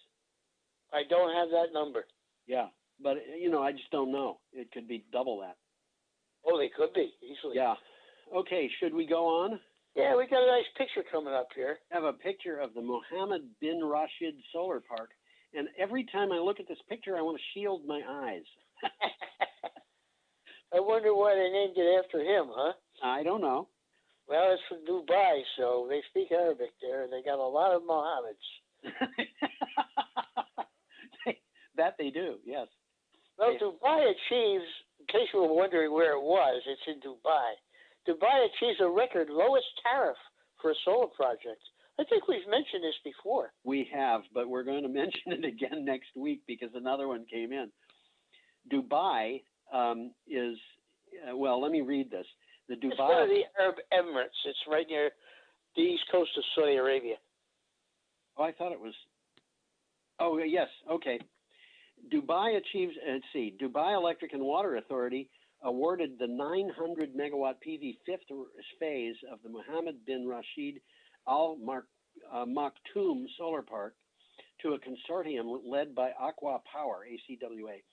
The winning tariff, which was 1.6953 cents per kilowatt hour, establishes, so this less than 2 cents, baby. Yeah, this is a little bit less than 1.7 cents. Establishes a new global benchmark for the cost of solar PV energy, and this is from the Arab News. And I will tell you that in next week's show, we will be bringing up the fact that this record low has been broken. Already. Wow. Already. I wouldn't have bet on that. I would not have bet on it, but the interesting thing is this was to supply Dubai, and the new one is to supply Abu Dhabi. Okay. Which is almost in the same place. Well, these used to be protectorates. They were British protectorates. Yeah. And they saved them from being part of Saudi Arabia, basically. By making them into the United Arab Emirates. Eventually, that's what they became. Yeah. Yep. And this article says that the solar park will be the largest single-site solar park in the world. Yeah. By the way, the new tariff that broke this one, yeah, a little bit below 1.7 cents. It was 1.35 cents, so it was a huge drop. Wow. Isn't that amazing? But well, the current operational capacity of this one is 1.013 megawatts. And the fifth phase will bring the capacity to 2.863 megawatts, with future phases to reach 5,000 megawatts by 2030. So they're not playing games here. No, they're not. They're pretty serious. Yes. And you know, they got plenty, they still have oil. Yeah. They still have oil, so you know, they're sitting pretty. Yeah, I suppose they are. Okay, we should probably move on. We've got an article next on Clean Technica and a picture of a Modvion tower on a ferry boat. That's exactly what we're seeing there. And there's a good example of why a bridge is called a bridge in this picture. I think you're right. It looks like a bridge, doesn't it? The sign on the back of the truck says long load, wide load. Yeah, it sure does. Okay, what do you got for a title? Modvion completes the first wind turbine tower in Sweden. We haven't talked about Sweden much at all. No, but there's stuff coming up. Cross-laminated timber is lighter and stronger than steel. Now, we talked about this particular kind of tower, I think last week or the week before. But we certainly talked about cross-laminated timber. Yep, but there's more about it in this. It permits a narrower base for tall wind towers. The towers are modular and can be shipped in sections to be assembled on site, eliminating many of the transportation issues of wider steel masts. Now Modvion has built its test masts.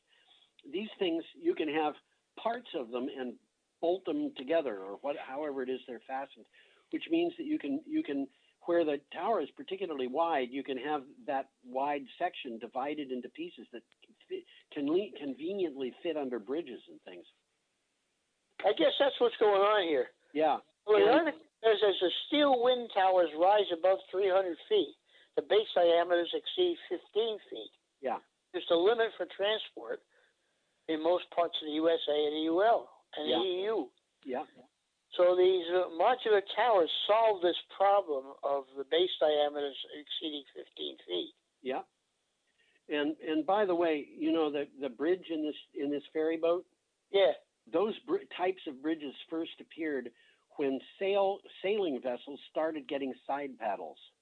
Is that so? From the stern of the ship, where the control was done, because the wheel had to be was conveniently near the rudder, you couldn't see a lot of what was in front of you because of those side paddles.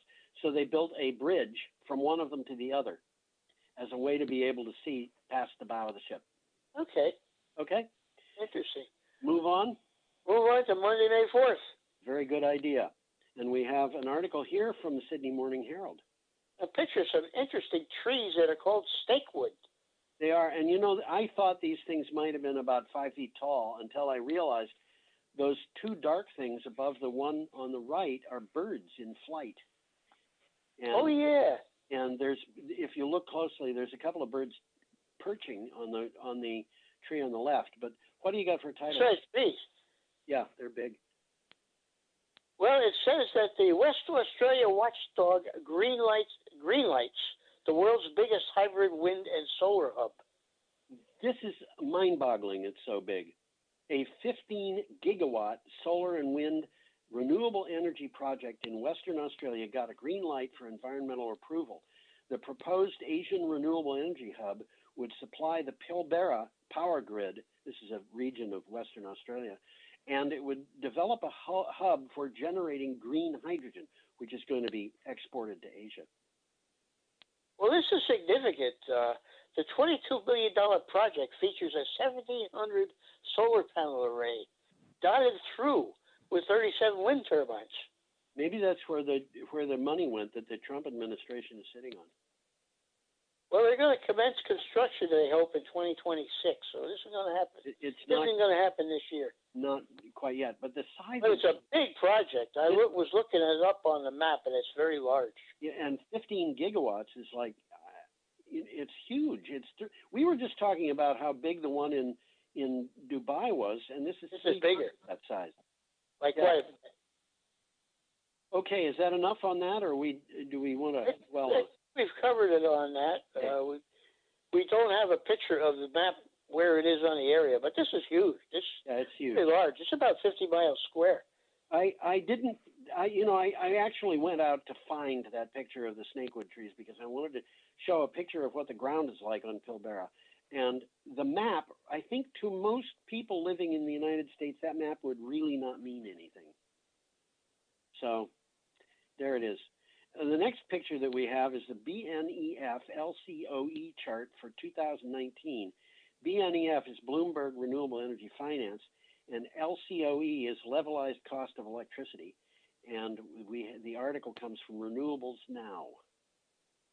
And it shows what has been happening to the price of renewables and more particularly what's been happening to the price of batteries. Yeah, this is astonishing. That price of batteries thing is really mind-blowing. Well, it's declining prices over 10 years. Yeah. And you got batteries, you got offshore wind, you got PV, and you got onshore wind, and they're all going down. And the batteries are going down at an average of 30% per year. Well, people have been making a lot of progress on batteries. Sure. After about 100 years of nothing. I think there's probably people in the battery industry who would say, Tom, we haven't just been sitting here doing nothing. But what do you got for a title? It's time Coalition listened to experts on climate change and energy and plotted a Green New Deal. This is a long article and it's very interesting. Yeah. Australian Prime Minister Scott Morrison often says he has yet to see evidence that lowering emissions fast enough to avert a climate crisis can be achieved in a way that doesn't create an economic crisis too. Well, he's got an axe to grind. Huh? He's got an axe to grind. He's got an axe to grind. And, you know, I didn't put it up as a picture, but the picture that accompanied this article was Scott Morrison with his eyes closed. Well, as you say, clearly he's not looking. Yeah, clearly he's not looking. And you But know, the evidence has been abundantly available for years.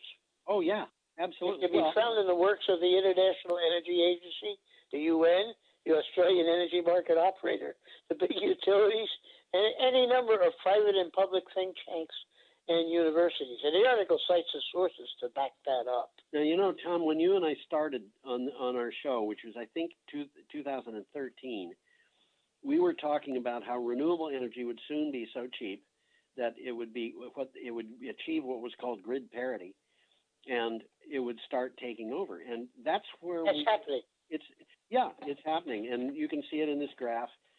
We achieved grid parity for parts of the world 2 years ago, and for much of the world last year, and now they're saying for most of the world. Well, the article says that wind and solar are now the cheapest option for new generation for 85% of the world's power supply. Yeah. The cost of wind has plunged 9% in the last 6 months alone. Yeah. Solar, like 5%. And battery storage costs, as you see in the picture there, are falling even faster. Much, yes. We have to keep going, Tom. We don't have much time left. Well, let's take a good look at Deep Green's exploration vessel. Speaking of deep green, have you ever seen a sea that was this blue? I don't think so. I don't either. I've been across the ocean and it didn't look that blue. No. Okay, this is from Clean Technica. Well, oceans may be the best place to get EV battery metals. This is a very interesting article. This is a fascinating article. A study which was commissioned by deep sea mining company Deep Green shows it would be better to get the metals needed for batteries from ocean nodules than to mine them on land. There is less net cost to society and less environmental damage mining metals from the ocean. And they're talking about nodules. And they have pictures of nodules, and they look like black golf balls. Yeah, or I was going to say they look like the charcoal briquettes that you use for cooking in cookouts in the summer, and they're almost 100% valuable. Here's where they're coming from. Polymetallic nodules on the sea floor, which apparently exist all over the place, can be collected without having to move rocks or dirt. Yeah. They're made of almost 100% usable minerals compared to ores mined from the land, which have increasingly low yields, often below 1%. Yeah.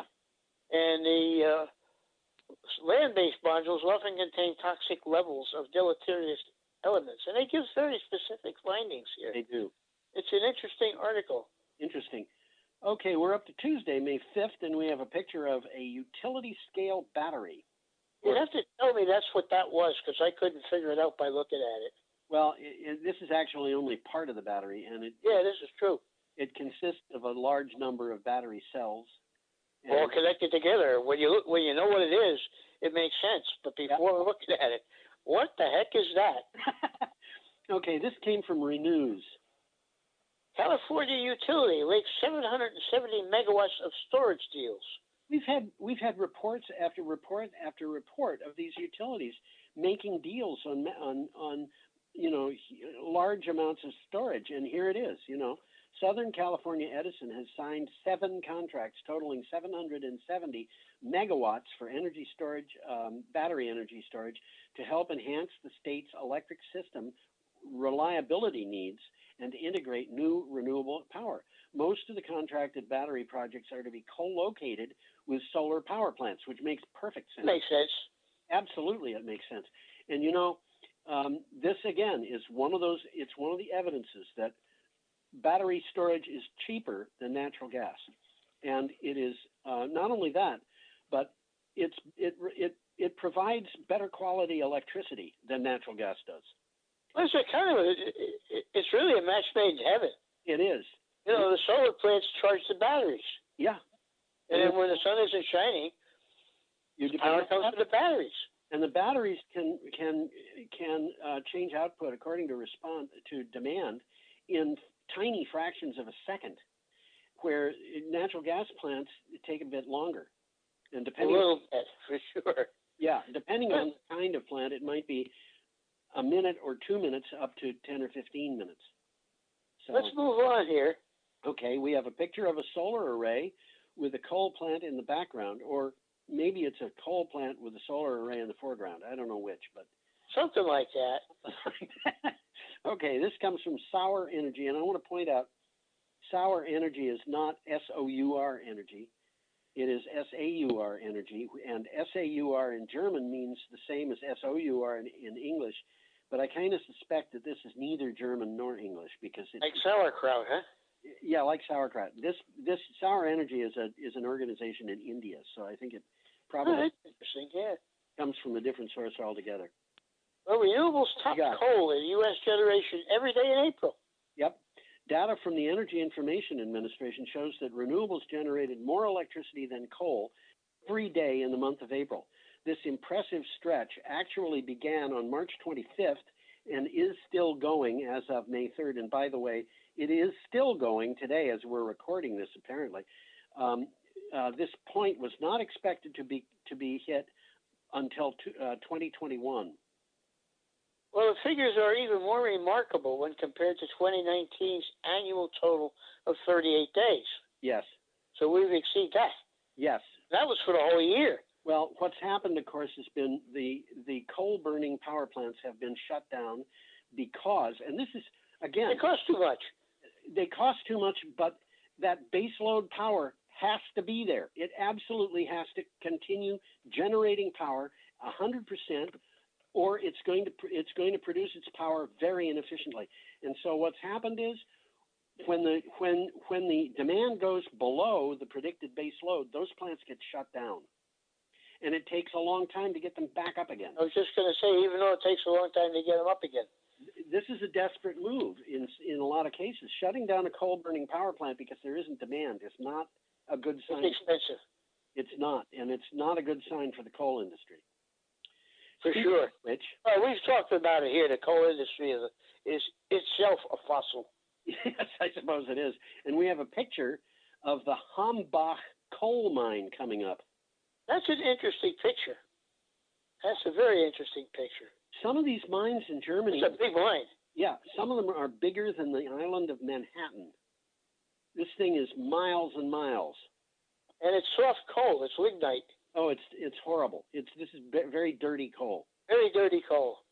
Well, Meyer Burger, which is the name of a company, plans 10 gigawatts. 10 gigawatts. Gigawatts is bigawatts. Of floating solar for the North Rhine-Westphalia area. The CEO of Swiss technology company Meyer Burger said it is developing plans to build a factory in Germany to make photovoltaic panels that are up to 44% efficient. That's high efficiency. 24. 24. Yes, you're right. He said 10 gigawatts of the panels could cover the lake left behind when the Hambach coal mine closes. This is a Clean Technica article. And that coal mine is going to have to close sometime soon. For sure. So as of now, the best panels you can get are 22.8% efficient from sun power. Yeah. So they're going to have to do something to get even better. Well, they've got the technology. We've got like 3 minutes to do 3 articles, Tom. So, well, let's move along then. We got another picture coming up. Yep, this is from Neoen Solar Farm, and we are at Wednesday, May 6th, and we have an article from PV Magazine Australia. And it says Neoen to build Australia's largest solar farm after a power deal with Clean Company. French, huh? It's CleanCo, I guess. CleanCo, yeah. French renewables developer Neoen will build a 400 megawatt solar farm in Queensland after a contract to sell most of its power to CleanCo, a state-owned clean energy company, which is state-owned by the state of Australia. No, it's not Australia. It's Queensland. Yeah, they just mentioned that. West Downs Green Power Hub will be Australia's largest solar farm. Well, that's largest exclusively solar. Yeah. Because we've talked about a farm's going to be much bigger than that. And, but it's detached. But also is not going to be built for a little while. That's true too. Our next article, it has a picture of a BYD electric truck, and it came from Clean Technica. Build your dreams. That is a big truck. It's a big truck. And it's all California on the verge of making truck manufacturers produce electric trucks. They're going to say you got to do it, guys. Yeah, California Air Resources Board released a final draft of the Advanced Clean Trucks Standard, a policy that will require truck manufacturers to sell electric trucks. There will be a 30-day public comment period followed by a board vote on June 25 to 26. So this is the final draft. They don't plan on changing this draft, but they are going to get public comments from people who say this is a great idea. It's a terrible. This is what they're saying. This will require 4,000 electric trucks to be sold in 2024 out of roughly 75,000 total. Right. And the proposal will result in roughly 100,000 electric trucks in California in 2030 and 300,000 in 2035. But the policy alone won't transition the heavy-duty truck vehicle sector from one fueled by diesel to one fueled by batteries and hydrogen. It's going to take additional actions. So this is just a first step. It's just a first step, but it's saying if it's a new truck, it's going to have to be like this. And our 4,000 of them anyhow. Yeah, and our last article is from Manifold Times, and I chose this article just because I thought you'd get a kick out of it, Tom. I did get a kick out of it. I was looking at a picture of it and say, what the heck is going on there? And it seems that those things are actually sails. Yeah, well, they also have solar panels on them. Got solar panels on there. They got a word for it that I've written in here somewhere, but I can't. Yeah, find it. it's Energy sails. Energy sails, yes. And they turn around to face the wind. Yeah, so they can pick up wind power or they can pick up solar power, and they'll work either way. It's not enough to propel the ship, but it saves enormously on fuel. On fuel. Yeah. Well, it says the Aquarius Marine Renewable Energy Solution undergoes a feasibility study for an LR2 tanker, which means a large range 2. It's a pretty big tanker. Anything bigger than that is a super tanker. Yeah. 800 feet. Marine renewable energy technology company Echo Marine Power, based in Japan, announced that it has started a feasibility study regarding the implementation of an Aquarius marine renewable energy design for an LR2 tanker. And you know, I looked at this and I thought, wait a minute, you're powering a tanker with renewable energy? What are you carrying in that tanker? Oil? Interesting. I didn't think of that aspect. Yeah, well, I'll tell you what it reminded me of. 20 years ago, I worked in a law office in Washington, D.C. And, you know, I was living in Winchester, New Hampshire, and commuting to Washington, D.C. And I'd go down, stay down there. Long trip. I'd stay there for a month, and then I'd come back for a weekend. And it was always by train. But while I was down there, I had a dealing with one of the lawyers, and I said, I have something I've invented. And I said, if it makes me a billionaire, it means that I would be able to exercise a desire that I've had for years to do something in each of 3 areas. And the 3 areas were high technology, ships and boats, and music. And he looked at me very puzzled, thinking, how in the world are you going to combine those? I'd be pretty puzzled too. And I said, I'm going to build, if I have $1 billion, I would build the world's first nuclear-powered collier. Now, nuclear-powered what? Collier. It's a ship to carry coal. Okay, that's what I thought you were saying. It just didn't make sense. No, it doesn't. So he laughed at the idea. Of course, this was not serious at all. You know, it was just a joke. But he laughed at the idea and he said, what does that have to do with music? And I said, I would name it the Cole Porter. Okay. And for our younger viewers, Cole Porter was a very famous composer once upon a time, many years ago, when I was a little teeny kid. So there you have it. And Tom, I guess that's the end of the week. So we just wanted to mention that picture of that ship, that whole ship is an experiment. Oh, yes. It's an experiment. They built it to test all sorts of technology. It's an interesting article. Yeah. So it's time for us to say goodbye. So we will hope that you all come back next time. And have a wonderful week in the meantime. With that, I will say goodbye. Goodbye.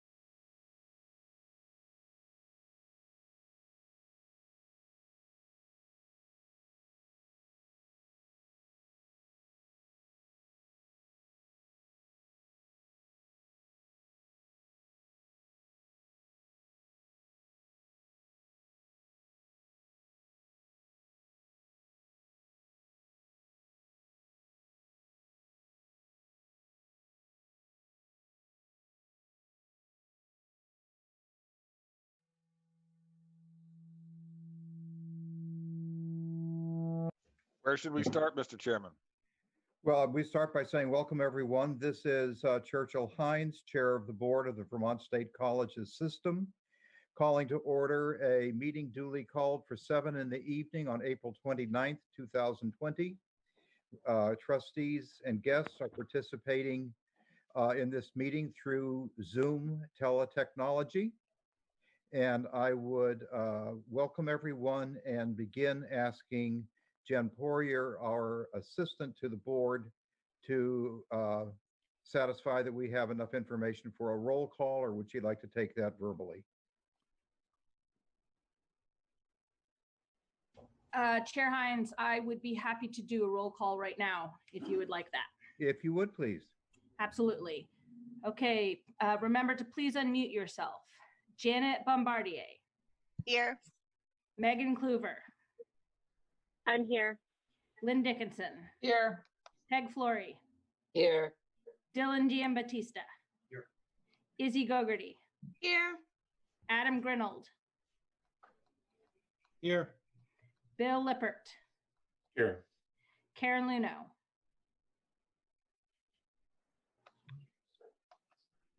I see you.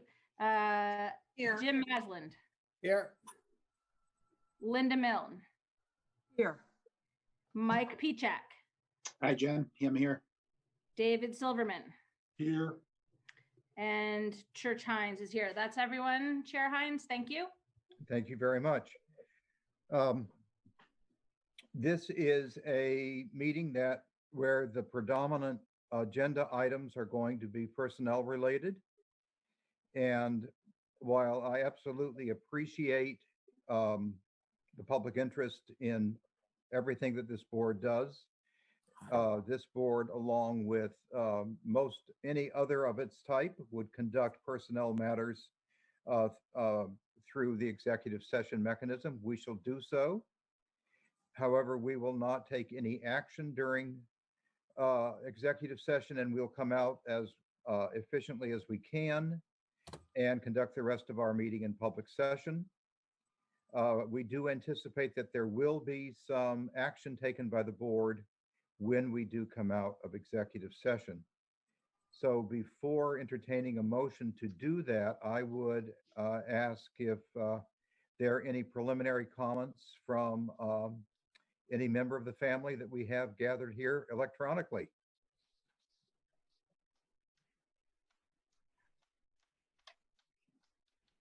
Okay. I would also note that when we do reconvene into public session, the board will have some other things to do, and we do anticipate taking a limited amount of time tonight for public comment. Again, as we said at our most recent meeting, the board has had significant public input regarding its work over the past week or 10 days. So tonight we will probably be limiting our public comment time to about 15 minutes. And with that, Trustee Dickinson, I would request that you bring a motion forward to bring us into executive session.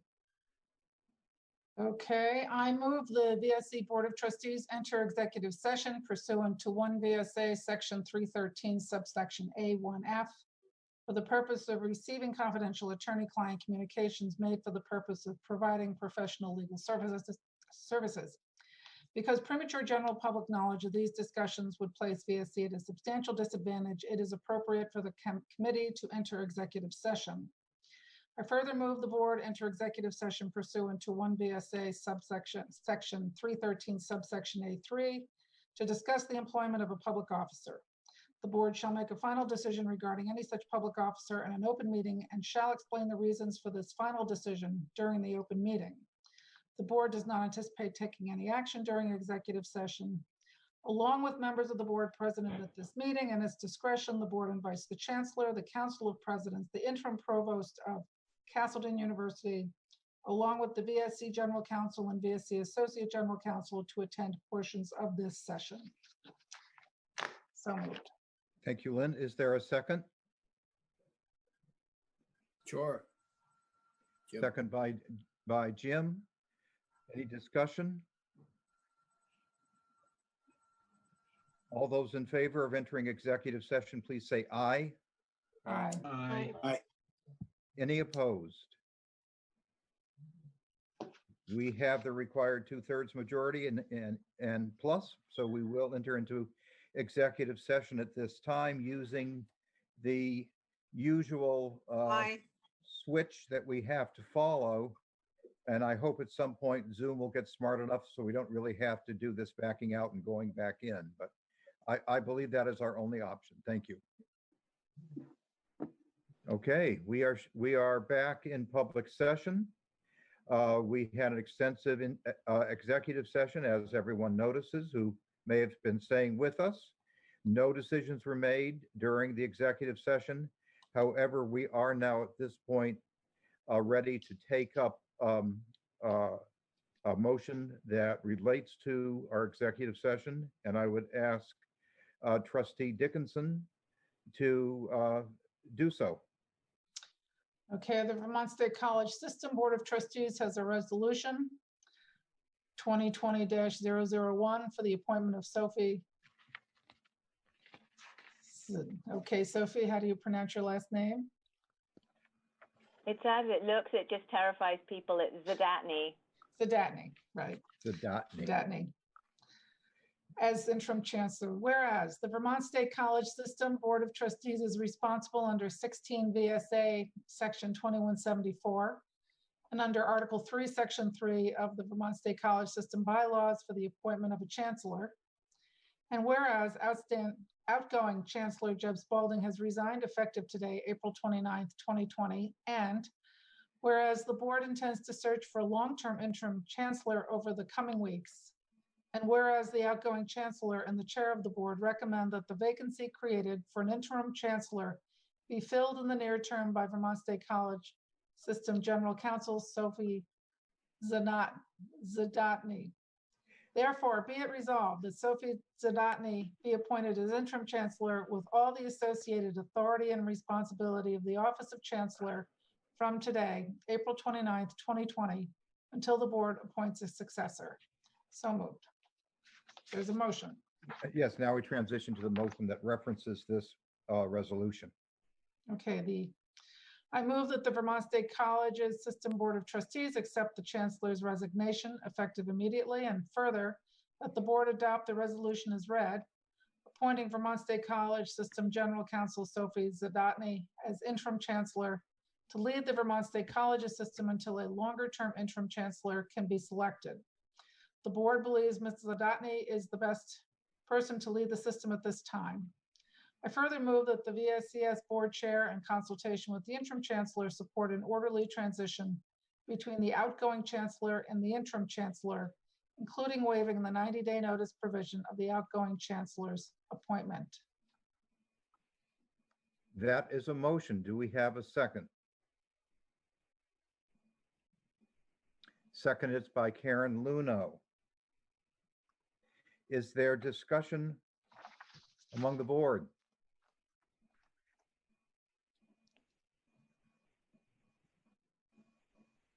Dylan.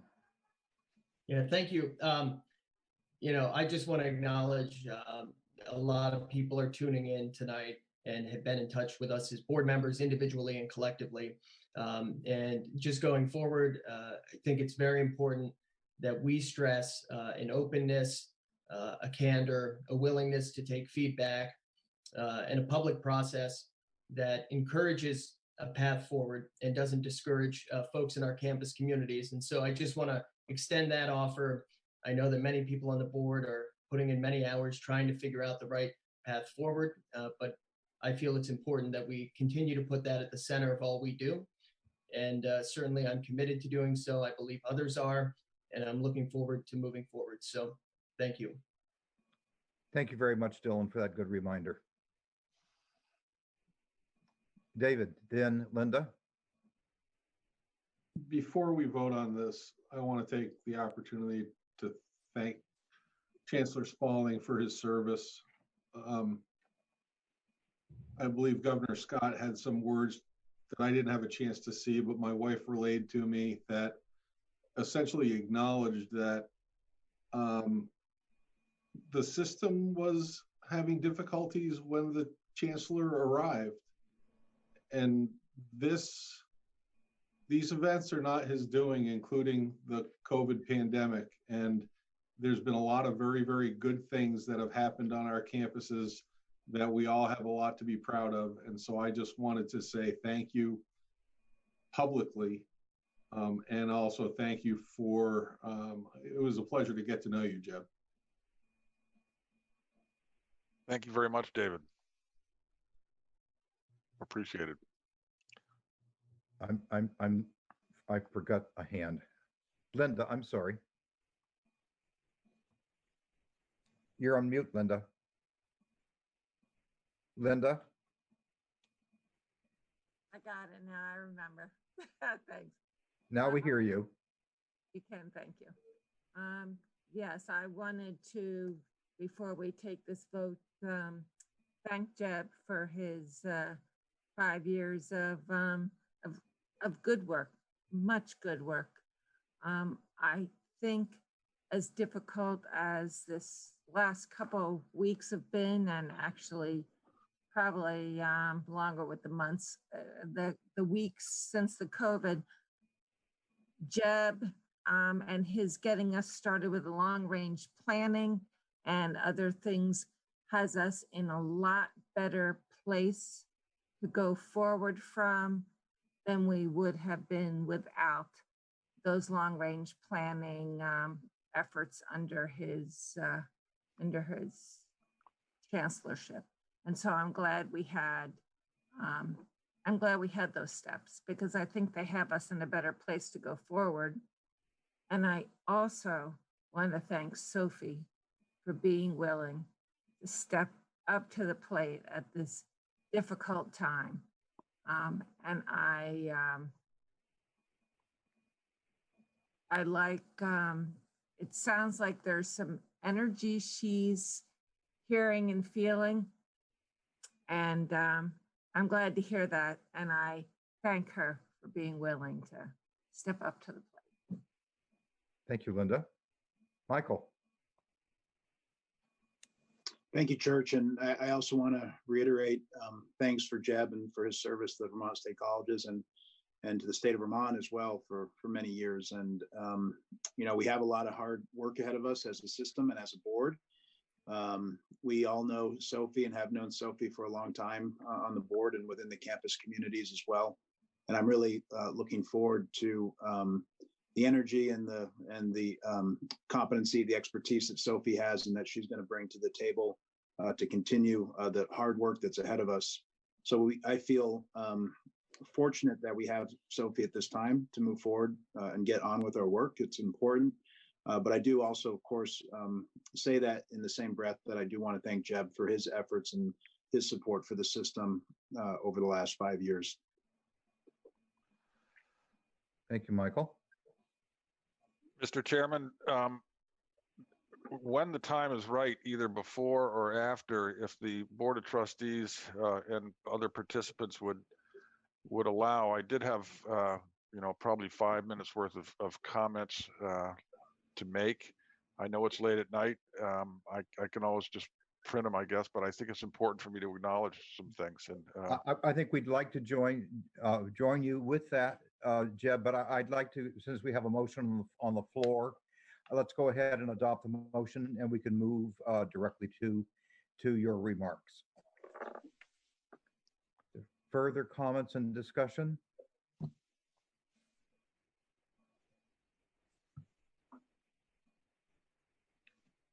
Then all those in favor of the motion as presented by Trustee Dickinson, please say aye. Aye. Aye. Any opposed, please say no. Any not voting, please so indicate. It is unanimous. And Jeb, with heartfelt thanks and acknowledgement for all that you have brought to us. Sometimes there just aren't words that can be said. And Sophie, your eloquence and self-confidence and willingness to tackle this. I think every one of us are very pleased that you're willing to do this, and just light us on fire. And I'll try not to do that literally. But you know what I mean. You know what I mean. Jeb, you have the floor. Well, I guess I'm speaking to you as a former chancellor, and I appreciate just a few minutes. As everybody knows now, I did submit my letter of resignation to you, the Board of Trustees, earlier today. I want to emphasize this was my decision based on the facts as I see them, and that I'm saddened by feeling the obligation to do so. I've truly cherished the opportunity to serve as Chancellor of the Vermont State Colleges System. I am and will remain passionate about our mission. We are a diverse set of institutions, including Community College of Vermont, Vermont Technical College, Castleton University, and Northern Vermont University, all with multiple campuses or sites. And as a group, they have long provided access to high quality and affordable post-secondary education and training in all corners of the state. You are the extension of the public school system into the post-secondary years, proudly serving a wide range of students, all shapes, sizes, and persuasions, from valedictorians to those who have struggled in school and often in life. The family of these colleges and universities value and welcome them all and relish their many successes. And you are a critical pipeline delivering and supporting entrepreneurs and workers to power our state's economy. We are the cultural and economic and community foundation of several rural parts of Vermont. At the same time, we have to acknowledge and not ignore the fact that higher education is in the midst of a major sea change. This is not the time to recite again all the significant forces bearing down on us. They were well documented in the Serving Vermont Students by Securing the Future of the Vermont State Colleges System Initiative and white paper last summer and fall. Related materials in the white paper are still available on the VSC website. But just the fact that in Vermont alone, in the past year, we will have had 4 private, small, rural, tuition-dependent residential colleges close should make it clear to all that the forces are real and can be existential. And that was all before COVID-19. If the VSCS is to continue our mission, it must find the ability to adapt, and soon. The enormous financial challenges facing our Vermont State Colleges system are now more than ever front and center in the public and policymakers' eyes. That at least is a good thing.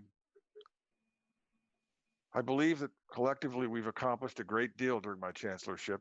So why then am I submitting my resignation? Clearly, the process leading to my recommendations, later withdrawn, has not turned out the way I would have hoped. I take full responsibility and apologize to those that were hurt. I've become more of a liability than an asset to the Vermont State Colleges system. My ability to be an effective chancellor has eroded, and I don't believe that can be repaired quickly, if ever, and the VSCS does not have time to find out. I would no longer be a welcome messenger and leader on our campuses, in the legislature, and elsewhere. That's not a good thing for the Vermont State Colleges system, and it's what is good for the Vermont State Colleges system that is the most important thing. A week ago, Monday, I presented, after considering the options available, presented what I felt to be a challenging but important plan to enable us to, the Vermont State Colleges, to withstand the immediate and impending challenges facing our colleges and universities. I made the strongest case I could that my recommendation was the best available option to preserve the entirety of the Vermont State Colleges system, and that decisive action was necessary. Though dramatic, painful, presented under the cloud of the most stressed out period of time in many generations, and raising many legitimate questions and concerns, I believe then and now it was the best available path forward. Time will tell whether I was right or wrong. Either way, it became abundantly clear to me that my recommendations would not be able to move forward. Legislative leaders have indicated they hope to come up with a one-year bridge funding plan that would keep the three campuses in question operational for at least the 2021 academic year, while options and decisions about the future design of the Vermont State Colleges system are openly and thoroughly considered and crafted. The campuses do plan to stay open and are going all out to prepare for students who they expect to be arriving and returning in August, finding new ways to adapt, to meet, to serve, and protect them. But without a clear commitment of additional support from the legislature soon, that effort becomes ever more difficult to sustain. The case is made, a clear response ASAP is necessary. I laid out the best plan my team could develop in the situation we found ourselves in. There may be another way, possibly a better way, to position and configure our colleges and university system for sustainability. But a fresh perspective and new leadership will be necessary to find and execute on that. I have to acknowledge many people are disappointed with me and the process leading up to my recommendations, specifically the speed, perceived lack of transparency, and hurtful impacts on many people. Just to mention Elaine Collins and Karen Scalfaro as two. Many people were caught off guard. Although I'm confident I've stated clearly and publicly in recent weeks that due to COVID-19, we are experiencing the most serious financial challenges in VSCS history. I telegraphed the changes in our campus configuration to be likely, but I did not detail publicly in advance the specific campus configurations or changes that I would be recommending. There may be a better way to do it, a better process, and I hope there is. But again, it's going to take fresh perspective and leadership, and I support that. The Vermont State Colleges needs to move forward to confront the challenges ahead swiftly and boldly. I cannot predict what the future will bring, but I do know effective and courageous leadership at all levels, and I know it will come from this Board of Trustees, will be necessary to sustain the enterprise in a meaningful form. I am glad that the board has shown confidence in Sophie Zadatny, our current general counsel. She's more than capable of keeping our ship running smoothly and headed in the right direction, while our Board of Trustees identifies a strong longer-term interim in the coming days and weeks. Thank you for being willing to step up, Sophie. You are strong, smart, experienced, and dedicated. And to the members that are participating in this meeting or viewers that are viewing the meeting, if you have any thoughts on who the right person might be to serve as a longer-term interim, please share those with Chairman Hines or other trustees. I'd like to thank my leadership team, the entire office of the Chancellor, our college presidents, and the whole Vermont State Colleges family, including faculty, staff, alumni, the Board of Trustees, and others for their passion and perseverance on behalf of our students, past students, present, and future. The Vermont State Colleges system is way too important to be about any one person. What is important is preserving the mission. For the benefit of Vermont, the Vermont State Colleges system provides affordable, high-quality, student-centered, and accessible education, fully integrating professional, liberal, and career study consistent with student aspirations and regional and state needs. I ardently wish the Vermont State Colleges system success in sustaining that mission in whatever form or configuration it takes. Vermont's future depends on it. Thank you, Mr. Chairman.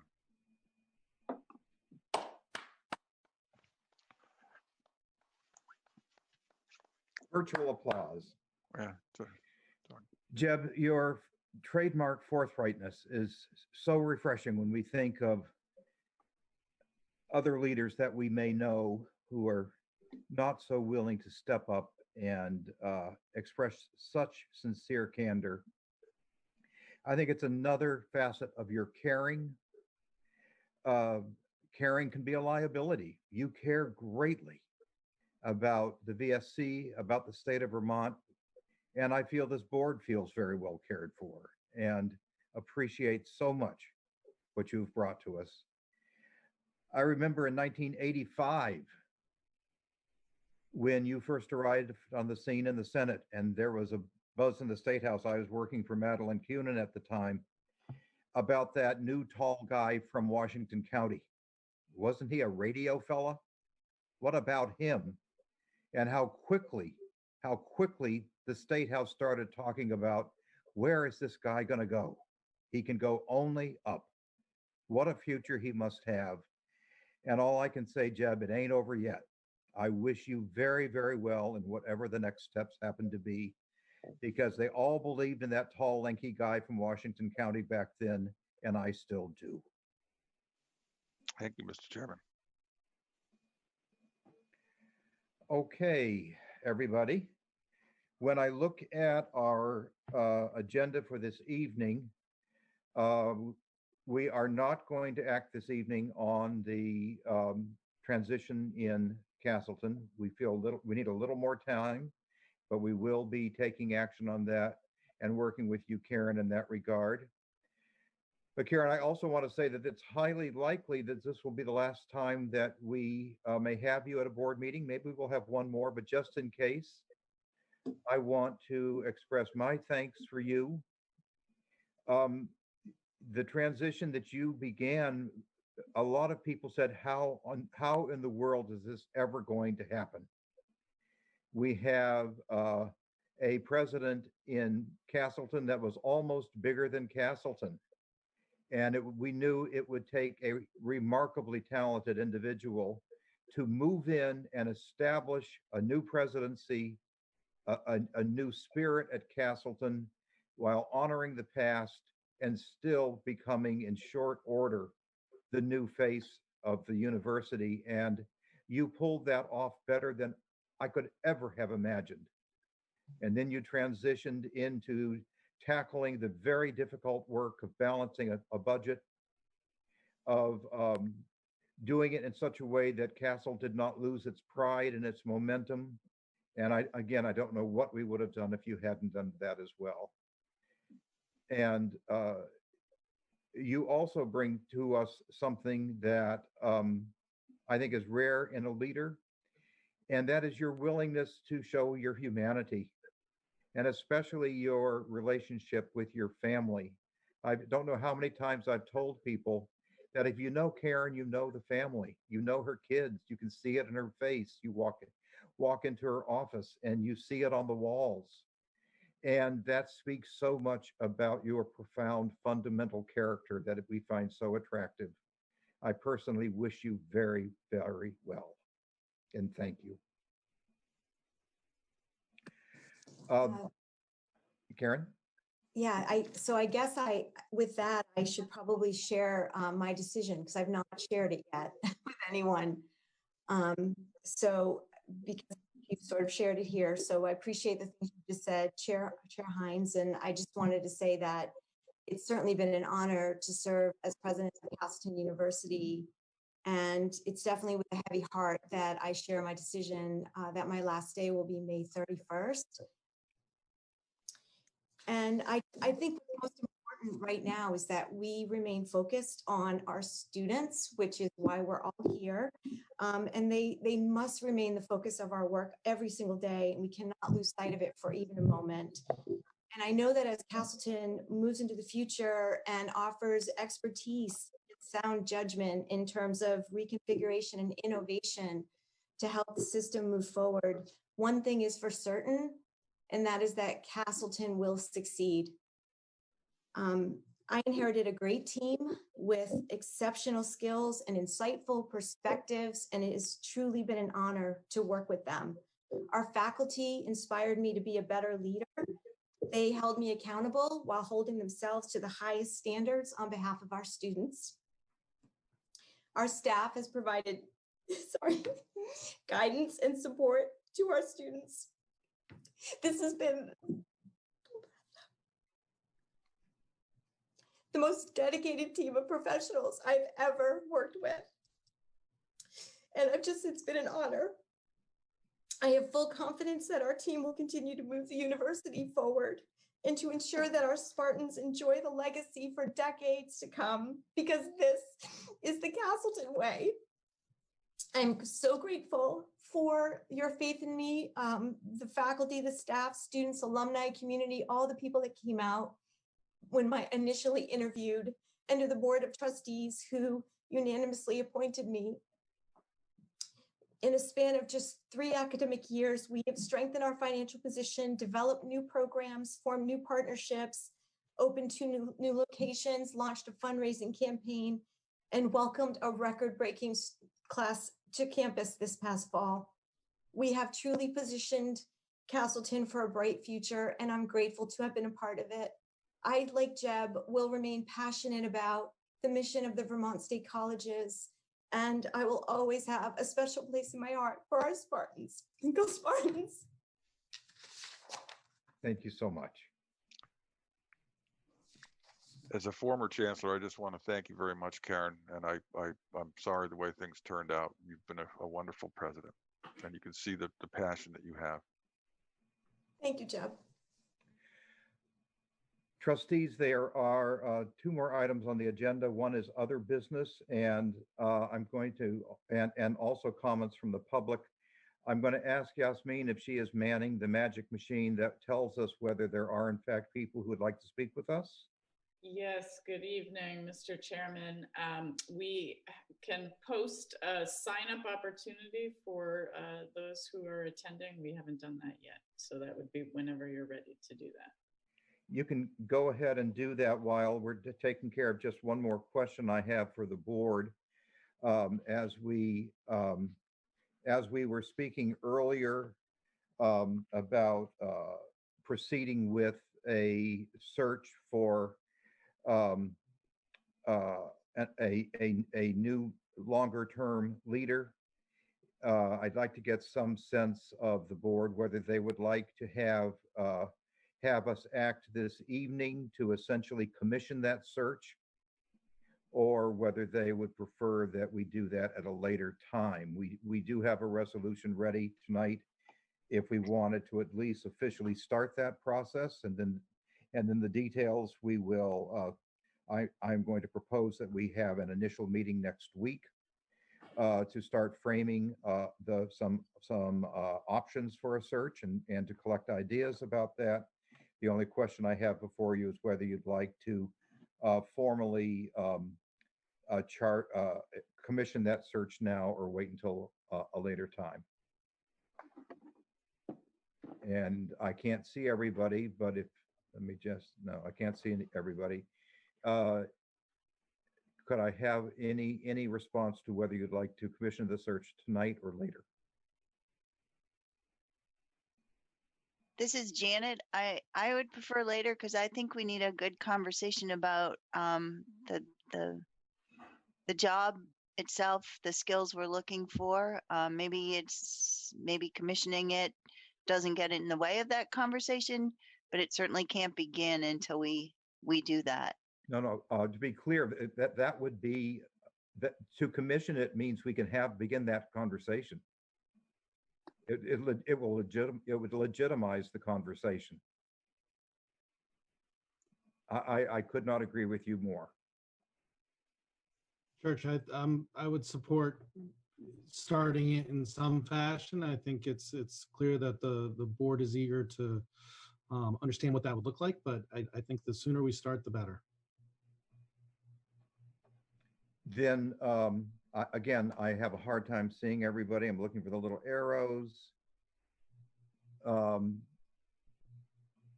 Perhaps the most expeditious thing is to ask Lynn to read the motion, and we can either support it or not. And there's no harm in not at this point in time. But I do feel that to give the search process some legitimacy, we ought to express the opinion of the board that we need to do this. So Lynn, would you go ahead and read a motion that would position us to begin the process that Janet described of framing priorities, framing having those very important initial discussions that would get this going? Okay, Mr. Chairman, I move that the Vermont State College System Board authorize the Vermont State College System Board Chair, in consultation with the interim chancellor, trustees, and others, to establish and carry out a process for identifying and interviewing a candidate or candidates for a long-term interim chancellor.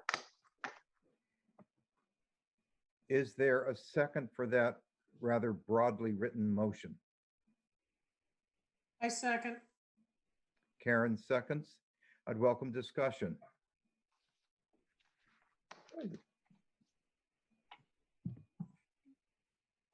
Izzy. I just want to point out before I vote, would this include having a conversation about what the chancellor's position would look like in the future if there would be one? I think that's important to note before I vote. If the option is that we reconfigure the chancellor's office, is that also involved in those discussions? I think that very discussion that you and Janet have both described would be very fundamental first discussions.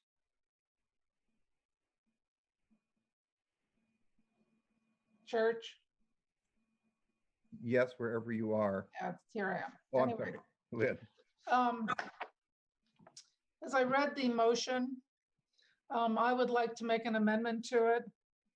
And the amendment would read that the Vermont State College System Board authorized the VSCS Board Chair in consultation with the interim chancellor and with the Board of Trustees.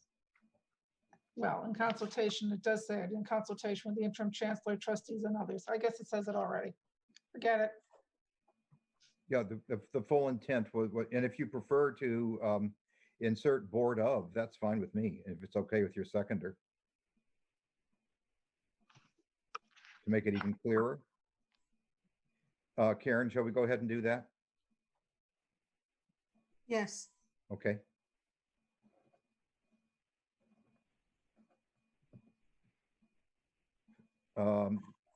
Further discussion? Dylan? Yeah, and just to confirm, our intent here would be in starting this process to have opportunities for public input, I would hope, and a broader community discussion with campuses, with some of the stakeholders.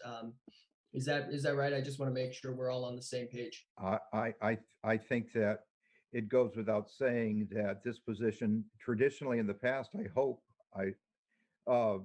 it is an inclusive, open process. That would, to the extent that I can influence it, that's what it would be. Thank you.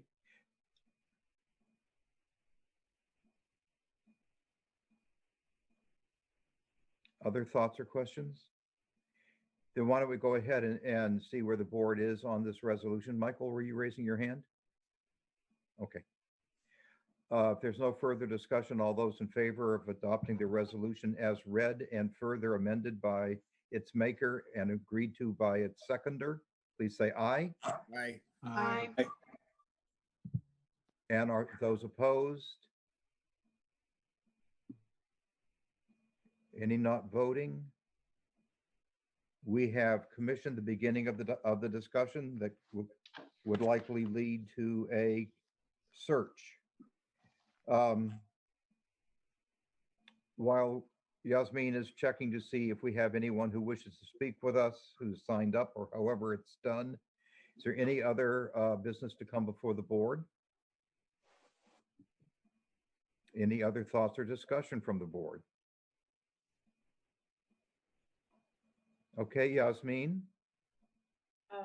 Yes, so we have right now 4 speakers signed up. The first one is Aaron Brown. Okay. And I think my understanding is we're trying to allow for 1 minute of comment. So Aaron, you'll be unmuted. Next up after that will be Cynthia Moulton. Can you guys hear me? Yes. Okay. Hi, this is Erin with Channel 3. So we just have 3 questions we wanted to ask. The first one is it realistic for students to expect these 3 campuses to be fully open and operational by the fall? The board and the leadership of the state colleges are absolutely committed to make that happen. It is at all possible. Okay. Has there been any talks of reopening the campuses at this point? I guess I have to think whether you're asking a COVID-19 question or not? That Yeah, COVID-19, any either, related to COVID or the financial challenges. Whatever we are committed to be open for business in August, if that is at all possible. And obviously, everything we do has an asterisk on it, subject to whatever requirements that we have to follow concerning the novel coronavirus. Okay, so it sounds like nothing is. Yeah, it is our hope that we will have students on campus, but it would be unrealistic to say we can answer that right now. Okay, got it. And how does the board plan to fund the 3 campuses, and where do you guys plan on getting the money to keep those campuses open? The Vermont State Colleges has its own resources, but as a public institution, we also rely heavily on public support. We are working collaboratively and closely with the executive and legislative branches to secure the support that we require. Got it. Okay. And then we wanted to ask about UVM has announced that they said that they're planning to reopen by the fall. We just wanted to ask what your opinion is on that. Well, I believe the university has indicated also CDC willing, and I think we would be in a similar situation as well. I think we would want to be as open to students as the public health officials allow. Got it. All right, that's it from us. Thank you so much. I guess I'd also pause, since we have a little bit of time, and invite any of our presidents who are online with us here to add to any of the responses I provided. Okay, Yasmin? Yes, so the next speaker is Beth Foy, followed by Rebecca Fleeter. Thank you. Welcome, Beth.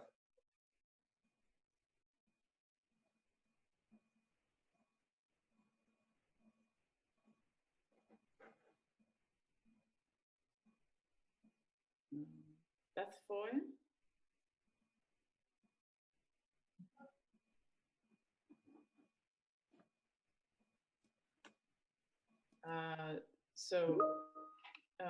So Beth Foy is unmuted. Beth.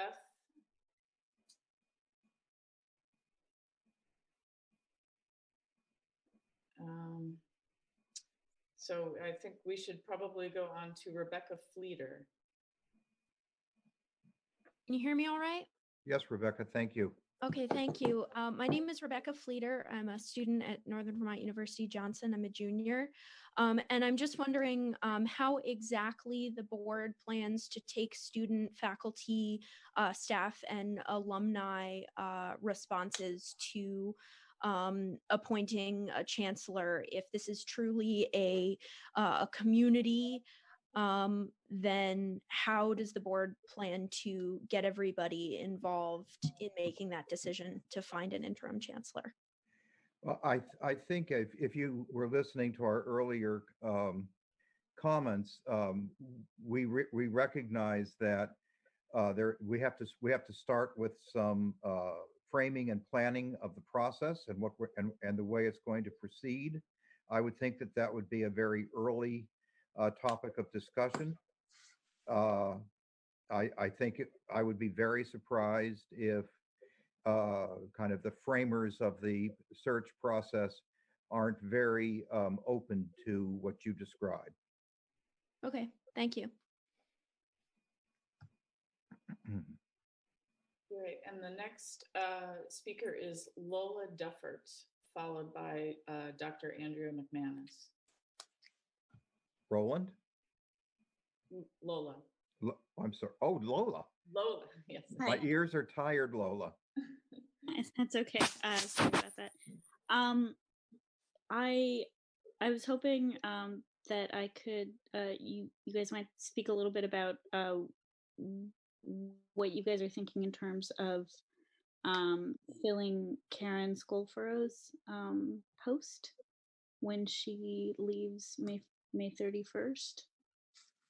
And I was also wondering if she would be willing to speak a little bit more about her decision to leave.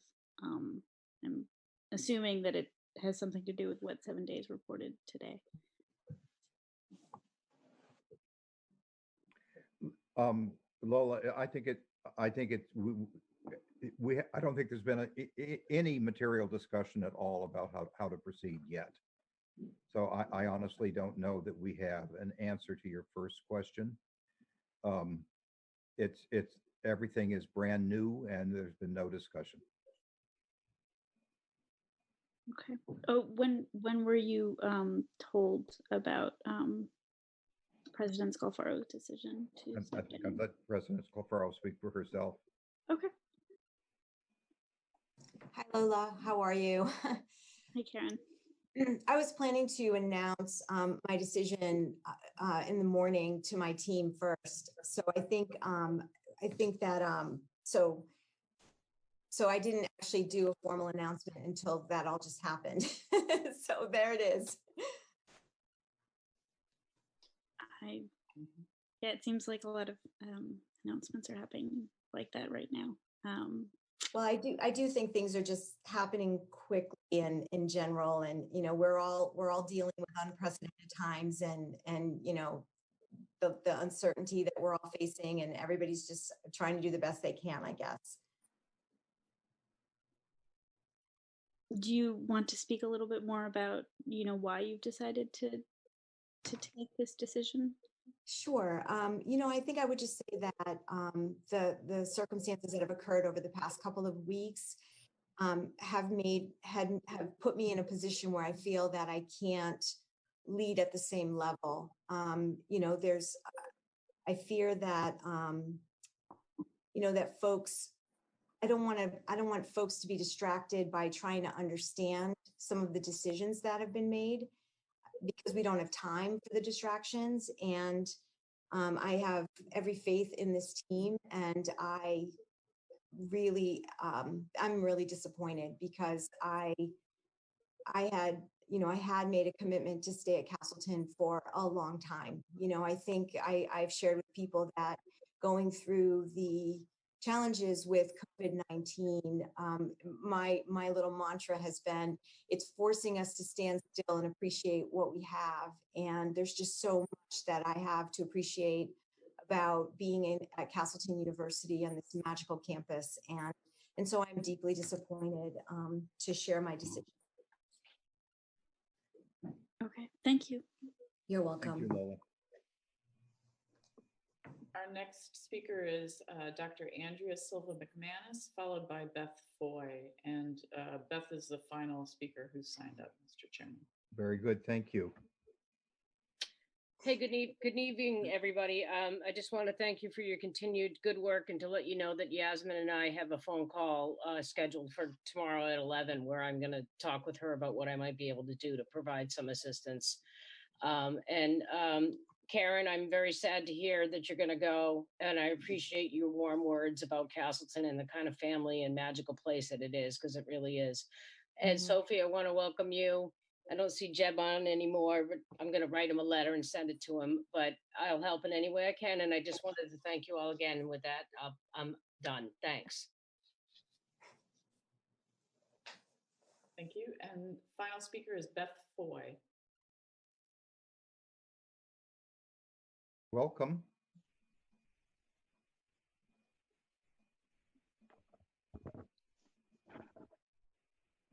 Beth? She was able to sign back up again, but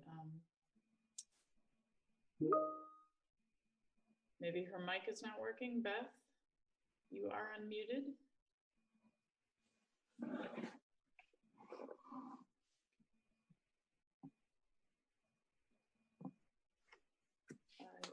Apologies to Beth if she's not able to.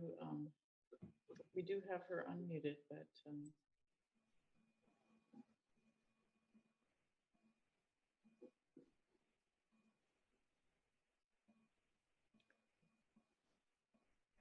Well, if she is able to hear us, we would obviously welcome whatever questions or comments she might want to pass on to us. I think it's probably best that she would send those to the office of the chancellor, and we can get back to you and fill in any missing information that you might need, or be happy to hear any thoughts or opinions that you would have shared with us this evening. Church, can you hear me now? Yes. Oh, yay. Okay. Okay. We Thank you. Sorry, I don't know what was wrong. Karen, first thing I just want to say real quick is, Karen, you were thrown some curveballs clearly, and you've handled them extremely eloquently. Well done. I have no doubt you'll succeed wildly in life.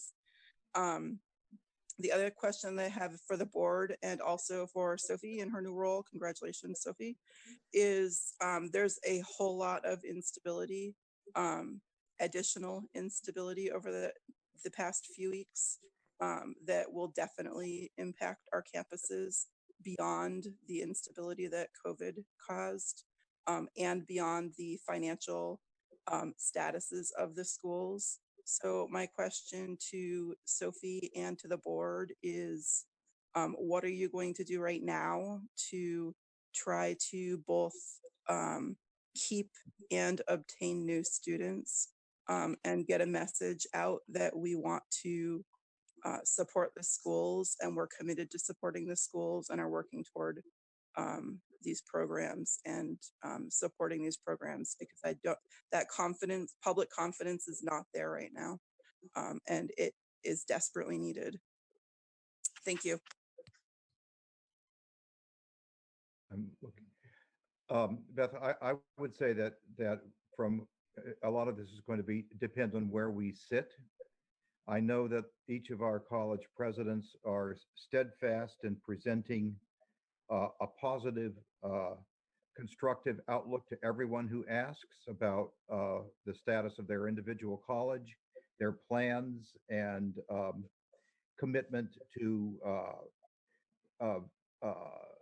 reduce any sense of instability and uncertainty as best we can. From where I sit, I am committed to work as closely as possible with the Vermont General Assembly and the Executive Office in Vermont to be sure that we can fill in one of the most important missing pieces right now in bringing back stability and positivity, and that would be a vote of confidence from our public partners and the resources that we need to truly fulfill the promise that we think have in us. I invite Sophie to respond as well. Yeah, I would just add that I know the colleges are working hard. They're reaching out to the current students they have. They're reaching out to the students that are interested in coming and that are hoping to come in the fall. I think enrollment and retention is probably, top of their list in terms of looking ahead for the fall and what we can expect. And it's obviously vitally important that people have confidence that the colleges will be around and will be successful and sustainable. And the more we can do to get that message out. Again, as Church says, if we can get the support of the legislature in making that happen, I think that's what we need to do to encourage students to come and to enjoy the colleges and get an excellent education when they're there.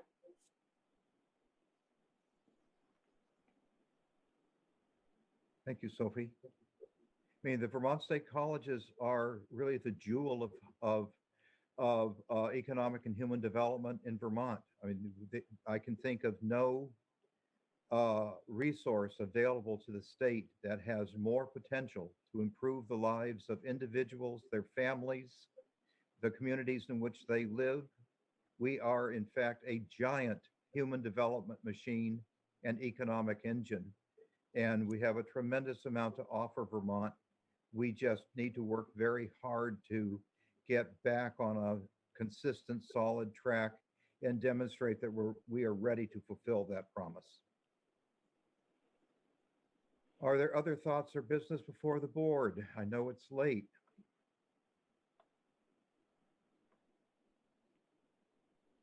Hearing none, Michael. Church, I just wanted to end by saying I know there's a lot of hard work ahead of us, as we heard from the comments and people in the community know. I know the board, it's late and we're tired, but I know the board is energized. I know Sophie is going to do a great job. The presidents are going to do a great job, and we're going to work our hardest on this. So, you know, it's late and we're tired, but don't mistake that for us not being energized and ready to take on this challenge.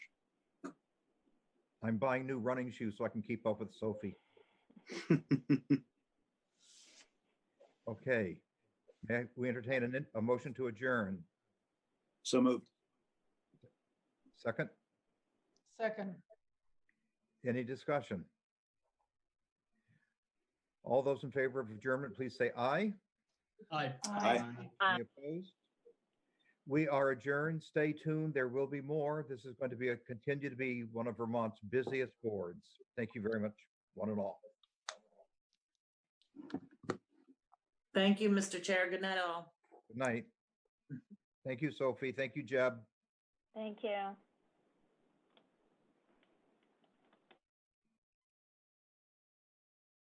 Yeah, I figured I should not be part of that anymore, huh? I didn't really know. Jeb, just end church, just a note that we haven't quite ended. So Okay, that's all right. I wasn't going to say anything bad. It's just that I did. It was hard to know. I'm not the chancellor, and so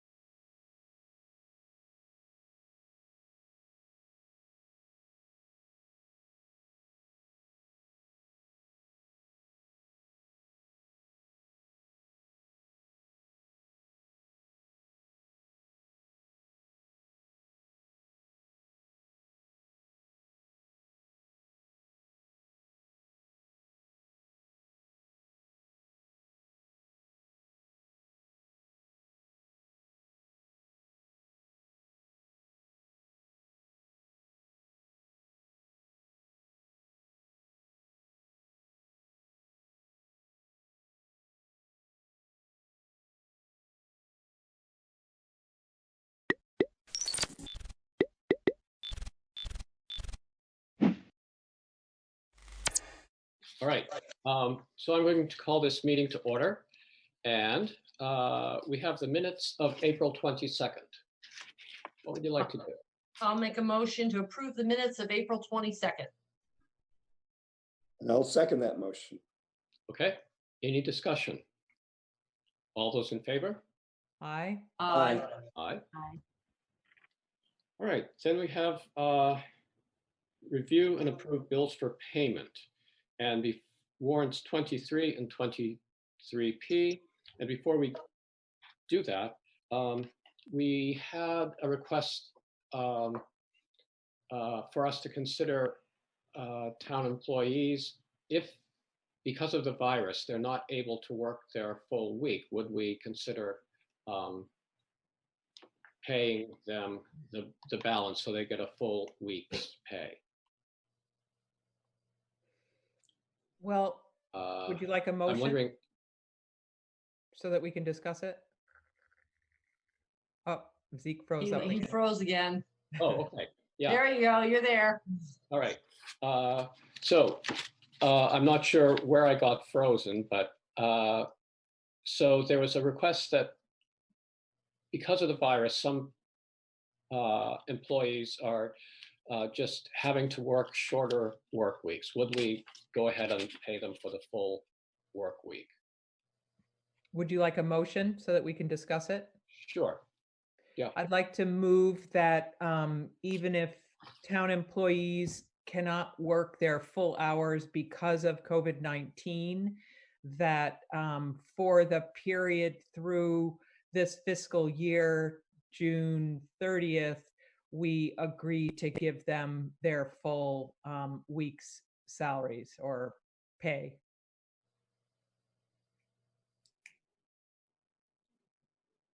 Okay. Have a second.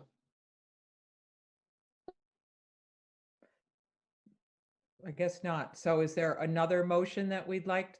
Terry, do you have something else in mind?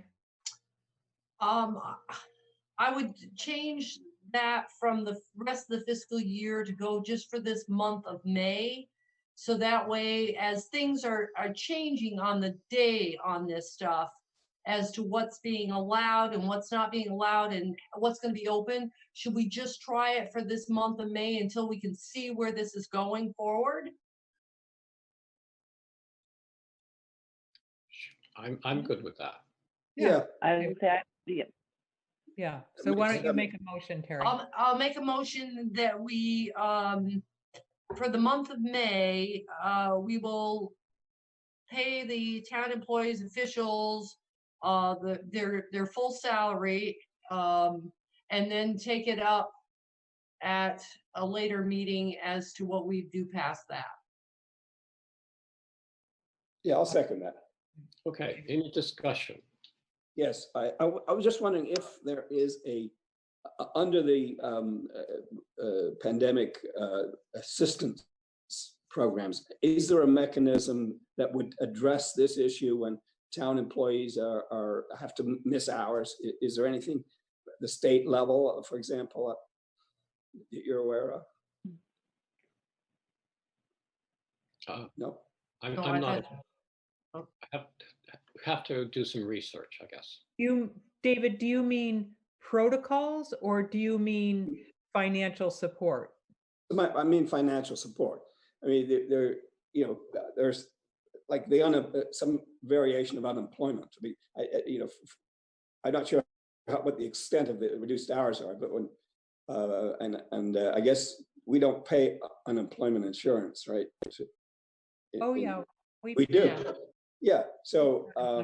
But they're just working less hours. So is what you're asking that if they work less hours and we pay them for just the hours they work, there would be compensation from the state for the extra hours that they weren't able to work because of COVID-19? Yeah, that's my question. I mean, that's just I was wondering about that.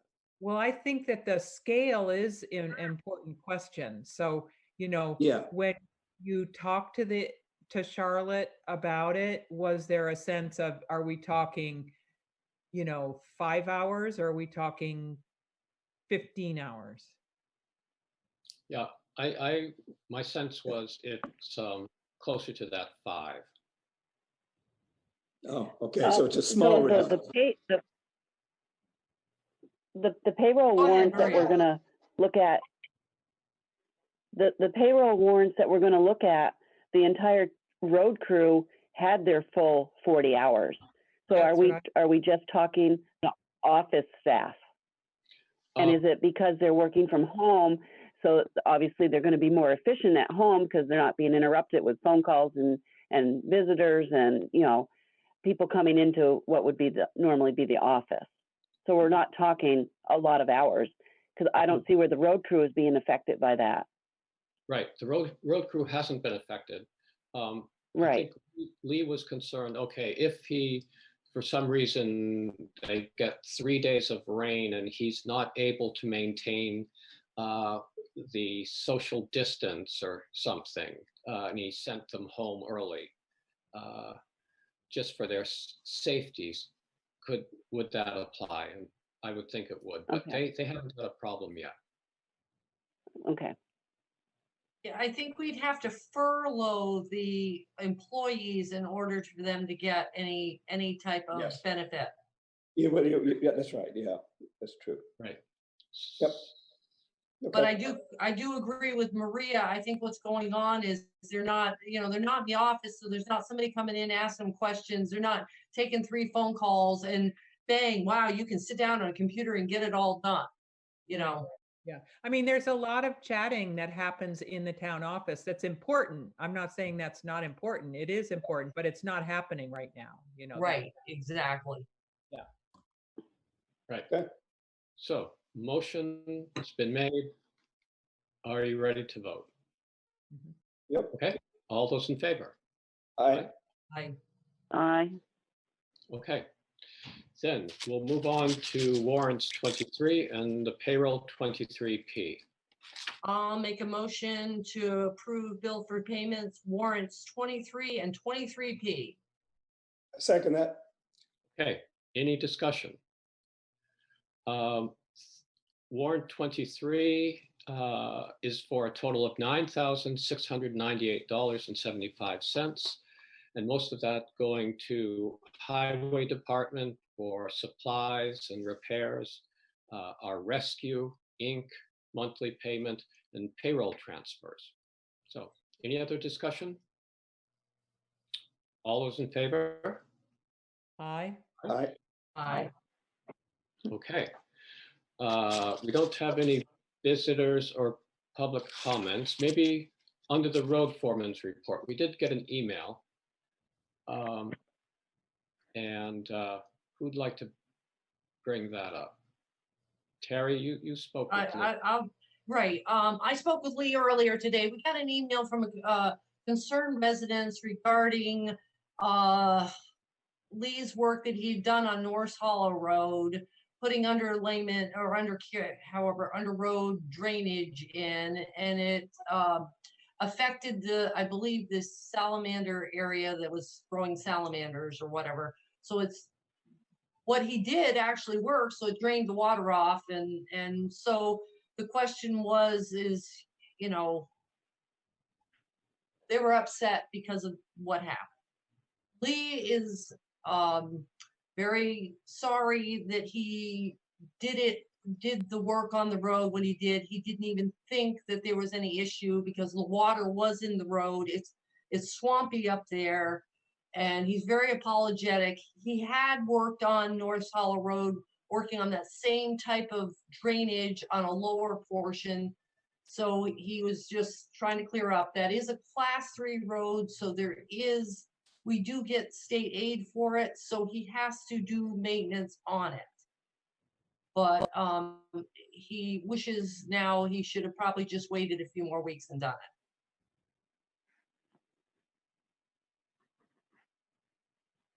So I think that we want to respond to the person who wrote the letter, and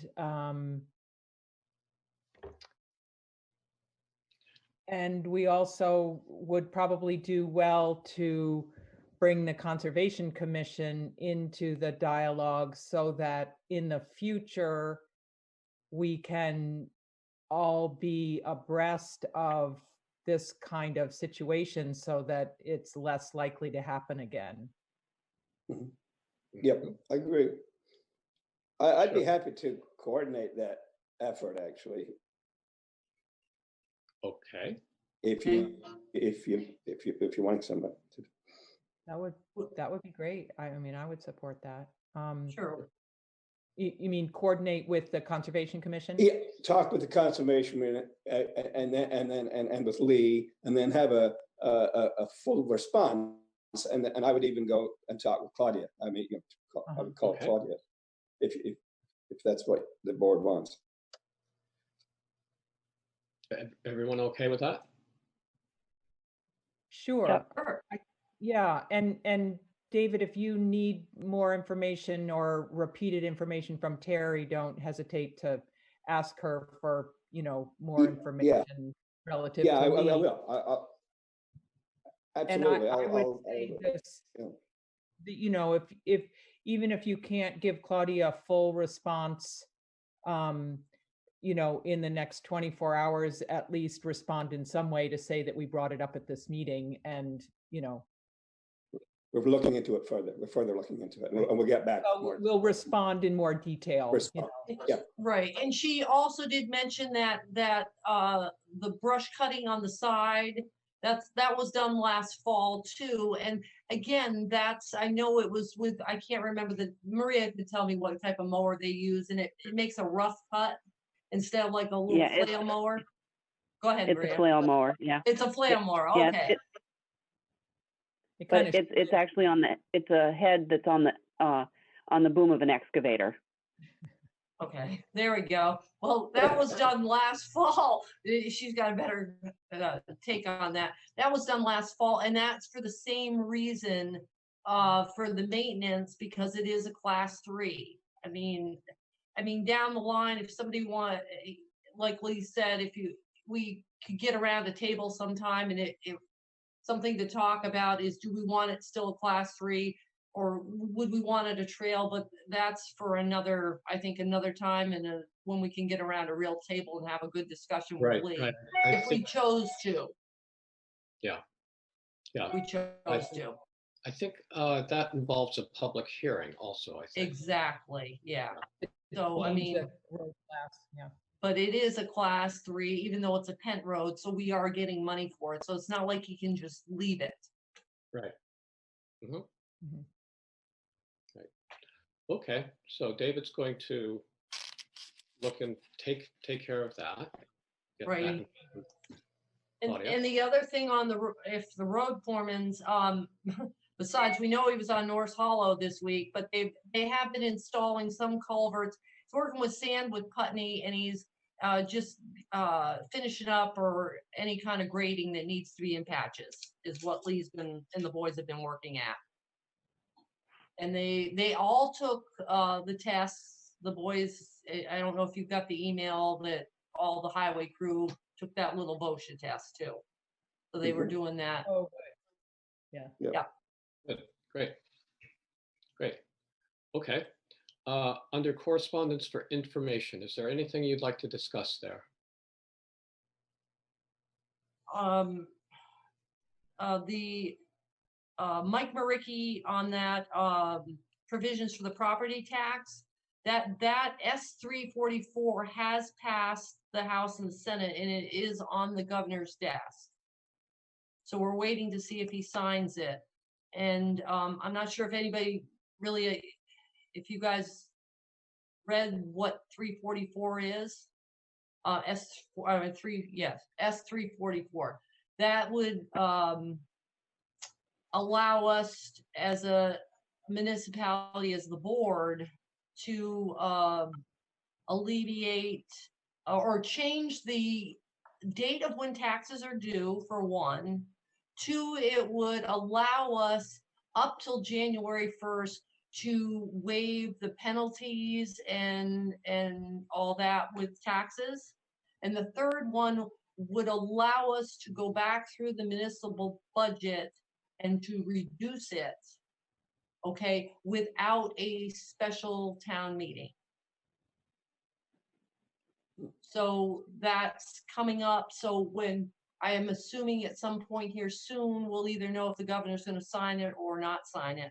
But then it would throw it in our ballpark if it did get signed. Mm-hmm. Okay. Thank you. Yep. Okay. Let's see. Under new business, you ready for that? We have a request from the listers for an extension for filing the grand list. What would you like to do? I'll make a motion to approve and sign the lister request for the extension to filing the grand list. I'll second that. Okay, any discussion? From what I've talked to Gene, they're moving quite ahead with this. This would just give them a buffer, but you know, it's going to be close to when it's actually supposed to be due anyway. But it just to make sure she would feel better to have this week or two in her, you know. So it's not like it's going to be pushed way off. I think we have to April 15th, but they want to get this done so we can be right on target with everything. Yeah, June 15th, I think. No, I think is it August 15th? I've got too many dates in my head. Right. Yeah, but it's not April. Okay. No. Okay. Any other discussion? I think we've had extensions in the past. Yeah. Yeah. Yeah. Ready to vote? All those in favor? Aye. Aye. Aye. Opposed? Okay. Great. Let's see. Do you want to let Jean know that, Terry? Yes, I will, and I've got to sign, and I'll scan it in and send it out tomorrow. Great. Good. Okay. We have the VOSHA training on our agenda. Yep, that was the mandatory training that needed to take place. It had to be done by Monday, by the governor's order from a week ago Friday. And all the highway crews done it. All the listers have done it. All the town office personnel has done it. And I believe, Geraldine, did you do it? I did it. Yep. I didn't. Yep. I sent my certificate actually to my HR person at my office, but I could send it also to the town office if that's important. Yeah, we're putting it all in the file. So that means all the select board's done it. Okay. Okay. So it's all been completed. Great. Good. Okay. Any other business? Well, a little bit of unfinished business. So Zeke, you were going to talk to somebody about. Yes. And I'm going back and forth with the telephone calls. Okay. So that's a work in progress. Okay. Yeah. Okay, so you guys all that all just cut out. What were we discussing? I didn't hear any of it. Oh, okay. We were discussing. I was going to get in touch with a candidate I thought would be a good animal control officer. Okay, all right. Process. Yeah. Okay. And while we're bringing that up, we should. It's on the town website for all the positions we need. Yeah. So if anybody's interested in animal, well, I don't know if you've got somebody for animal control, but health officer, I mean, the list is all there. So, yeah. You know. Planning Commission, DRB. Yeah.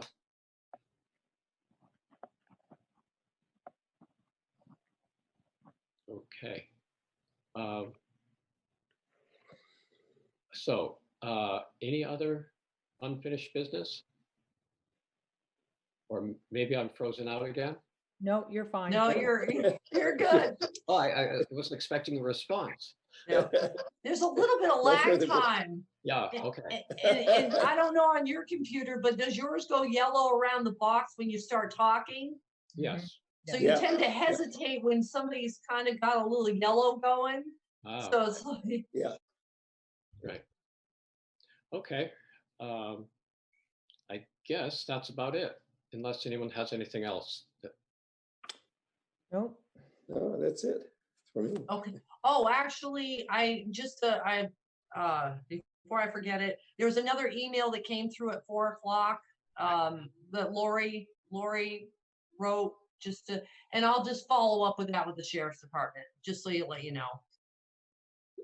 That's the on Chamberlain's property. Yes. Yeah. yeah. I'll just make a quick call so we can take care of that. Great. Good. Okay. Okay. Well, anyone want to make a motion to adjourn? I'll make a motion to adjourn. Okay. All right. There goes that yellow box again, Maria. Right. Yeah. Who seconded safe, everyone. Well, thanks very much. I'll second it. Geraldine seconds it. Okay. Good. Oh. Good. Okay. Thank you, Geraldine, for hosting us again. Yeah, well, it's really good to see everybody and at least hear Maria. So yeah, awesome. Great. Thank you.